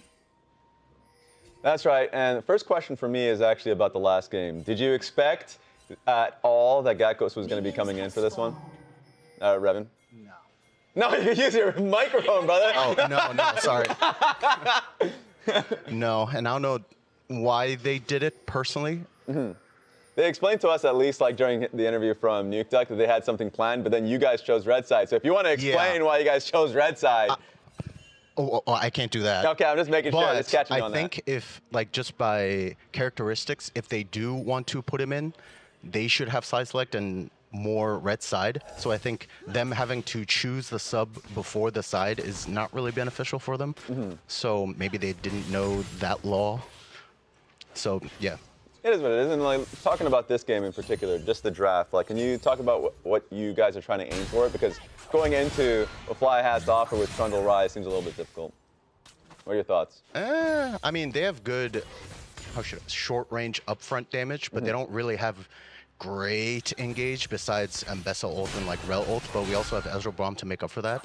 I think Ezreal and the Mbessa are the presidents this game, and we just start with Ezreal Pogue. They're probably gonna get desperate, come in, and then we just play back at that point. And we also have Vi Galio that are double global, that we have good fight selection, so just don't tunnel into Trundle Rise that we can't one-shot is what we are aiming for with this game. All right, sounds good to me. Very clear. Maybe B-Voy, President B-Voy can take this one, so take it away, casters. President B-Voy was certainly doing a good job in game number 2 on the Lucian, so we'll see if he can run for a second term here on Ezreal. Usually the president that is the incumbent, does win the second time. It's a lot more likely, and B-Voy definitely was the previous game. So, chat, are you voting for President Whippo this time around, the Mbessa, or President B-Voy, whose Lucian just won them the last game? We were joking as well. Kind of 1v9, but Lucian is never really 1v9 because you need the Nami there to buff you up and still press buttons on you. Well, he was pressing them buttons really well. Those auto attacks chunking people down to 1/3 HP with just a couple of them was good stuff. Checking in on that damage per minute from the last game. Oh, Quad gets first blood on Palafox while we're looking at the stats from last game. He is not waiting on this one. Wait, there's a third party that has entered the race. President Quad! That's not American. There's no third party. Oh boy, Contract's in some danger now here too. Wants to try to get away, but it ain't gonna happen. Masu picks up the second one for FlyQuest. It's 2 kills on the board before 4 minutes. Yeah, Contracts and Palafox were out campaigning for B-Boy. they got jumped. They were trying to put up posters, and they just got wrecked. This is tough. Yeah, I mean, this is going to be crazy because I was also thinking, when they're talking about the drafts here, like the possibilities for side lanes for FlyQuest later are tremendous with Mbessa and Ryze. And now Ryze getting early money. This is a champion that builds lots of stacking items here. Your Seraphs and your Rod of Ages are really benefit from getting early money. So him getting a first blood there and them killing off the jungle reduces some of that extra threat that could go that way. This bodes very well for FlyQuest. B-Boy in some danger here. Pops the barrier to make sure that they don't force his HP too low. Masu with those double buffs. This is so obnoxious too. He's just going to be spamming so much damage out, but he might just die. B-Boy looking for a little bit more. He needs another auto attack and he finds it, but now Busio is going to get the return kill and Seos could be in danger coming to try to help his AD carry. Meanwhile, it's a jungle invade from Inspired and Quad forcing Contracts back out. Now the Vi doesn't have the flash either. This game is more your speed for sure, Flowers. Yeah, this is way better. I love this. This is fantastic. Everybody's fighting everywhere. This is great. Get in there. Jungle invade as well, as you mentioned. And that's feats already. A second kill into the Kaisa as well means the dive and the follow-up for Engage is really going to be there. Yeah, and in the meanwhile, I don't think this was on screen, but Inspire was able to push Contracts and force his flash off his Raptors, so he got in there and is able to force that, then steals the Raptors, does the drive-by, puts a little pressure onto Palafox, so doing a really good job of keeping active in these early games. Generally, I think you do know that Inspired has a tendency to really be farm heavy, but I like that he's mixing it up a lot. You think back to last game, I thought his Poppy gank early was great. Yeah, really, really good. He took the entire opposite approach, which was the perma gank Poppy Really like that as well. Unfortunately, they had later game mistakes that ended up costing them, but I thought he did play that game exceptionally well. We'll see this time around, of course. Now it's going to be really hard for the Galio to do much versus the Rise. Galio has no flash. The Vi also has no flash and did get pushed out of the jungle for a little bit. We'll see when the Vi ultimate comes up. Maybe they could try something, but honestly, everything kind of going according to plan there for FlyQuest now. Even better than the plan. All right, so our third game is going to have the middle of the pack lane swap timer here. 6.5 minutes in as our bot lane duos have moved up into the top lane. As we'll see if Masu and Busio get caught off guard here by this attempted play in the brush from Shopify. They are going to step all the way up. Crash down defensively from Busio, stepping back away from it now. As the wave just continues to push further and further ahead, Seos jumps forward, and now Contracts jumps out. Masu's going to be in some danger as he gets stunned up and gunned down. Nicely done from Shopify Rebellion. Busio with a flash away to guarantee that he doesn't lose too much HP as Inspired approaches what's left of the fight, but there's nothing for him to do. Shopify got their mission and got out. Secret Service up there towards that top side, protecting the President, getting him into a good spot. Contracts may have lost his flash, but found a really good angle and was very patient on that gank. Felt like he was in that side brush forever, but does make it pay off. Yeah, he waited for the good positioning there out of the brush to land the Q on them. But whenever you wait that long, you of course are behind in the 1v1, and you're versus a Trundle, who already has a good 1v1 versus you. And so Inspired, again, is going to take up his jungle advantage to go for the invade. So Vi playing for the lanes, for the teammates, you know, as you say, focusing on the President B-Boy. But that does mean they're going to lose out the rest of the map, and Palafox is the next target. Yep, Palafox goes in for the taunt on Quad. He gets him low, but he can't quite get him all the way gone as Busio and Masu swoop in for the extra help. Fudge versus Whippo down here for the bottom lane, and Fudge gets the solo kill with the Aatrox. So they're playing for their president, and Fudge assassinates the opponent's president. He take down Whippo in the 1-for-1 here. Wait, okay, so it's still going to be the grub startup for Inspired, even though the Shopify duo is up here and pushing in the wave. He's going to be able to take his one grub and maybe even take his triple grub pack. It looks like he will be able to. It's not looking like it's going to be contested at all. Contracts is down towards that bottom side, and you see really big advantage in mid lane now opening up. You know, it's almost a 900 gold lead, and even with some of the help that they were trying to throw B-Boy's way to try to make sure that he is in a good spot here, it's still Masu a couple hundred gold ahead down there as well. So we can see this one more time. It's Fudge just kind of buttering up Whippo. Pops the ulti, realizes he's gone too far.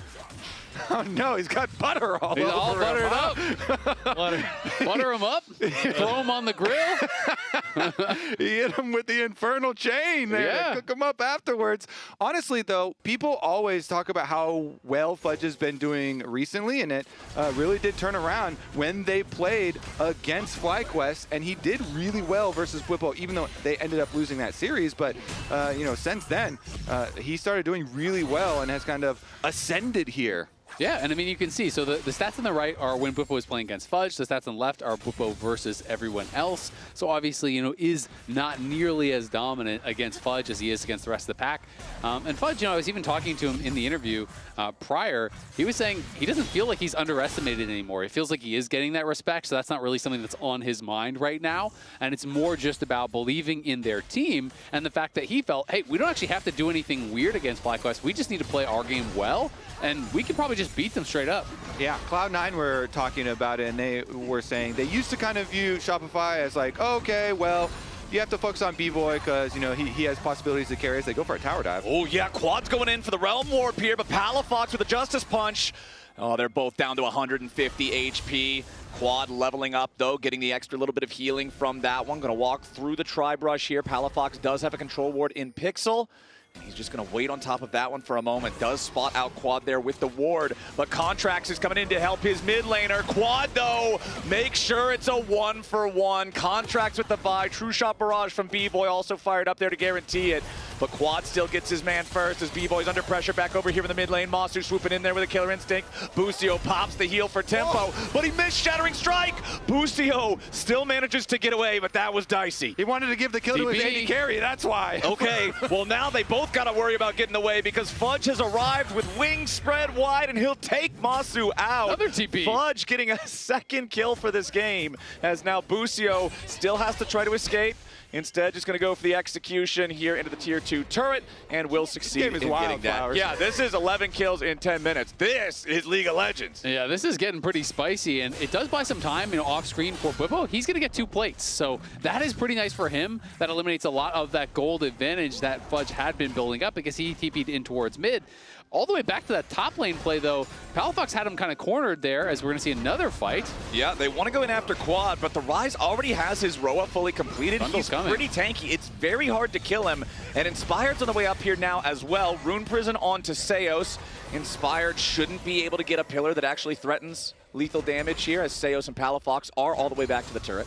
Yeah, I just want to say, I felt like Contracts had Quad dead to rights, and Palafox didn't need to go back in, right? And with him going back in, he gave that kill over to the Rise, who is already way ahead. I mean, look at the CS now. He's nearly 40 CS up at this point. Does have a 1.3k advantage. And Revan talked about we need to make sure we don't go in on Rise unless we can one-shot him. Well, it's going to be pretty hard to hit that benchmark when he is getting this strong this early. Yeah, I mean, Fudge is getting some kills on Aatrox, but as you said, during that time, Bwipo got 2 turret plates, and that's basically a kill's worth of money as well. And Fudge is kind of running through the jungle there to ensure that he could chase that one down. So, with all that added up, FlyQuest still have pretty healthy team-wide gold lead for themselves. As well, a lot of people always used to go Kai'Sa into the Ezreal so you can jump on him. And he's not going to be able to make the most of the poke time, but here's Fudge. Okay, Fudge trying to defend himself as the 3-man squad from FlyQuest wants to threaten to dive, but the Aatrox does a very good job fighting them off. Chunks Inspired down to half HP and then just goes right back to farming. Yeah, Seos now looking for Inspired. Yeah, he'll tag him there with the Winter's Bite. Commits Glacial Fissure for it as well as Bwipo's chasing after Fudge. Inspired, though, first to die. Contract's taking the kill credit, and Fudge turns his attention back over to Bwipo. Shopify Rebellion is sending everybody down here, and it's a double kill for Contracts in the Vi. Fudge completely forces Bwipo back. Palafox is here. We'll see if they want to try to go for a dive. Palafox does have full health if they want to commit to it. Minion Wave also about ready to crash into the turret, and nobody from FlyQuest is around to help Bwipo. There are no teleports that could come in and try to reinforce him, so he's going to have to try to outplay this, as he does create a little bit of distance. Will not get pulled back by the Infernal Chains, but Fudge and Palafox now have the opportunity to get even more money from the turret plates. The Drake was also secured for Shopify after the fight was done. Yeah, I mean, good job there by Bwipo to live, but this has been such a good sequence for Shopify, starting with Seos.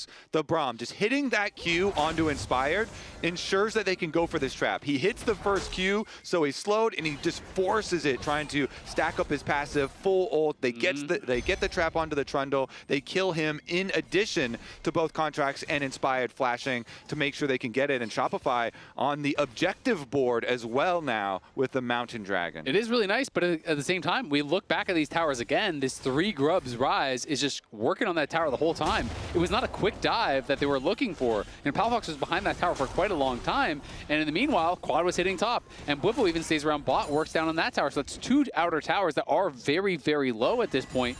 And it's a nearly 2,000 gold lead now for Quad's Rise. He is putting himself in a position to succeed. And it's going to be kind of the top side of Shopify that have to be the X factor here. Can Fudge and Contracts take their advantages and turn it into something more? Yeah, when one person has a larger individual gold lead than your whole team does, it means there is an immense amount of pressure on that one person to be able to carry the team forward and turn that individual lead into a team-wide lead. Quad is in a great spot right now. You can see the tier also just about to hit 300 stacks. So with that Roa already fully completed, building towards the Seraphs, having the massive gold lead, he's going to be a huge problem for Shopify Rebellion. The Herald now spawning too, so there should be another fight breaking out for that one here soon, and Quad is already posted up there. I really favor this FlyQuest consistent damage as well as we progress through the game. So we'll see about this bottom play from Inspired, though. He's going to go straight through a Tri-Brush ward. Yep. That means that Shopify will know Inspired and the jungle presence for FlyQuest are on the bottom side of the map, so they'll take that information and immediately start up the Herald. Yeah, that Herald Inspired is running straight back up, though, so they're trying to consider contesting. Okay, 6,000 HP on the Herald. Quad wrapping around. Busio looking on, but the Herald is dropping pretty quickly. I don't think FlyQuest is going to get anybody in there in time, but they might still try to fight afterwards. Nope, just going to walk everybody else back towards that mid lane. Nicely played from Shopify, recognizing, like you guys were saying, Inspired's bottom, start the Herald. Yeah, it's really interesting, though, because Inspired ran straight up, Fudge was obviously assuming that he would be a dive target, so he backed off. So even though he didn't stay there, it did mean that Bwipo gets that tier 1 bot. He's able to knock that down. Fudge can't stay on that weak side, so he walks up.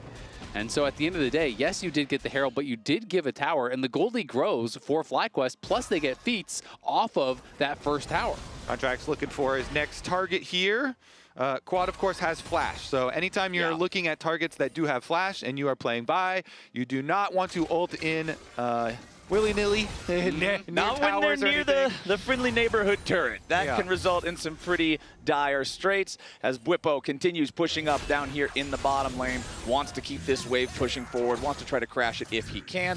Fudge, of course, just continuing to defend at the same time. Sundered Skies done for both the jungler and top laner of Shopify. And like we were talking about earlier, if they want to make something happen, we're looking at Fudge and Contracts, particularly Contracts, who has the largest individual gold lead for Shopify at almost 1,000 to get it done. The biggest problem for Contracts is he can only be in one place at one time. You can't ult both the Ryze and the Kai'Sa because Masu is also going to be a huge problem. I actually love when you go double movement summoners like this. Kai'Sa with Ghost, with Flash, has so much mobility for these team fights. It is going to be really hard for Shopify to lock him down unless they use the Vi ult there, which means that Quad would then be free firing as well. And Quad, we talked about accelerating those double scaling items. He's got his Seraph completed and only 4 more ticks here for his Rod of Ages for the extra level to go as well.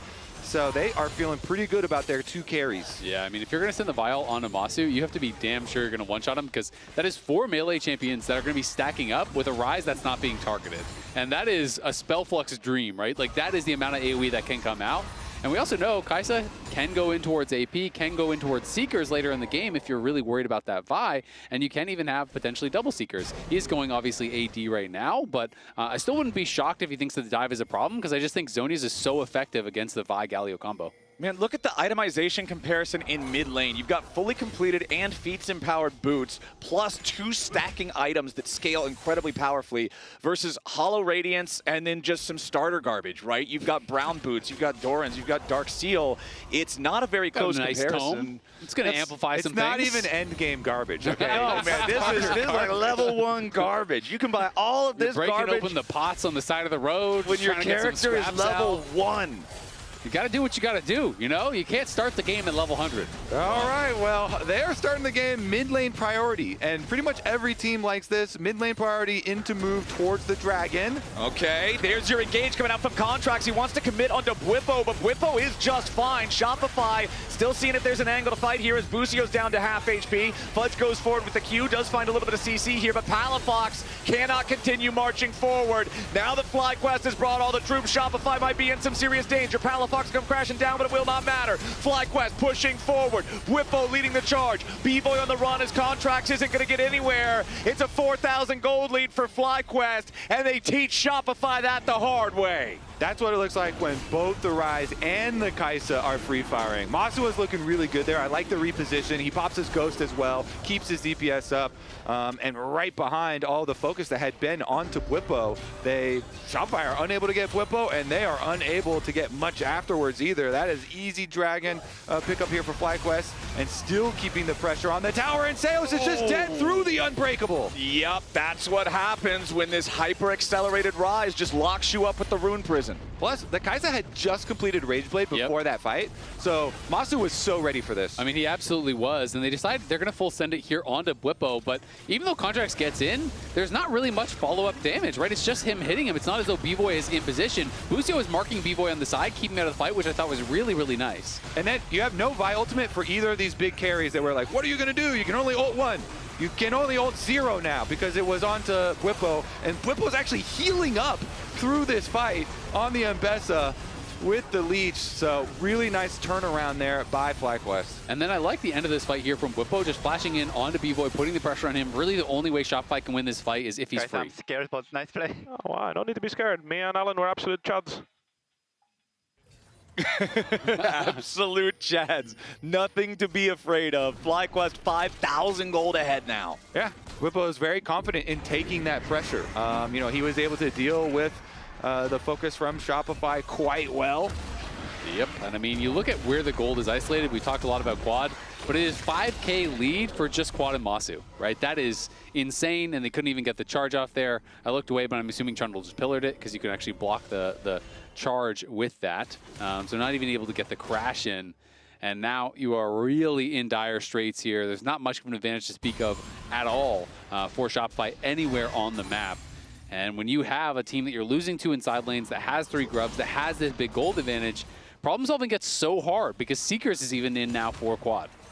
Yeah, if it wasn't already difficult to blast through the mountain of health and shields that mid-game Rise has, the Seekers will now completely nullify that main engage mechanism of the Vi Galio combo. So things just go from bad to worse here for Shopify Rebellion in game number 3. Masu continuing to push up down here in the bottom lane as Busio and Inspired are taking over the jungle of Shopify Rebellion. They're clearing out vision, they're placing down wards of their own. They're making it dangerous for Shopify to lead their turrets. I like how this whole game we're all just hyping up Quad 2 and like, the president is actually going to be Rise. But then in the comms, he's like, guys, I'm scared.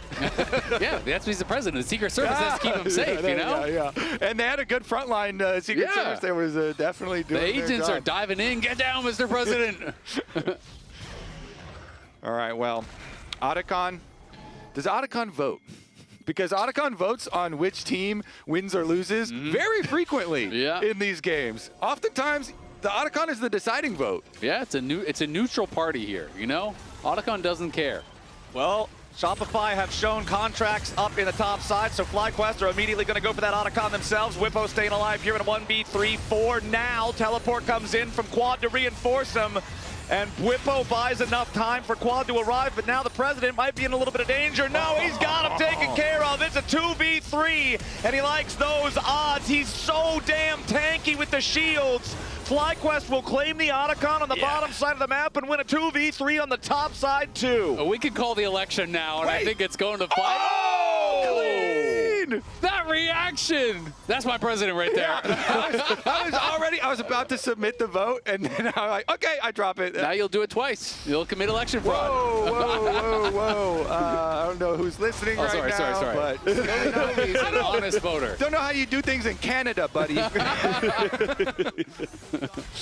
Well, FlyQuest are doing things real well here in this one. 38 flowers to 13 for a ton of extra stats. They're making plays like this as Whippo defends and Quad arrives to save the day. Let's replay those comms. Don't worry, I'm a Chad.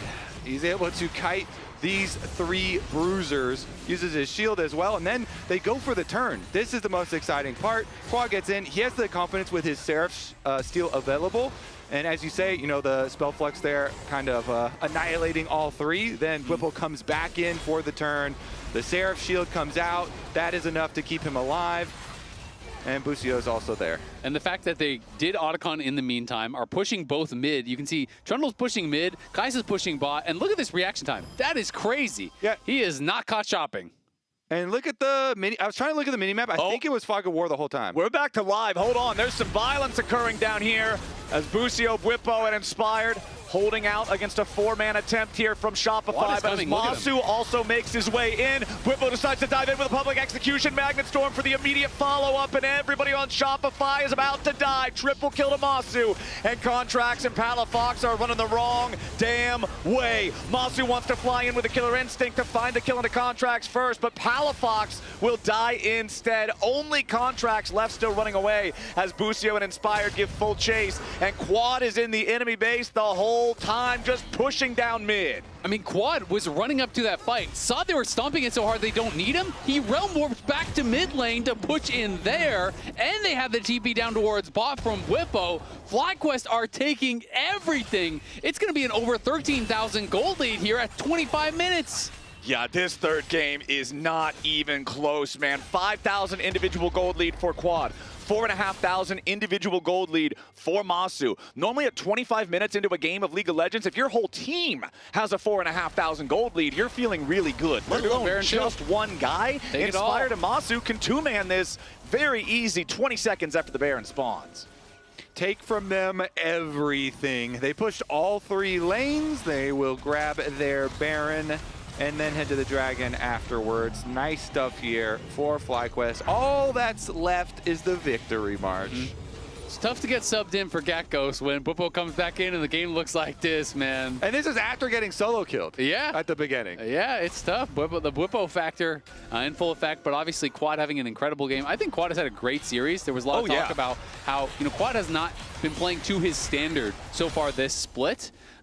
Maybe was a point of weakness. Fudge even, mentioned that in the interview that was something that they could look to attack. They don't really play a lot around him.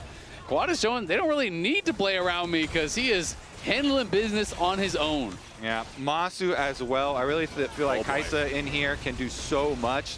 Ezreal doesn't have a very easy time landing skill shots on her, and she can follow up on plays like these effortlessly. Yeah. Well, that one you just kind of walk through. They're so far ahead out. There isn't really.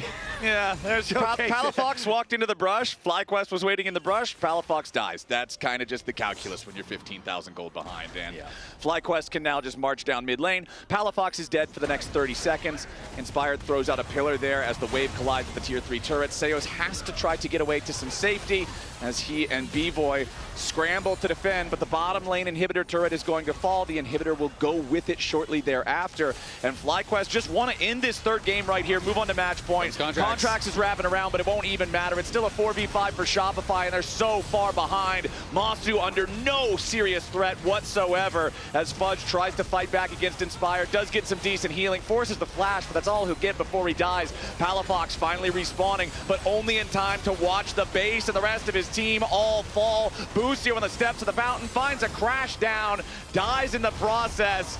But Masu wants to full send it here at the very end as FlyQuest completely destroy Shopify and move on to match point lounge. How does Shopify fix this? How do they fix this? Hit red side. Yeah, that's one. Yeah. I'm gonna stop. Okay, what about you, Dokes? Just this game didn't happen. Okay? You forget this game as fast as you can.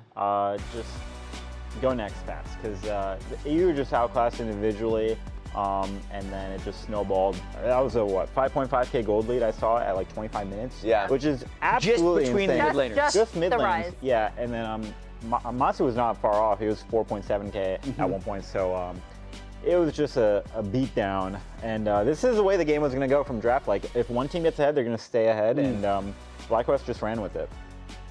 Yeah, we can look. We have a super right now. I will go towards Aatrox. Galio's dead right now. I poked that guy. One turret. Oh, Ezreal didn't. He doesn't flash. No flash. Goodbye, going in right now. I'm trying to peel for Kaisa right now. Okay.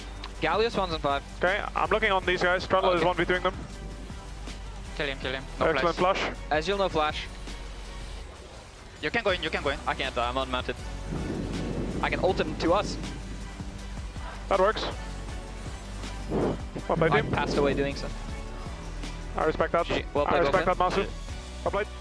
I have passed away doing so. That's a very fancy way of saying you died.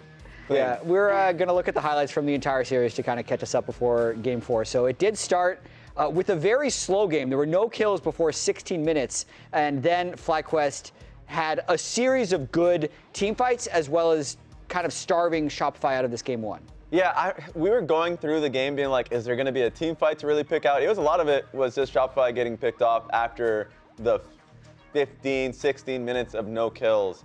And then this replay in particular, they ended up seeing an 80 carry on an illegal wave, and they just ran him down with Bard. So that one made it a little difficult, and they had full control of their red side jungle and made it impossible for them to pass through.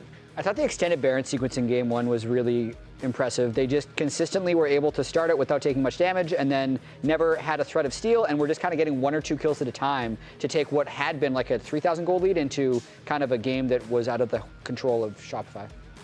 Yeah, as we see inspired numbers here, I thought I mean, I think he's had great games, even in their loss, which we're about to see. I thought his Poppy was still really, really good. Spoiler alert. Yeah. As we see, the highlights from game 2 going in. I was wondering where we were going to pick up, if we were going to see that little, like, gank, right? This is where it actually started looking better for FlyQuest before a different turn later on, with Gakkos being able to get that ult off. And then there we go. Inspired immediately onto B-Boy as soon as he gets spanned. I always love the Martyr Rumble moments where it's like, I'm going to die, but this Rumble ulti is going to cook you if you want to commit to killing me. And that happened there. Of course, this was the moment in which they ended up picking off both Busio, then Inspired, before taking Baron, and then subsequently afterwards when they were playing for Dragon, finding a pick on towards Gakkos once more. So they found this as an angle. It was interesting because, yes, you heard from NukeDuck that they had an idea in mind for it, but then Shopify Rebellion chose red side. That kind of went to the wayside, but they're like, hey, you can play any champions anyways, so we'll run it through. But the problem is B-Boy, President B-Boy had his Lucian pick. Yeah, B-Boy Lucian is absolutely insane. But I also think when Bwipo gets subbed back in for game 3, you could see the difference in the commitment level in team plays, right? Just flying in there, being on the same page of the team. But outside of that, Dokla, Quad was out of control. Yeah, he looked like he was straight from Korea this game. Spoke no English whatsoever, and then yeah, he just took over this game. It was back and forth for a little bit with Fudge getting a solo kill, but they were just gonna run away with it here. Like he's just farming plates here. They outplayed this dive. Yeah, this is insane. It was a 2v3 dive, and then they triple kill him in the end in this long sequence here. So at this point, they're just beating them with their wallets. And this was a really, really good game for Quad here, especially given he first picked his champion into whatever they would play into it. So really, really good game out of him. He's having a really good series so far. Yeah, the confidence he had on this rise and into, can't get him, into the setup of their side waves as well. I thought that is actually what, in addition to these plays that we're seeing, Quad and Bwipo on those side waves early, was also how FlyQuest really controlled the map until they could just pull off absolute teamfight wipes like this. Yeah, and I do like what Shopify did there. You know, just lose as fast as you can, get out of this game quickly as possible, and reset your mental for this upcoming game, because that's all that matters. It was actually insane what Quad was doing there, just because, like, yes, he gets the solo kill mid, then they go towards top lane. He aims for a solo kill under his turret, using Rise ulti. They end up getting contracts in there. It's a 1v2. He gets the Galio before he dies. The guy is just styling that entire game, and you're right, he's playing well this series. As you can see, Shopify picks red side. So they're appreciators of the red side. Are you a red side appreciator? I am a red side appreciator. My coaches, I don't know, coaches typically prefer blue side because it just gives you an easier way to draft. It's easier to plan. Yeah, so you know, you have you pick first and all that. So I'm surprised Shopify have been picking red side every time they've lost. I think game 2 they picked, and now they're picking again as well. So interesting to see. They're not really picking any super crazy counter picks, so I'm not sure what their advantage is, so to say. The Galio, I guess, was a counter pick. Didn't really counter too much. So we'll see if they got something. The champ pool is going to be a bit more limited now, so I'm not sure what's going to come out. Yeah, I was actually wondering if you thought there was any sort of specific pick they're looking for on red side. You don't really know. I have no idea. Yeah, we'll see if Shopify know. But a quick reminder, we are back in the Riot Games Arena next Friday, Saturday, and Sunday. So come join all of us here in Los Angeles. Dokla, you will also be there. We'll be celebrating the Trials of Twilight in the lead up to Sunday's conference finals to crown the Kings in the North. Follow the link on screen or scan the QR code to purchase your tickets now. We'll see what Shopify is looking for on red side after the break.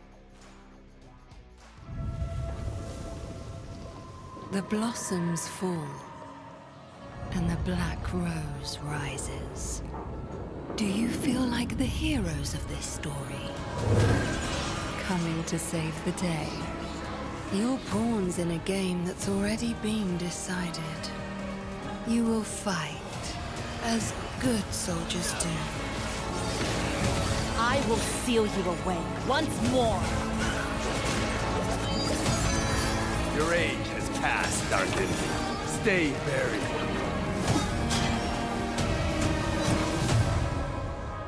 And you will fail, as mortals must.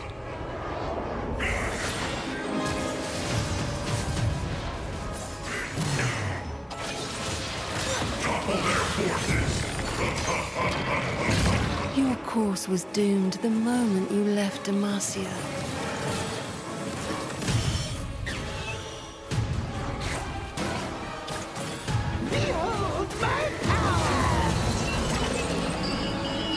And entered my world of thorns.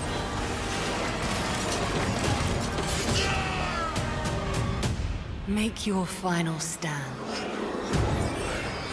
And see how your story ends.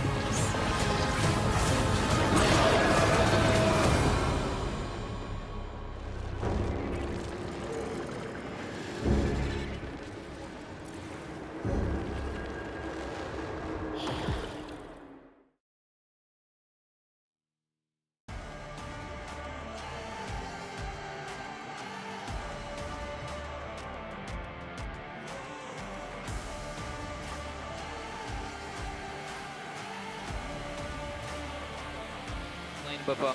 Yeah, I mean, I'm gonna ward the lane right now. No TP, alright. I will find her. She's here. Coming. They're fighting top. I'm not gonna die here. Is Ezreal here? No. But he's... I'm totally fine. Take care for yourself. I can fight a bit here.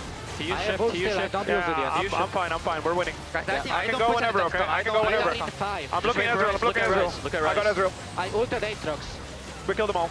Okay, I will win. Yes. They tip it here. Oh, no flash Galleon. No flash Galleon. Oh, Penta? Maybe, yeah. Master's ult. We have ult still. Yeah, that's a Penta. Get in. I won't flash for it, this one. Take Quadra care for it. Maybe it's late. Guys, I'm scared, but nice play. I don't need to be scared. Me and Alan were absolute chuds. Okay, nice. Gotta play the game a little bit, you know? Yeah, you play game nice. FlyQuest completely destroy Shopify and move on to match point.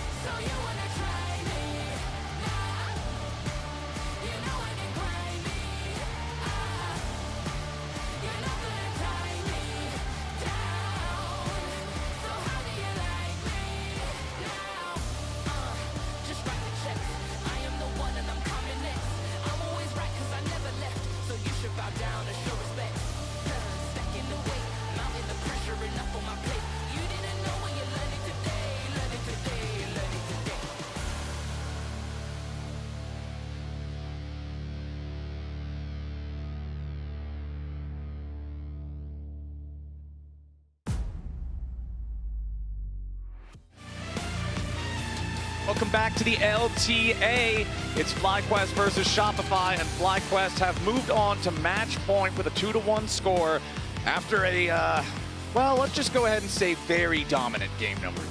That was a one-sided election, Flowers. Yes, there might as well have not been another candidate. This was a... Quad was not just the president of that game, he was the dictator. And Masu was his best friend. They were having a great time. Why can't he be the benevolent leader? You know, why does he have to be a dictator? Because he sees so much power that nobody else had a chance about changing it, not even if they wanted to. That rise was unstoppable. We've got an update for you, Flowers. It's just going to be inspired in Whippo this time around. Is that more fair? Okay, it's just a 2v5. His coach is back there. Maybe they'll go in. Yeah. Well, Nuke Duck, actually, yeah. Okay, we put Nuke Duck back in mid.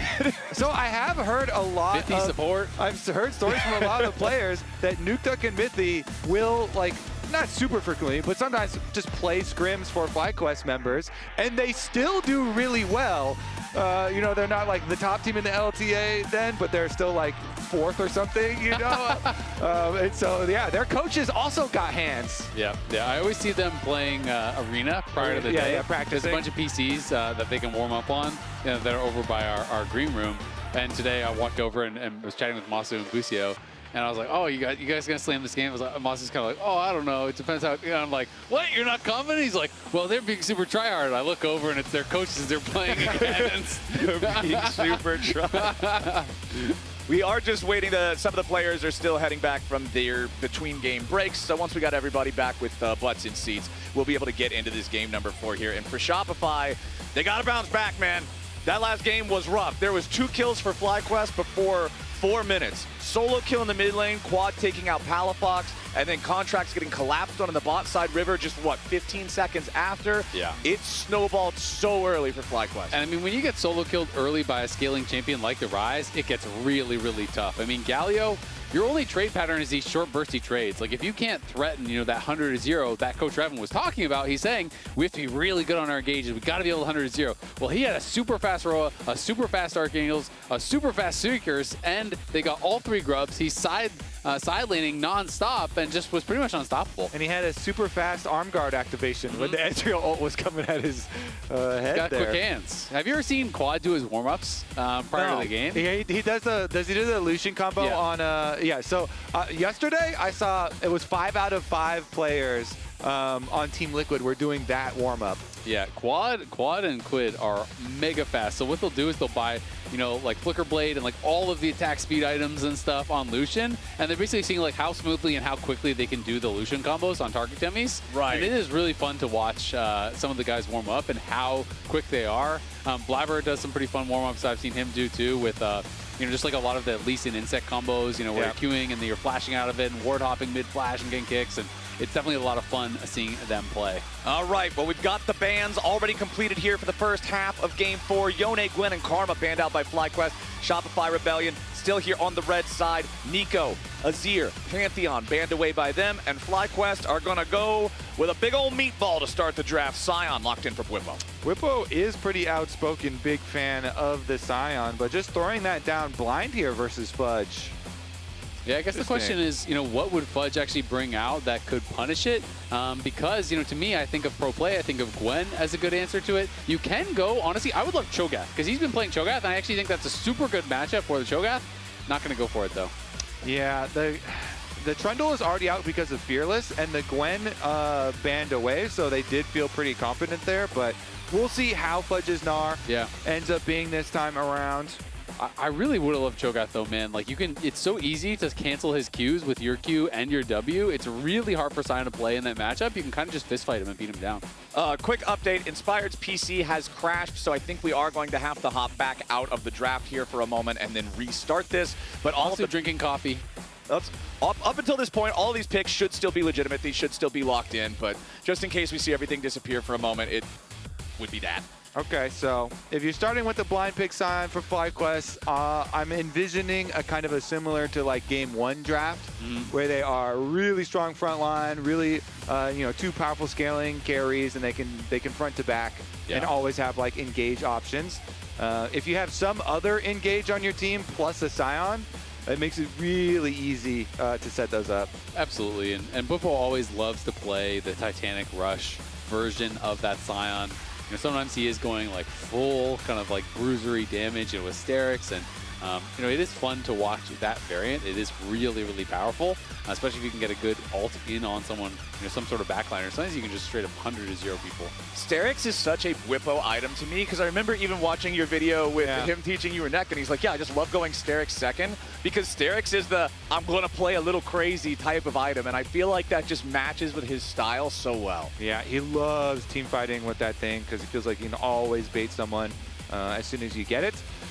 He also really likes proxying behind towers early on, and especially with Sion, I think it's super beneficial because you can then recall and use your ultimate somewhere for a really quick play. So maybe we'll see some fun stuff. Anytime there's a Sion in the game, you think about level 1 invades, bot lane brush cheeses, helping your jungler, going for tower dives. There's all kinds of options, Flowers. Oh, yeah. All sorts of things you can get up to over there. So was informed it'll be about, 1 minute, 2 minutes before we can get Inspired's computer back online and get back into Champ Select. So we know our top laners. We know that there's Corki involved somehow. And that's about all we've got so far heading into this one. You did see a little bit ago as we were going through these different camera shots of the players waiting to get back into the draft. DeMonte patting Palafox on the shoulder, probably trying to just, cheer him up. Yeah, cheer him up. Get his mind back in a focused state. Hey, the last game is the last game. Whatever, it happens. time to lock in and get ready for this one now, because I do think it's been a tougher series for him. So you know that narrative where people always talk about DeMonte is the Palafox whisperer? Are we watching the Palafox Is this the whispering? whispers? Was that a live whispering session? Might just be. I was just looking it up because I was curious, because obviously Gnar versus Sion has been played a lot all time. But in pro play, 56.3% win rate for Gnar in the Gnar versus Sion matchup. Okay. This is, all leagues, all games, so a lot of games to pull from. But this surprises me a little bit, because I always consider this matchup one that Gnar can often, get an early advantage, but Sion can kind of withstand and then get to a point where you become that brick wall.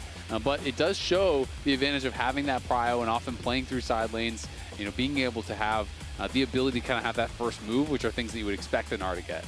And the big thing I always look for with Gnar, your Gnar bar management, especially in the later stage team fights. I don't want to see Gnar show up with a teleport as a little ooga booga guy having to hit people with a boomerang for 9 years before he can transform into the big scary guy, right? I want to see that teleport arriving with a big old dude ready to slam everybody into the wall for a game-ending ulti. You want the big ooga booga. Yeah, I want the big ooga booga guy, not the little wall slamming, Kool-Aid, wall breaking. Yeah, exactly. I need the Kool-Aid man. The Kool-Aid man teleport in. Okay. Okay, well, my question is a Corki the type of champion that can pull off a B-Voy Lucian game? Because the B-Voy Lucian game is the game that Shopify won, and there's not a lot of champions that can do what Lucian does. Probably just Lucian. Yeah, but Corki's got burst damage, but it's more like, oh, we rocket poke first, and then, if I can hit you with a Frost Bomb, that's way slower, way shorter range, so we'll see, I guess. Yeah, I don't see Corki as that style of champion. Obviously, Lucian is Lucian, and it's kind of its own unique thing. But when I think of the hyper carry 1v9 takeover game type champions, it usually is not Corki. Of course, it can be any champion, if you can find those angles.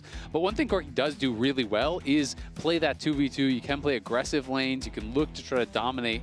They are going to be going up against Xayah Rakan, which can be weak against poke. So it'll be interesting to see, do they want to go towards a range support, or are they going to go engage anyway?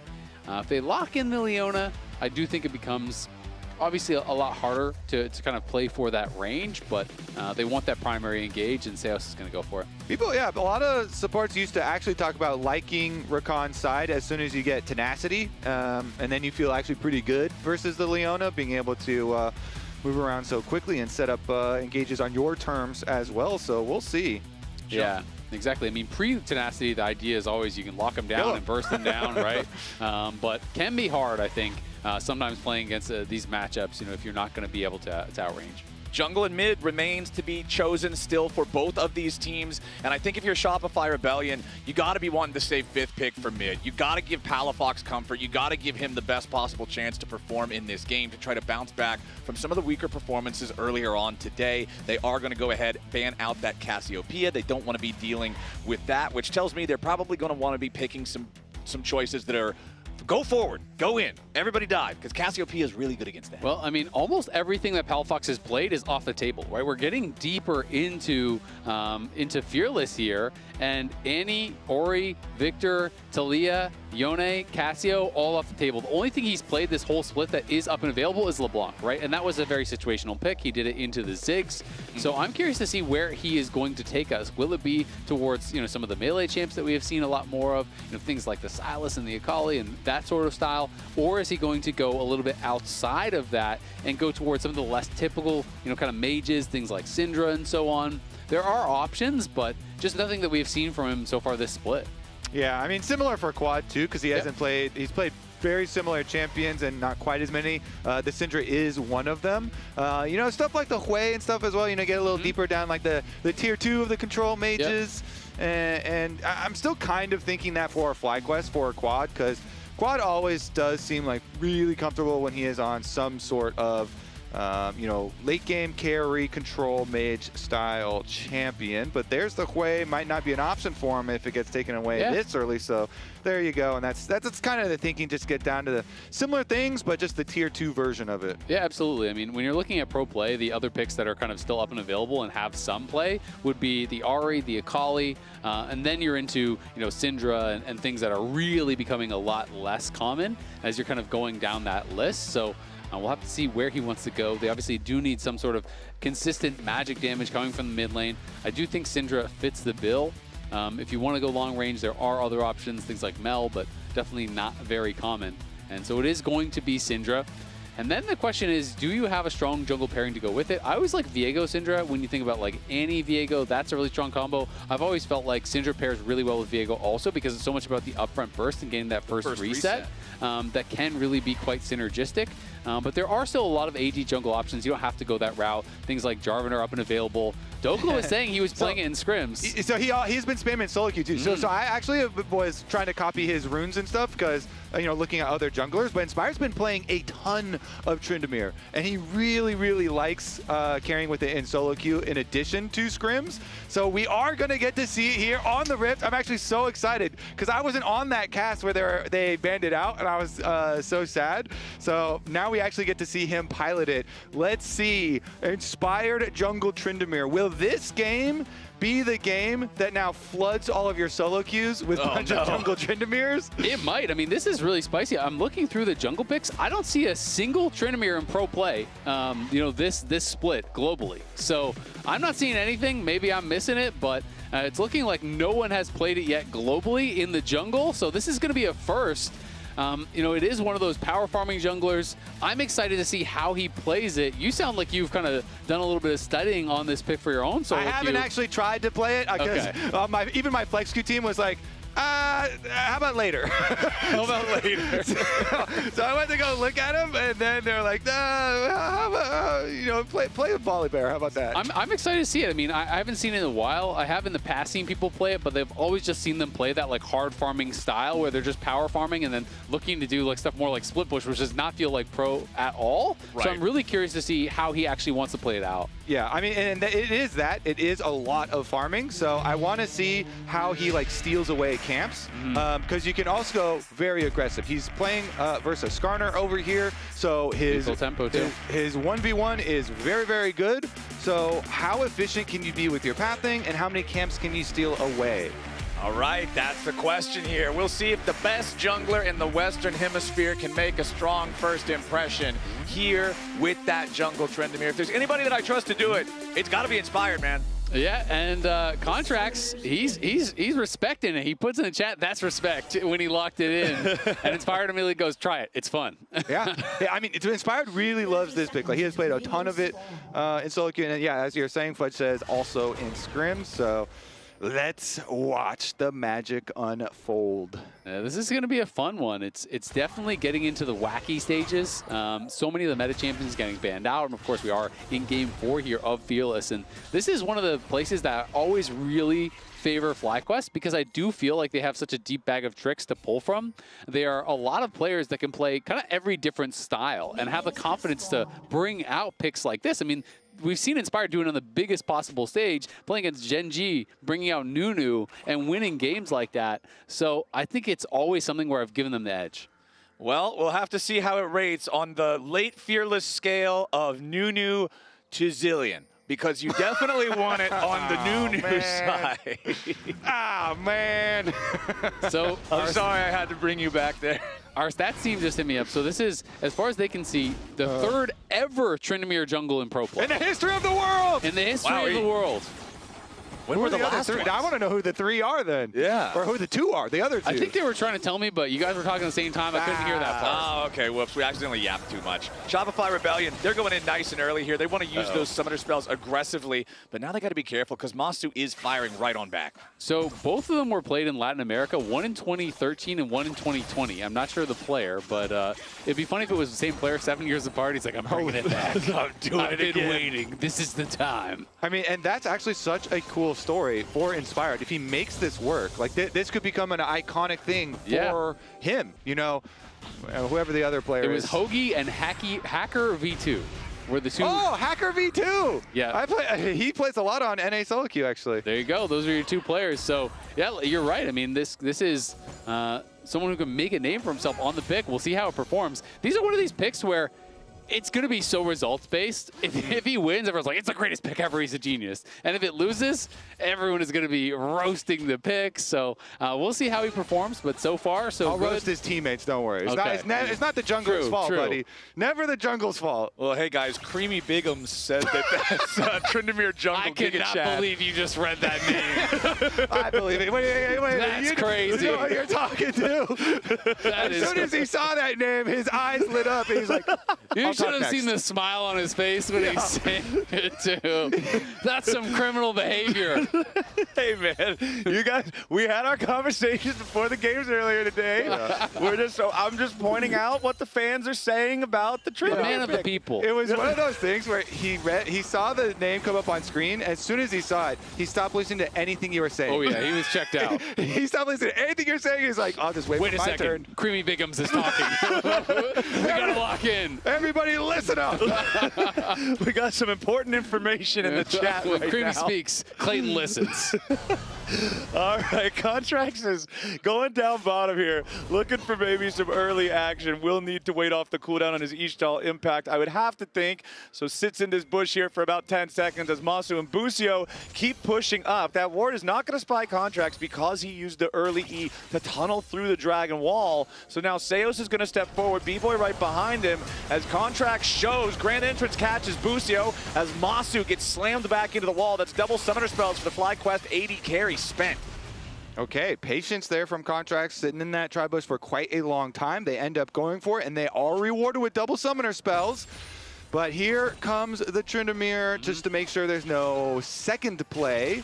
Now he can go into his second clear. Again, you want to be efficient. You got to get your farm on Tryndamere. You cannot be a low economy Tryndamere player. No, not a lot of utility. No, it doesn't. That doesn't. Chicken shout doesn't count. Chicken shout. That gives you a little bit of a slow. The attack damage debuff on it too. What build are we expecting? Well, the problem is too with the chicken shout. If you're underfed, they don't even run from you. So they don't even get the chicken. They just stare at you, and they just run. You're just a crazy guy yelling. Yeah. Bring it on, bro. And it's like, yeah, I am. What are you talking about? I'm walking right at you. Exactly. Okay, so epic second clear here. Maybe we check in with Creamy Bigums and see what he thinks so far. What do you think he's going to build? We're going to check in with you. We're going to check in with you. He's definitely. You were saying you were checking his match history. Yeah, right? I checked the runes. You didn't get that far. My friends were like, "Don't even play it," so I was like, oh, "Okay, fine, whatever." All right. But I mean, I would. There's two routes. You can either go for the Hydra build first and then go into crit, or you just go crit from the beginning. I think we go Tiamat and go into like some sort of Hydra item, some Ravenous or something. Well, I was watching a little bit of. Hasn't played it in the last 2 weeks, but at least on this one that I can go find. deeper. Go deeper. We're going deeper. We're investigating. At least one of us has to watch Game Flower. Stop looking over here. I was watching. Pay attention, Flowers. I was watching Fog for the Win stream this morning, literally. Who's a challenger Tryndamere player here in North America, and he was building lethality. He went Profane Hydra first item. Ooh, because of the extra damage, the burst that you can get with the active, and then it's also going to hyper accelerate your clear. So I wouldn't be super surprised to see some lethality thrown in there, but he does go for the recurve bow after the 2 longsword start. So they also just greatly reduced the price of Profane Hydra. Yeah. So that thing, the stocks on that thing went way up because the price reduction, well, Contracts and Seos take the crab here. Looks like they do at least deny the Tryndamere that. A little bit of Tryndamere farm denied. Yeah, the Profane Hydra did get a very sizable buff recently. And you can tell that Inspired is a true Tryndamere consumer because of the fact that he's using the Sultan Tryndamere skin. I remember this is one of the first skins that I read about back in the day where players felt like the auto attack animation on Sultan Tryndamere felt cleaner. It felt easier to control with like your auto attack cancels. As Busio and Masu are once again going to be in some danger. Shopify ready for another play, and it's first blood over to B-Boy. Contracts follows it up with the ulti. So now that's 2 kills for Shopify Rebellion. There you go. That is going to go a long way. Inspired finishes up his Krugs as they do it, but so much value here from this Skarner. The ganks on bottom side are really paying off. They return, and they get paid this time. Nicely played by Shopify, returning to the scene of the crime from the original gank, making sure that they're trying to accelerate the Corki. Get the man who carried your one win so far fed again.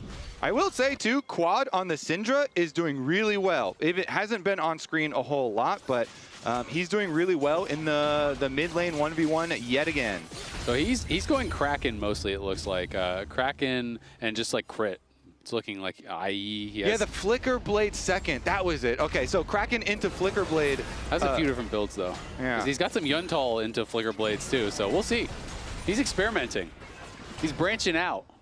We'll pay attention to it as the game goes on and see what method he wants to embrace this game, as those grubs have now spawned. 8 minutes on the clock means one jungle or the other one is always here as soon as these three rear their ugly face. Yeah, I mean, Kraken was buffed, was it like 3 patches ago now? Yeah. Very, very heavily buffed, so I think for sure that is a great first item.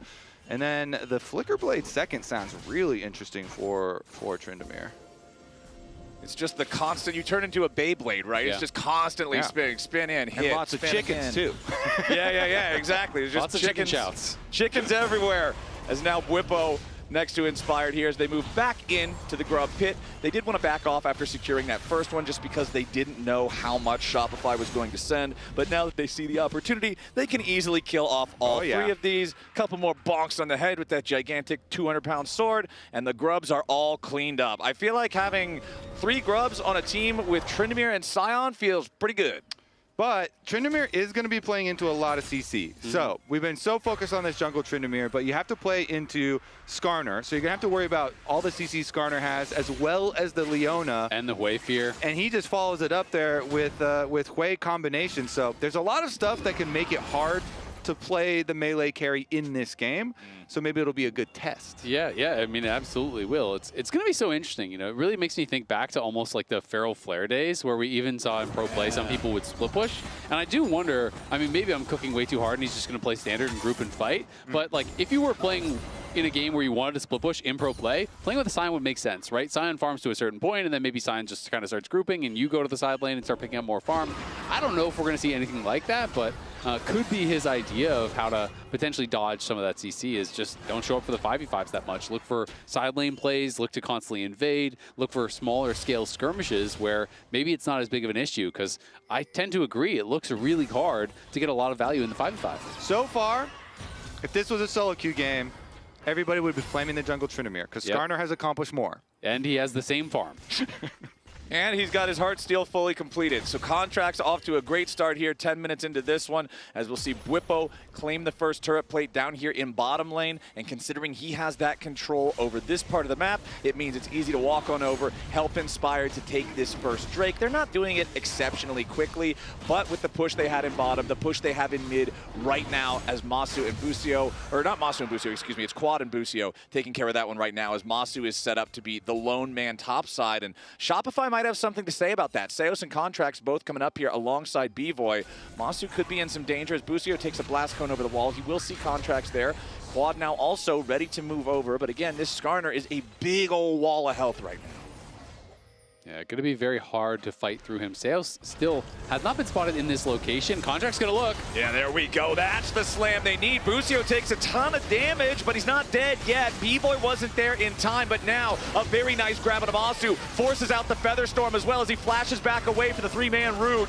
B-Boy and the rest of Shopify Rebellion having to flash back over the wall now as Inspired will use the Endless Rage to escape in time. He spins out of the way of the Severing Bolt, so Palafox can't get the kill. I'm not sure if Masu lost vision there or what happened, but I was very surprised that Contract was able to get the ult onto him without Masu reactively ulting that, and I felt like that really turned the fight, because to me it looked like it was a position where FlyQuest could potentially slam that fight. If he can just Featherstorm the Skarner ult and then be full health and not in a bad spot, constantly auto-attacking, it looked like they were set up for success. Yeah, we're going to have to take another look at that one, because it did cost a lot of summoner spells. When Quad rotated over, it ended up costing Quad his summoner spell too, and he was doing really well in the 1v1. So here's our initiation onto the Recon. They spend a lot of CC layering onto Busio here. Yeah, and the second part there right over the wall.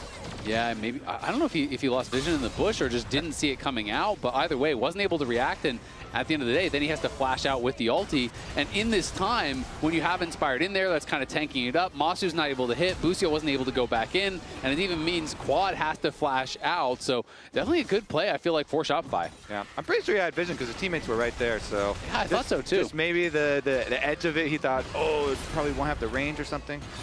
Well, lots of flashes spent for both sides as everybody on Shopify flashed over the wall. That was all 3 flashes when Quad showed up. But then, like you guys mentioned, it's the flashes on both of the carries for FlyQuest too. So could have some consequences here in 2 minutes for the Herald fight whenever that finally spawns. Bwipo there with a bit of an oopsie ult, wanted to try to trap Fudge underneath the turret for some snappy burst damage as the minion wave faded away, but doesn't quite hit him. Yeah, and I think what he's exactly trying to do there is if you interrupt him in mid-jump and you clear out the wave at the same time, maybe you can force the flash or potentially threaten that solo kill.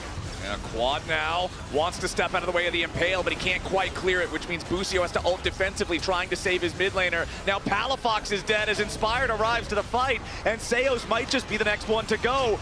Inspired and Quad do so much damage, and Jungle Tryndamere just got paid. Okay, Kraken Slayer's done, and he immediately, there's a skirmish in mid lane where he gets to go follow in, flash. He got the first kill on Palafox with just 2 autos, and then follows it up with another kill. Ooh, we got some information from LS here, gentlemen. The build will be Kraken Slayer, Navori, Last Whisper item, and then GA. Thank you very much, sir. Appreciate the insight. And we'll see how quickly Inspired can start this snowball rolling, because 2 early kills feels great. It's rolled up. It's like halfway forward He's playing Nunu after all. And he's got a big arm, so he's good at rolling. But only one. The other arm, much more regularly sized. The other arm, we don't need to talk about that, yeah, you know? Yeah, he's only got 1 sword. You use the right angles for the pictures, you know? Just right angle, right arm. All right, well, he's in a great spot now, and we'll see if he can continue to be. Also worth noting that it was a Dead Man's Rush for Bwipo, which is some tech that people like kind of on some of these tanks into range matchups, but it does mean he's not going to be going Titanic at least first item. So he did go towards Cole, grabs that Dead Man's, has been getting pushed in by Fudge, who is in a good spot, has the early Triforce completed, and that is definitely a point of power for them. But Quad quietly has opened up again a very big CS advantage. It's nearly 30 CS in that mid lane over Palafox, and Palafox is, again, continuing those struggles that he's had so far in this series. Quad has absolutely shown up and is getting the best of him. Shopify Rebellion want to control this topside river, this topside Scuttle Crab. With 5 seconds left until the Rift Herald spawns, they will smite that one down, but now they back away a little bit. They're going to need contracts to smite back. They want to try to attempt the Herald anyway. Busio trying to hop out here with a grand entrance. Contracts does a little bit of damage to him. Seo's nearby, but they do not want to commit too many resources onto just the support. Meanwhile, Fudge winning in the 1v1 against Bwipo down here in the bottom lane, but it's not a 1v1 for much longer. Inspired arrives in bottom side, and the decimating smash keeps the Gnar locked up. Inspired will guarantee the feat of warfare here. That's 3 kills for the Tryndamere. I've seen enough. It's look good. Flex Q team, you hear me? I'm going to play it now. Kobe's Flex Q team frantically scrambling to try to figure out how to deal with this. On top of the runes, and I've seen that the team needs to set me up for a lot of kills. Yeah, so you just walk into the lane and get the free kills. If it doesn't work, it's actually going to be their fault. Yeah, not my fault. Exactly. You just spin into the lane and get the free kill. You saw Inspired do it. They're preemptively blaming team. This feels very Tryndamere coded. You're also in the right mindset. He does take gold with his solo laners when they take towers. Remember that too. I'm going to be sharing that gold. There you go. Yeah, smiting cannons, sharing gold. Spin through the lane, sharing, by the way. Not stealing, not pilfering, not robbing. He's doing a lot of damage to the tower, okay? So he's earning sharing. it. He's earning it. Yep. Okay, we've got the next dragon spawn. FlyQuest have already earned the first one. Fudge teleported in there, but that Drake is gone. Now Fudge might have to be a little bit careful about Inspired as Ishtal's impact from contracts arrives. Inspired pops the ulti nice and early there. Does not want to get caught unawares. Busio shows up to try to help get him out of there, but Inspired is already gone. Meanwhile, Masu and Bwipo dealing with the rest of Shopify Rebellion as Busio flashes over the wall with a quickness. There's no way. The battle dance, and he sidesteps the severing bolt. Busio with about 10 HP walks it off. That's a tilter. When you're losing a game and they get away like that, that is crazy. And meanwhile, Quad is just split pushing in top lane here, getting paid. Won't be able to finish it off. Doesn't feel confident to fully stay around, but now goes back and is working on it. This thing might just die. It looks like it's Yeah. 1 or 2 more autos. He could have finished it if he immediately stayed, you know, the first time didn't actually back up, but it's going to go down probably on this next wave with the cannon as long as he's getting coverage, and he is. You can see Sion moving up. Yeah, exactly. They're going to make sure President Quad gets paid once again. Campaign donation right there. Whippo will take over duties up here. But, okay, so everybody note the time of day, and we'll take a look at the Tryndamere increase in play rate and solo queue here. 4 p.m. It is just after 4 p.m. Yeah, PST. Yeah, Sunday. PST. We'll see about that spike in play rate and drop in win rate. Because that's always a new, when something new comes along, that win rate is going down, because I don't think most people are going to bother doing the research, Kobe. They're just going to lock it in and start to spin. Now is where it's going to be real fun, though, because the Flicker Blade is done. So we get to see the cooldowns being lowered in a real time, and it looks like they want to fight mid. Okay, Whippo's going to be the front line for that, as he just makes sure that B-Void doesn't want to move up there and try to trade aggressively with Masu. Masu just very slightly under the EXP threshold for level 11. B-Boy already there means the poke from those rockets hurts an awful lot. Does have his Trinity Force still stacking towards that tier for the Manamune Muramana conversion. And all right, looks like we won't get a whole lot more right now. And you can see Busio already has the Mikhails done. This guy has got to have like the highest Mikhails rush rate of any support. Like he is always going for it, it feels like. And is going to have that for his team. You know, not only do you have cleanse on Masu, he's going to be able to have this to remove Leona ults, which are going to be pretty critical for those engages. Obviously, he can use it on, you know, Skarner stun, Gnar stun, etc. as well. You know, but I do think it's going to make engaging a lot more difficult for Seos. You're never sad to see your support have Mikhails, right? Like, it's just such At a certain powerful elo item. you are, because they're not going to press it. Okay, all right, fine. I guess if we're playing in Iron 2 or something, you're probably just wishing that he bought a Bloodthirster. But that's teammates that are higher than that. They're not pressing that button. All right. Sounds like you want to name names. Yeah, you're seem like you're moving that way. Zale's gonna burn some bridges today. Yeah, man. It's All right, getting a little hot in here. First, it starts with. I mean, yeah, but the point is, sometimes you see your support by Mikhails, and it just means they're gonna die more. Yeah, exactly. Oh, man. We'll see about this game, though. We are getting a rotation up to the top side here for Shopify, but it was over wards, so FlyQuest are working with information here. Yeah. It is feeling like one of these games that is just, I don't know. I mean, not a lot of actual fights, not a lot of kills, but FlyQuest are kind of just running them around the map, right? They're always pushing in the side lane. Every time you look for Shopify to be doing something proactive, anytime they're grouped up, they're just losing damage to their towers. They're losing camps here. You can see this entire side of the jungle is getting pilfered. Well, that's also giving coverage for Quad to push in here. And the gold advantages on the top side of the map are really ballooning.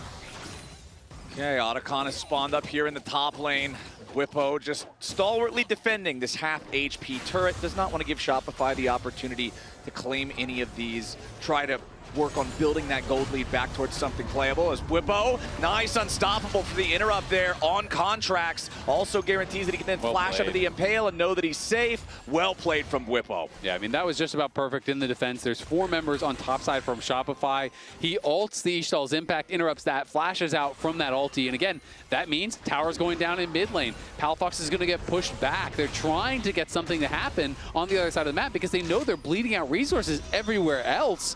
But Sion's a brick wall. They can't make a play happen on Dwippo. Yeah, FlyQuest have been more focused on efficient play. Every time Shopify are going for chases and attempted plays on individual members, the FlyQuest members that are under attack are able to evade and outplay, and then the other ones just keep on farming, keep on pushing, and it has resulted in 3 towers being taken for FlyQuest to the 0 of Shopify, the constant pushing, and that is a tremendous amount of tower gold, not to mention more room to work with, and we're even seeing some of the split push from the Tryndamere now, where you get to pick up side waves as well, and Inspired, the farming are really taking off now. Okay, it's almost a 4,000 gold lead for FlyQuest, and critically, it's a bunch of item completions that they're also ahead. You can see 2 fully completed items there for just about everybody. Meanwhile, on the other side, it's still first item and components for almost everyone. Quad finds a quick burst there onto Palafox, but now Contracts is swooping in to try to lock up the FlyQuest mid laner. Will not be able to do so, as FlyQuest tried to exfiltrate here, but Whippo has arrived to try to help his team out. There's the Syndra ulti onto Fudge, who's staying alive for now. They've made their way onto Quad, but they can't quite kill him here just yet. Fudge needs more damage, and he won't find it. Now on the front line, Whippo finds a two-man decimating smash, and Masu is free firing. Flash out of the way of the ulti from B-Boy, but it's a triple kill to Inspired. It's a quadra kill to Inspired. In the jungle Trendemir game, Inspired claims a pentakill. Who else but Inspired? And you could see he saw the angle when he gets the triple. They're already setting up for the penta. Inspired comes in and Khalid's house a penta and 4K in the bank still to spend. Are you kidding me? Jungle Trendemir comes out the third of all time in pro play and gets a pentakill. Just like that. That's how it's supposed to be played. Okay. Lock it in, you get a penta. It's the matchup. Yep, that's just the matchup. That's how it goes. That's how it goes. Incredible. Observers, can we toggle the gold so we can see how much are in his pockets right now? When I look, just about. You had 4K in pocket. Okay, here we go. Let's see the full item completion plus bonus parts. Okay, there we go. LDR. One shot to Lord Doms. Nice. One shot to Lord Doms, upgrades the boots, buys a cloth armor. Not a bad buy. That's my standard buy when I play Trendemir. Yeah, full LDR, upgrade boots, cloth armor for your GA, and it is exactly the build that LS said it was going to be. The jungle path is go up towards Otacon, get a penta, base, buy the LDR into bot side clear. Standard jungle path. The LTA is scripted. You know, we literally were like... We no longer can deny it. Yeah, we first game. Too much evidence. Trendemir, he's gonna get a penta. You know, the writers are getting ridiculous. That's how it goes. I mean, come on, let's keep it realistic here. That's kind of crazy. Okay, but yeah, we can all play jungle Trendemir now. It's totally fine. Yep. Soul Point now too. FlyQuest just taking everything off Summoner's Rift, and for Shopify, I don't really know what the win condition is at this point. The win condition is you go to the lower bracket and then you get back up from the lower bracket to try to play FlyQuest again, and you win in that series. Okay. It's a go next. It is. Yes. Okay. I do want to say, even though Inspired got the penta last time, Quad could be in some serious danger here. He is all alone behind enemy lines. He tries to burst Palafox down, but he doesn't have enough damage to do it. Shutdown credit goes over to B-Boy. Inspired spins away from the Impale from Contracts. Shopify want to try to get some more out of this. They do get the one pick on Quad, but that's all it'll be for now. Yeah, they're just going to get that one kill. Baron's going to be spawning here in 30. Obviously, no angle to go for that, I don't think. And FlyQuest is also on Soul Point, right? You know, they are working towards this Ocean Soul. We haven't talked about Scion at all, but they still have a Scion here just fight with together, Ocean guys. Soul. It's chill. You can just splash out, Quad. Corky here. Yeah. There, Nar is 1 HP. He flashed in. He will int. Yeah, he will die. He'll die. Just play it slow, guys. We win this fight. We kill everyone here, okay? They can't kill me. They can't kill me. Play your own game. I'm fine. Corky no W has flash. Penta. Okay, looking for it. He flashed on Corky. He flashed on Corky. It's kinda behind. I'm trying. I'm winging him. Queuing him. Get me! Guys, let's go. I mean, they called that penta even earlier than me. That was after 2 kills. Yeah, I was calling it after the triple. They were calling it after the double. Yeah. Well, he saw Corky, and the Corky was slowed, and he's like, oh, this is a dead Corky. I am getting a penta right now. I will say, to me, an impressive part of that, too, was Quad. The chicken shouting. No. The chicken shouting was on point, actually. But Quad actually living the entire thing there. With the entire team, you know, teleporting on him, and they use Skarner ult and Leona ult at him. Now, a lot of danger here for Contracts. Defensive Leona ult locks up Masu here. They're really trying to put some pressure on the FlyQuest AD carry, but they're not getting a ton here just yet. Spiraling Despair on Whippo as he flashes away. FlyQuest health bars are injured. Shopify looking for a little bit more. Decimating Smash to buy some space. Whippo still frontlining, going to use the passive now as Inspired spins back in, but a nice Mega Gnar buys Fudge some additional time. Two-man ulti coming out from Contracts. Masu still staying alive, just barely. Seos drops. Whippo ends up taking the kill on that one, but Masu has to continue disengaging further away from B-Boy. It's a trade of Whippo for Seos, but very low health bars on the FlyQuest side. Are they just going to start Baron? I think you should. I mean, Inspired used his ult. He has to go back to base. He had no health. yeah, this is insanely risky, but you're screwed otherwise. Go for it. This has to be the only chance you have. This has to be the best chance you have. Palafox, Contracts, B-Boy, and Fudge all going to work together to try to take this down, but they don't do it exceptionally quickly. Quad on the Syndra going to need to run some interference here as Busio goes into the grand entrance, but he can't quite find it. Inspired has returned to the fray. He's ready to go in, but he will not steal it. Contract secures the Baron. Now Fudge trying to get away back over the wall. No grand entrance hit means Fudge survives at 30 HP. Shopify Rebellion, they get the Baron, and they get everybody out alive. Oh, that is huge. Contract smites have been very clutch. He does get that one. Inspired got in range at the Baron pit, and Shopify just hit the smite, and they get out. Even Fudge living with, like, what, 20 HP? Yeah, I got to give Fudge a lot of credit because look at this replay. Okay, it's way, I was thinking of way earlier. This is just the smite contest, down to about 400. Then it gets hit by an auto. Then it was secured. But prior to that, you know, the more important fight was the one prior to the Baron to me, where Fudge just kind of took a 1v1 against Inspired. And we see him here living with 5 health. But we're back to live. They're fighting again. Immediately, we're ready to go once more. B-Boy flashing away. Barrier also spent. The Corki with no summoner spells, but Contracts is ready to swoop in. Seos has already engaged. Spiraling Despair once more onto Bwippo. Seos dropping incredibly low, and Quad's going to grab the first kill on him. Inspired approaches, lands a chicken shout, but nothing more. More roots onto Fudge through the feathers as he flashes back over the wall defensively. Shopify Rebellion have lost their support. FlyQuest is injured, but no one is dead. The Ocean Soul for them spawning in 30 seconds. Okay, the Scion front line is doing a lot. Bwippo is talking a lot while they get the kind of the counter kill there, though. Yeah, but you can see Inspired is having difficulty getting into the fights. Even with this massive lead, he didn't see an angle to even go in there, right? He wasn't even really part of it. It was basically a 4v5 that FlyQuest were able to pull off, and he just goes down to bot lane, pushes that wave out. Now he's going back over towards the Dragon, which is spawning in 15, as Masu and the rest of the team is just playing for mid-prio. Inspired's individual gold lead is greater than that of his team as a whole. B-Boy is almost 2,000 gold ahead in the AD carry position. If Shopify can play around this Corki, they still have a shot here. Yeah, the Scion is just such a brick wall, though. Bwippo creates so much space with this unending despair, and he's locking up the front line now.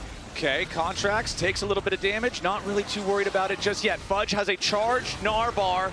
Hanging around on the side of the fight, looking for his angle to maybe go in. Bwippo continuing to front line. Nice two-man scat of the week coming out from Quad. Inspired stole away the enemy blue buff, and Seos takes a ton of damage. The burst is there as Bwippo charges in with the ulti for the follow-up. Fudge can't get anywhere near the rest of the fight because Inspired soloing him out. B-Boy's already been killed. There goes the carry. There goes the fight. There goes the Dragon Soul. Shopify Rebellion. They lose the team fight, and the consequences are about to be nasty. And Inspired just plays basically in a 1v1 on the side with Fudge while the rest of his team got all the work done in the 4v4. They win it without the help of this jungler who has a 4,000 gold lead. They don't even need him. Just able to make it happen with this Scion. Complete brick wall in the front line, and Quad landing some clutch scatters there. We just couldn't see the engage come through from Shopify, and now the wards are going to be huge. If you thought he was tanky before, Ocean Soul Scion, he's going to be invincible. Yep. I mean, they're both basically up there. It's Bwippo next to this support Leona on the front line. And the support Leona is dying first. Surprise, surprise. Keeps getting bursted down. Now the Infinity Edge also comes in for Masu. So both Quad and Masu, now that Masu has some bigger crits behind him, are really going to be helping work through that. And with the extra sustain here, FlyQuest, they just have such oppressive power. Yeah, absolutely. I mean, this is a callback now, but that earlier pentakill was the first ever Tryndamere pentakill in League of Legends pro play history. Well, he's definitely having one hell of a game here. Inspired also has the highest farm of any individual player in this game. It's not by a great margin, but he is out farming both AD carries. I mean, he is soaking up some of the side waves. This is kind of what I was thinking, you might be doing. This is what you would see if you saw Tryndamere in solo queue. You're paired with a Scion. The Scion can group, can give up some waves. You can pick that up because you scale so well with it.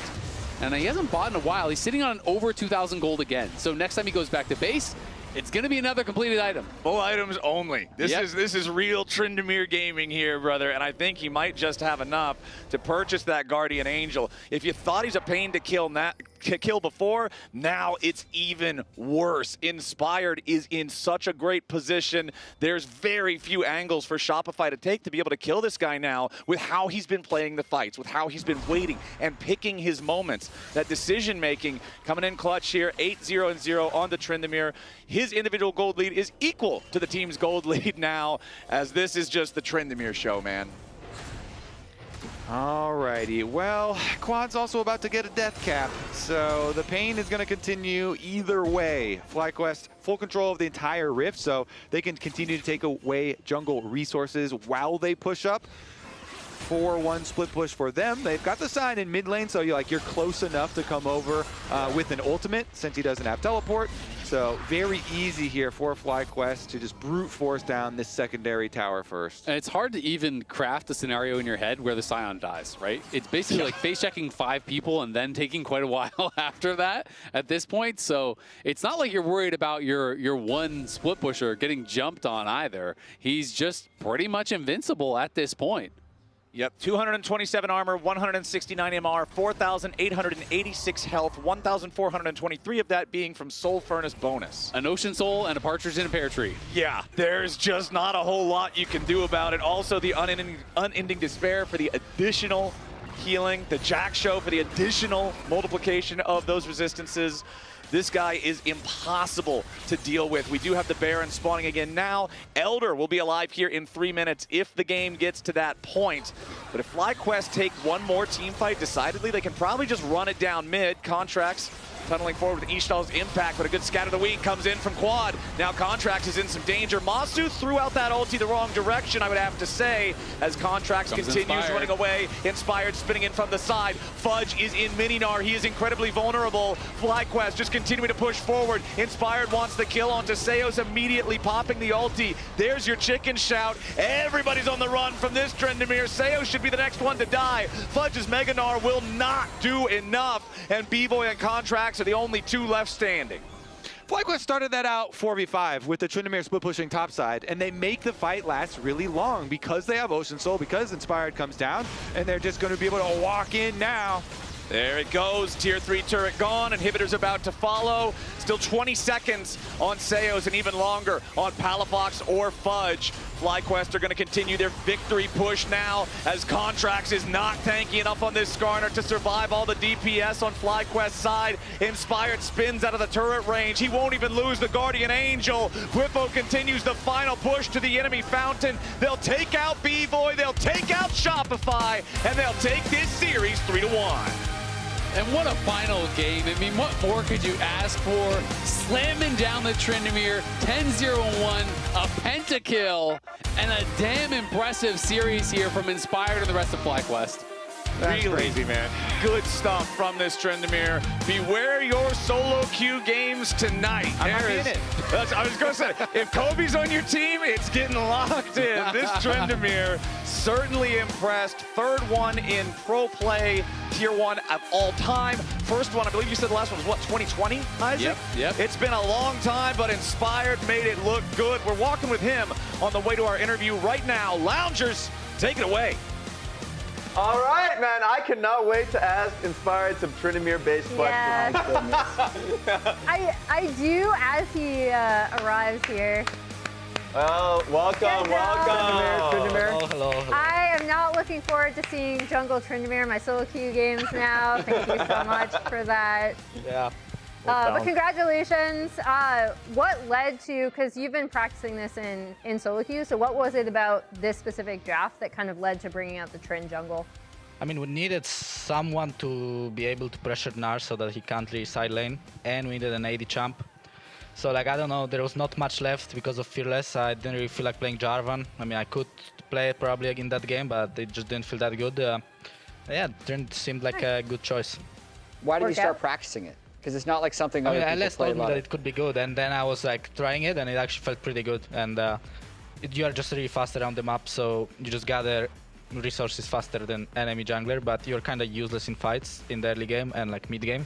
But if you have champions like Sion that can kind of check a lot of brushes on the map, and same for Rakan, they can get a lot of information for me, then I can just free farm. We're watching your Penta right now. I mean, right this moment, I think you said Penta. Like you were seeing it ahead of time with everyone being so yeah, low. I mean, it was kind of obvious it's a pentakill here because they are Yeah. losing, and once Trindamer started winning the team fight, he usually kills everyone. So like, it's kind of hard to engage a good fight with Trindamer, but usually when you start winning, you kill everyone. But if you don't kill first person, then your team can lose the team fight, and that's kind of happened in some other fights where we're like kind of tanking for fun with Sion, and he was just dying, and we couldn't really help him because our champs are just not that good at like going through their targets. And yeah, I mean, here I think they just made a big mistake. So, what's the punishment if someone stole that? Huh? Someone stole that pentakill. What's the punishment? I don't know. I was screaming, and I think Masu died for it as well. Like I think he could have killed someone and survived, but he decided to die just to give me Penta. So respect to him. respect. One player who I think in previous weeks might not have had the individual performance that he's had in the past was Quad. Quad really showed up today. So just talk to me about the prep and kind of bringing him back, because I felt like his performance today was a lot better than what we've seen out of him in your last few series. I mean, who did we play in our last series? Who did we play last week or 2 weeks ago? I think it was Team Liquid. Team Liquid? I think he did fine against Team Liquid too. I think he just, like, when he plays against decent mid laners like Loki or Saint, like, I think the games are just pretty close. So if his enemy team decides to help a lot for the mid laner, Quad might have a hard game. But I think against Palafox and like APA, like he usually just runs them. Like, not much they can do. Honestly, felt like we could do anything, pick whatever, and he would still carry. Like enemy mid was kind of giving a lot of resources to Quad. Like he was up 30 CS every game and just having perma mid prior and saying like, I don't know, this guy's just trolling. So it just felt pretty easy. Would you say that he's player of the series? Yeah, for sure, yeah. That's right. Yeah, we all agree. We all agree. Throw him up there. Like, especially I think it was game 3. It was his Rise versus Galio, where he got the solo kill early. Honestly, even pulling Contract's top and still getting the and then run it kill. down, give Vi the free kill when he had big shutdown. Like, after the game, I told him, Quad, just like, calm down. I know you are winning really hard, but just don't go too hard, because then he was like Rise flashing, ulting to kill the useless Galio, and because of that he gave a free kill to enemy Vi that had a really hard time after the early game. And somehow I pressed tab and she has an item and I don't, and I'm like, what just went wrong in the game? Like, why is the game so hard? It should be so free. Mid was winning, I was winning, and then suddenly the game is kind of in the even spot. So yeah, I just said this stopwatch was insane. Just don't disrespect them too much. Like, I know you are winning, but don't disrespect them. That's true, because I've not seen that from Quad before, where he's literally just ulting behind the turret to see if he can kill like enemy mid on the side lane. Yeah. I mean, I'm pretty sure it just comes with how much confidence you get during the laning phase, because like if you are winning lane really hard, it just feels like you can do whatever you want, and then you just go for some of these crazy plays. But I think the best teams the best players in the world, they don't really get excited when they get the lead, while I feel like sometimes like you need to have that in the back of your mind that you are already pushing the guy in, you are doing everything you should be doing, and you don't need to overplay to like win the game on the spot. And I think that was his mistake there, and I think in last game he was really like focused on that he was winning and made sure that he never gets caught, and he honestly baited 2 fights where I got the kills. So like the fight on mid in the mid game, and then the top pentakill, he just baited enemies, so he did a really good job with that. Well, first of all, congratulations. The fact that you guys took this series against Shopify Rebellion, that's your only 1-game loss in the entire split. Yeah. And then on top of that, you guys are now slotted in the North Conference Finals with a chance to win like a world slot immediately. Yeah. What are your thoughts basically going into the finals now? I mean, I don't really care in another series, and I think we're gonna face C9 probably this time, because I don't think C9 is gonna lose to Shopify again. It's been weird. It's been tough for them. Wait, they play someone before that. Yeah. I feel like. I'm right here. I feel like 100 Thieves might have higher chance of taking them out than Shopify. I don't know why. I just have a feeling. Yeah. And I think if they get through 100 Thieves, they should be on the uptrend and they should take out Shopify. And I saw the format. It's kind of weird. They are playing 3 days in a row if they make it to the finals. So maybe they will be tired, but maybe they will be very warm and they will just beat us because of that. Usually it's like it's nice to play a lower bracket kind of going into the final because you are more warm. So yeah, we'll see. We have to be really focused, I guess, to not get surprised. Yeah. I mean, Dokla, how are you going to beat FlyQuest in the finals? We're going to get through C9, and then we're going to get through SR, and then whoever plays better on the day will win. Awesome. Let's pull up our Samsung SSD Fast 5 for this week. and see who is up there on the leaderboard. I was looking for Inspired Fast level 6 maybe on Tryndamere, but Contracts gets it by, he by got 3 the crab, seconds. so That's the crab difference. Yeah. Fair enough. I feel like Darkwing stepped up in a big way. I know he's on this list, but I just want to shout him out for having he was kind of owning. Like a solid into the split. we were watching the DSG game and he was really owning. Yeah. Just that the game 5, like when they lost the team fight and they threw the game, like he was playing a bit too aggressively. Like he flashed for Leona kill, and then we're like watching on the couch. You flashed for Leona kill. I guess just to get gold. Now he will play safe for 5 minutes, but then he didn't play safe without flash and he just died and they like threw the game. But honestly, he was doing pretty fine. Like even in scrims, I think DSG was playing better than they did at the beginning of the split. They seemed to play aggressive and they were not that scared. They were trying to do stuff. So I think that showed. Yeah, it's really cool to watch. Upgrade your storage and load games fast so you can play more and wait less with Samsung SSDs. You can scan the QR code on screen or head to Samsung.com to learn more. We just talked about it as well, but here is the bracket for next weekend. Super weekend. It's 3 games. That's true. 3 days. We're doubling up on it. Best of 5 series. 3 series Friday, Saturday, and Sunday, September 5th, 6th, and 7th. C900 Thieves lead us off. Winner plays Shopify. Winner of that plays Inspired and FlyQuest. Cat's out of the bag on Tryndamere, though. Huh? Cat's out of the bag on Tryndamere, though. Everyone knows they just can mix play it up. now. I swear, man. I just have to say it. I felt like that was just the biggest flex to play Tryndamere. we felt like we'll win anyway. You're showing that's up to every single fight. I mean, I just picked it because I feel like we're gonna win anyway. Because I don't know if it's that strong in many spots. I mean, here I think it was not like super ideal. It was fine, but not like super ideal. Yeah. And but we felt like we're gonna win no matter what, so just picked it. And you did. I'm happy you did it. So quick reminder, we're back in the Riot Games Arena next Friday, Saturday, and Sunday. So come join us in Los Angeles. We'll be celebrating the Trials of Twilight in the lead up to Sunday's conference finals to crown the Kings in the North. Follow the link on screen or scan the QR code to purchase your tickets now. And one final note, NACL and LRN playoffs are in close. We're really close to crowning a champion. Top 2 teams from both leagues will move on to face Disguise in the LTA North promotion tournament. Luminosity and Estral are still the favorites, but you shouldn't sleep on Blue Otter and Fuego. Go watch NACL or the LOL Ace LATAM on Twitch and YouTube. That's going to be it for us. We'll be back tomorrow. Friday. We'll not be back tomorrow. Not tomorrow. What? It's Sunday. That's true. Next week. I thought it was gonna be a super duper. I didn't know. We're chill. We're chill. Super duper week. No, it's Friday next week, 4 p.m. Eastern, 1 p.m. Pacific. C9 versus 100 Thieves. You guys could do the funniest thing of all time and beat C9 out. Win, please. Take them out. Take them out. We will see you next week on Friday. It's FlyQuest, slotted to go up against Shopify Rebellion to see who's the meanest, greenest team in the league. I'm selling. Coming mid. Can you Bartle to Oriana maybe? She's a bit on far up, I think. We're Okay, they gonna flashed in. flash. I got flash, not assaulted. I can fight after. Yeah, I fucked the Varus, okay, and I'm fine. Don't worry about me, I'm fine. Go for it. Wukong, no flash ult. Yeah, nice, well played. I'm tanking, but I think I stopped. Okay, go We have bot wave. We have 3 cannons. I'll flash on Oriana if she plays the game, okay? Wait me. Yeah, I can still hurt next time. Wukong. No flash ult. Yeah, we are. Well played, team. We didn't even have any deaths until after 15 minutes, and the Shopify Nexus falls at 30. I can fight a bit here. I'm fine. We're winning. I can go whenever, okay? I can go whenever. I'm looking at Ezreal. Look at Ezreal. I got Ezreal. I ulted Aatrox. We killed them all. Okay, I will back. Nice. They tip it here. Oh, no flash Galleon. No flash Galleon. Oh, Penta? True. Maybe, yeah.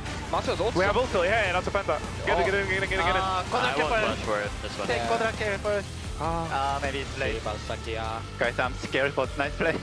I don't need to be scared. Me and Alan were absolute chats. Okay, nice. FlyQuest completely destroy Shopify and move on to match point. Yeah. Nara doesn't have a second item. I would like to fight if we can. Yeah, I will go pull the Drake. Quad, they're looking quad. I'm tipping. Let's fight. It doesn't look that bad. Tryndamere will start moving and it will be good. We have flash on Syndra. Just fight together, guys. It's chill. You can use flash out, squad. Corky here. Yeah. There, Nara's 1 HP. He flashed in. He will int, yeah. He will die. Just play slow, guys. We win this fight. We kill everyone here, okay? They can't kill me. Play your own game. I'm fine. Corky no W has flash. Penta! Okay, looking for it. He flashed on Corky. He flashed on Corky. It's kinda behind. I'm winging him. Queuing him. Give me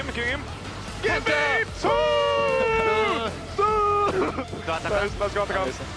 They'll take out B-Boy, they'll take out Shopify, and they'll take this series 3-1.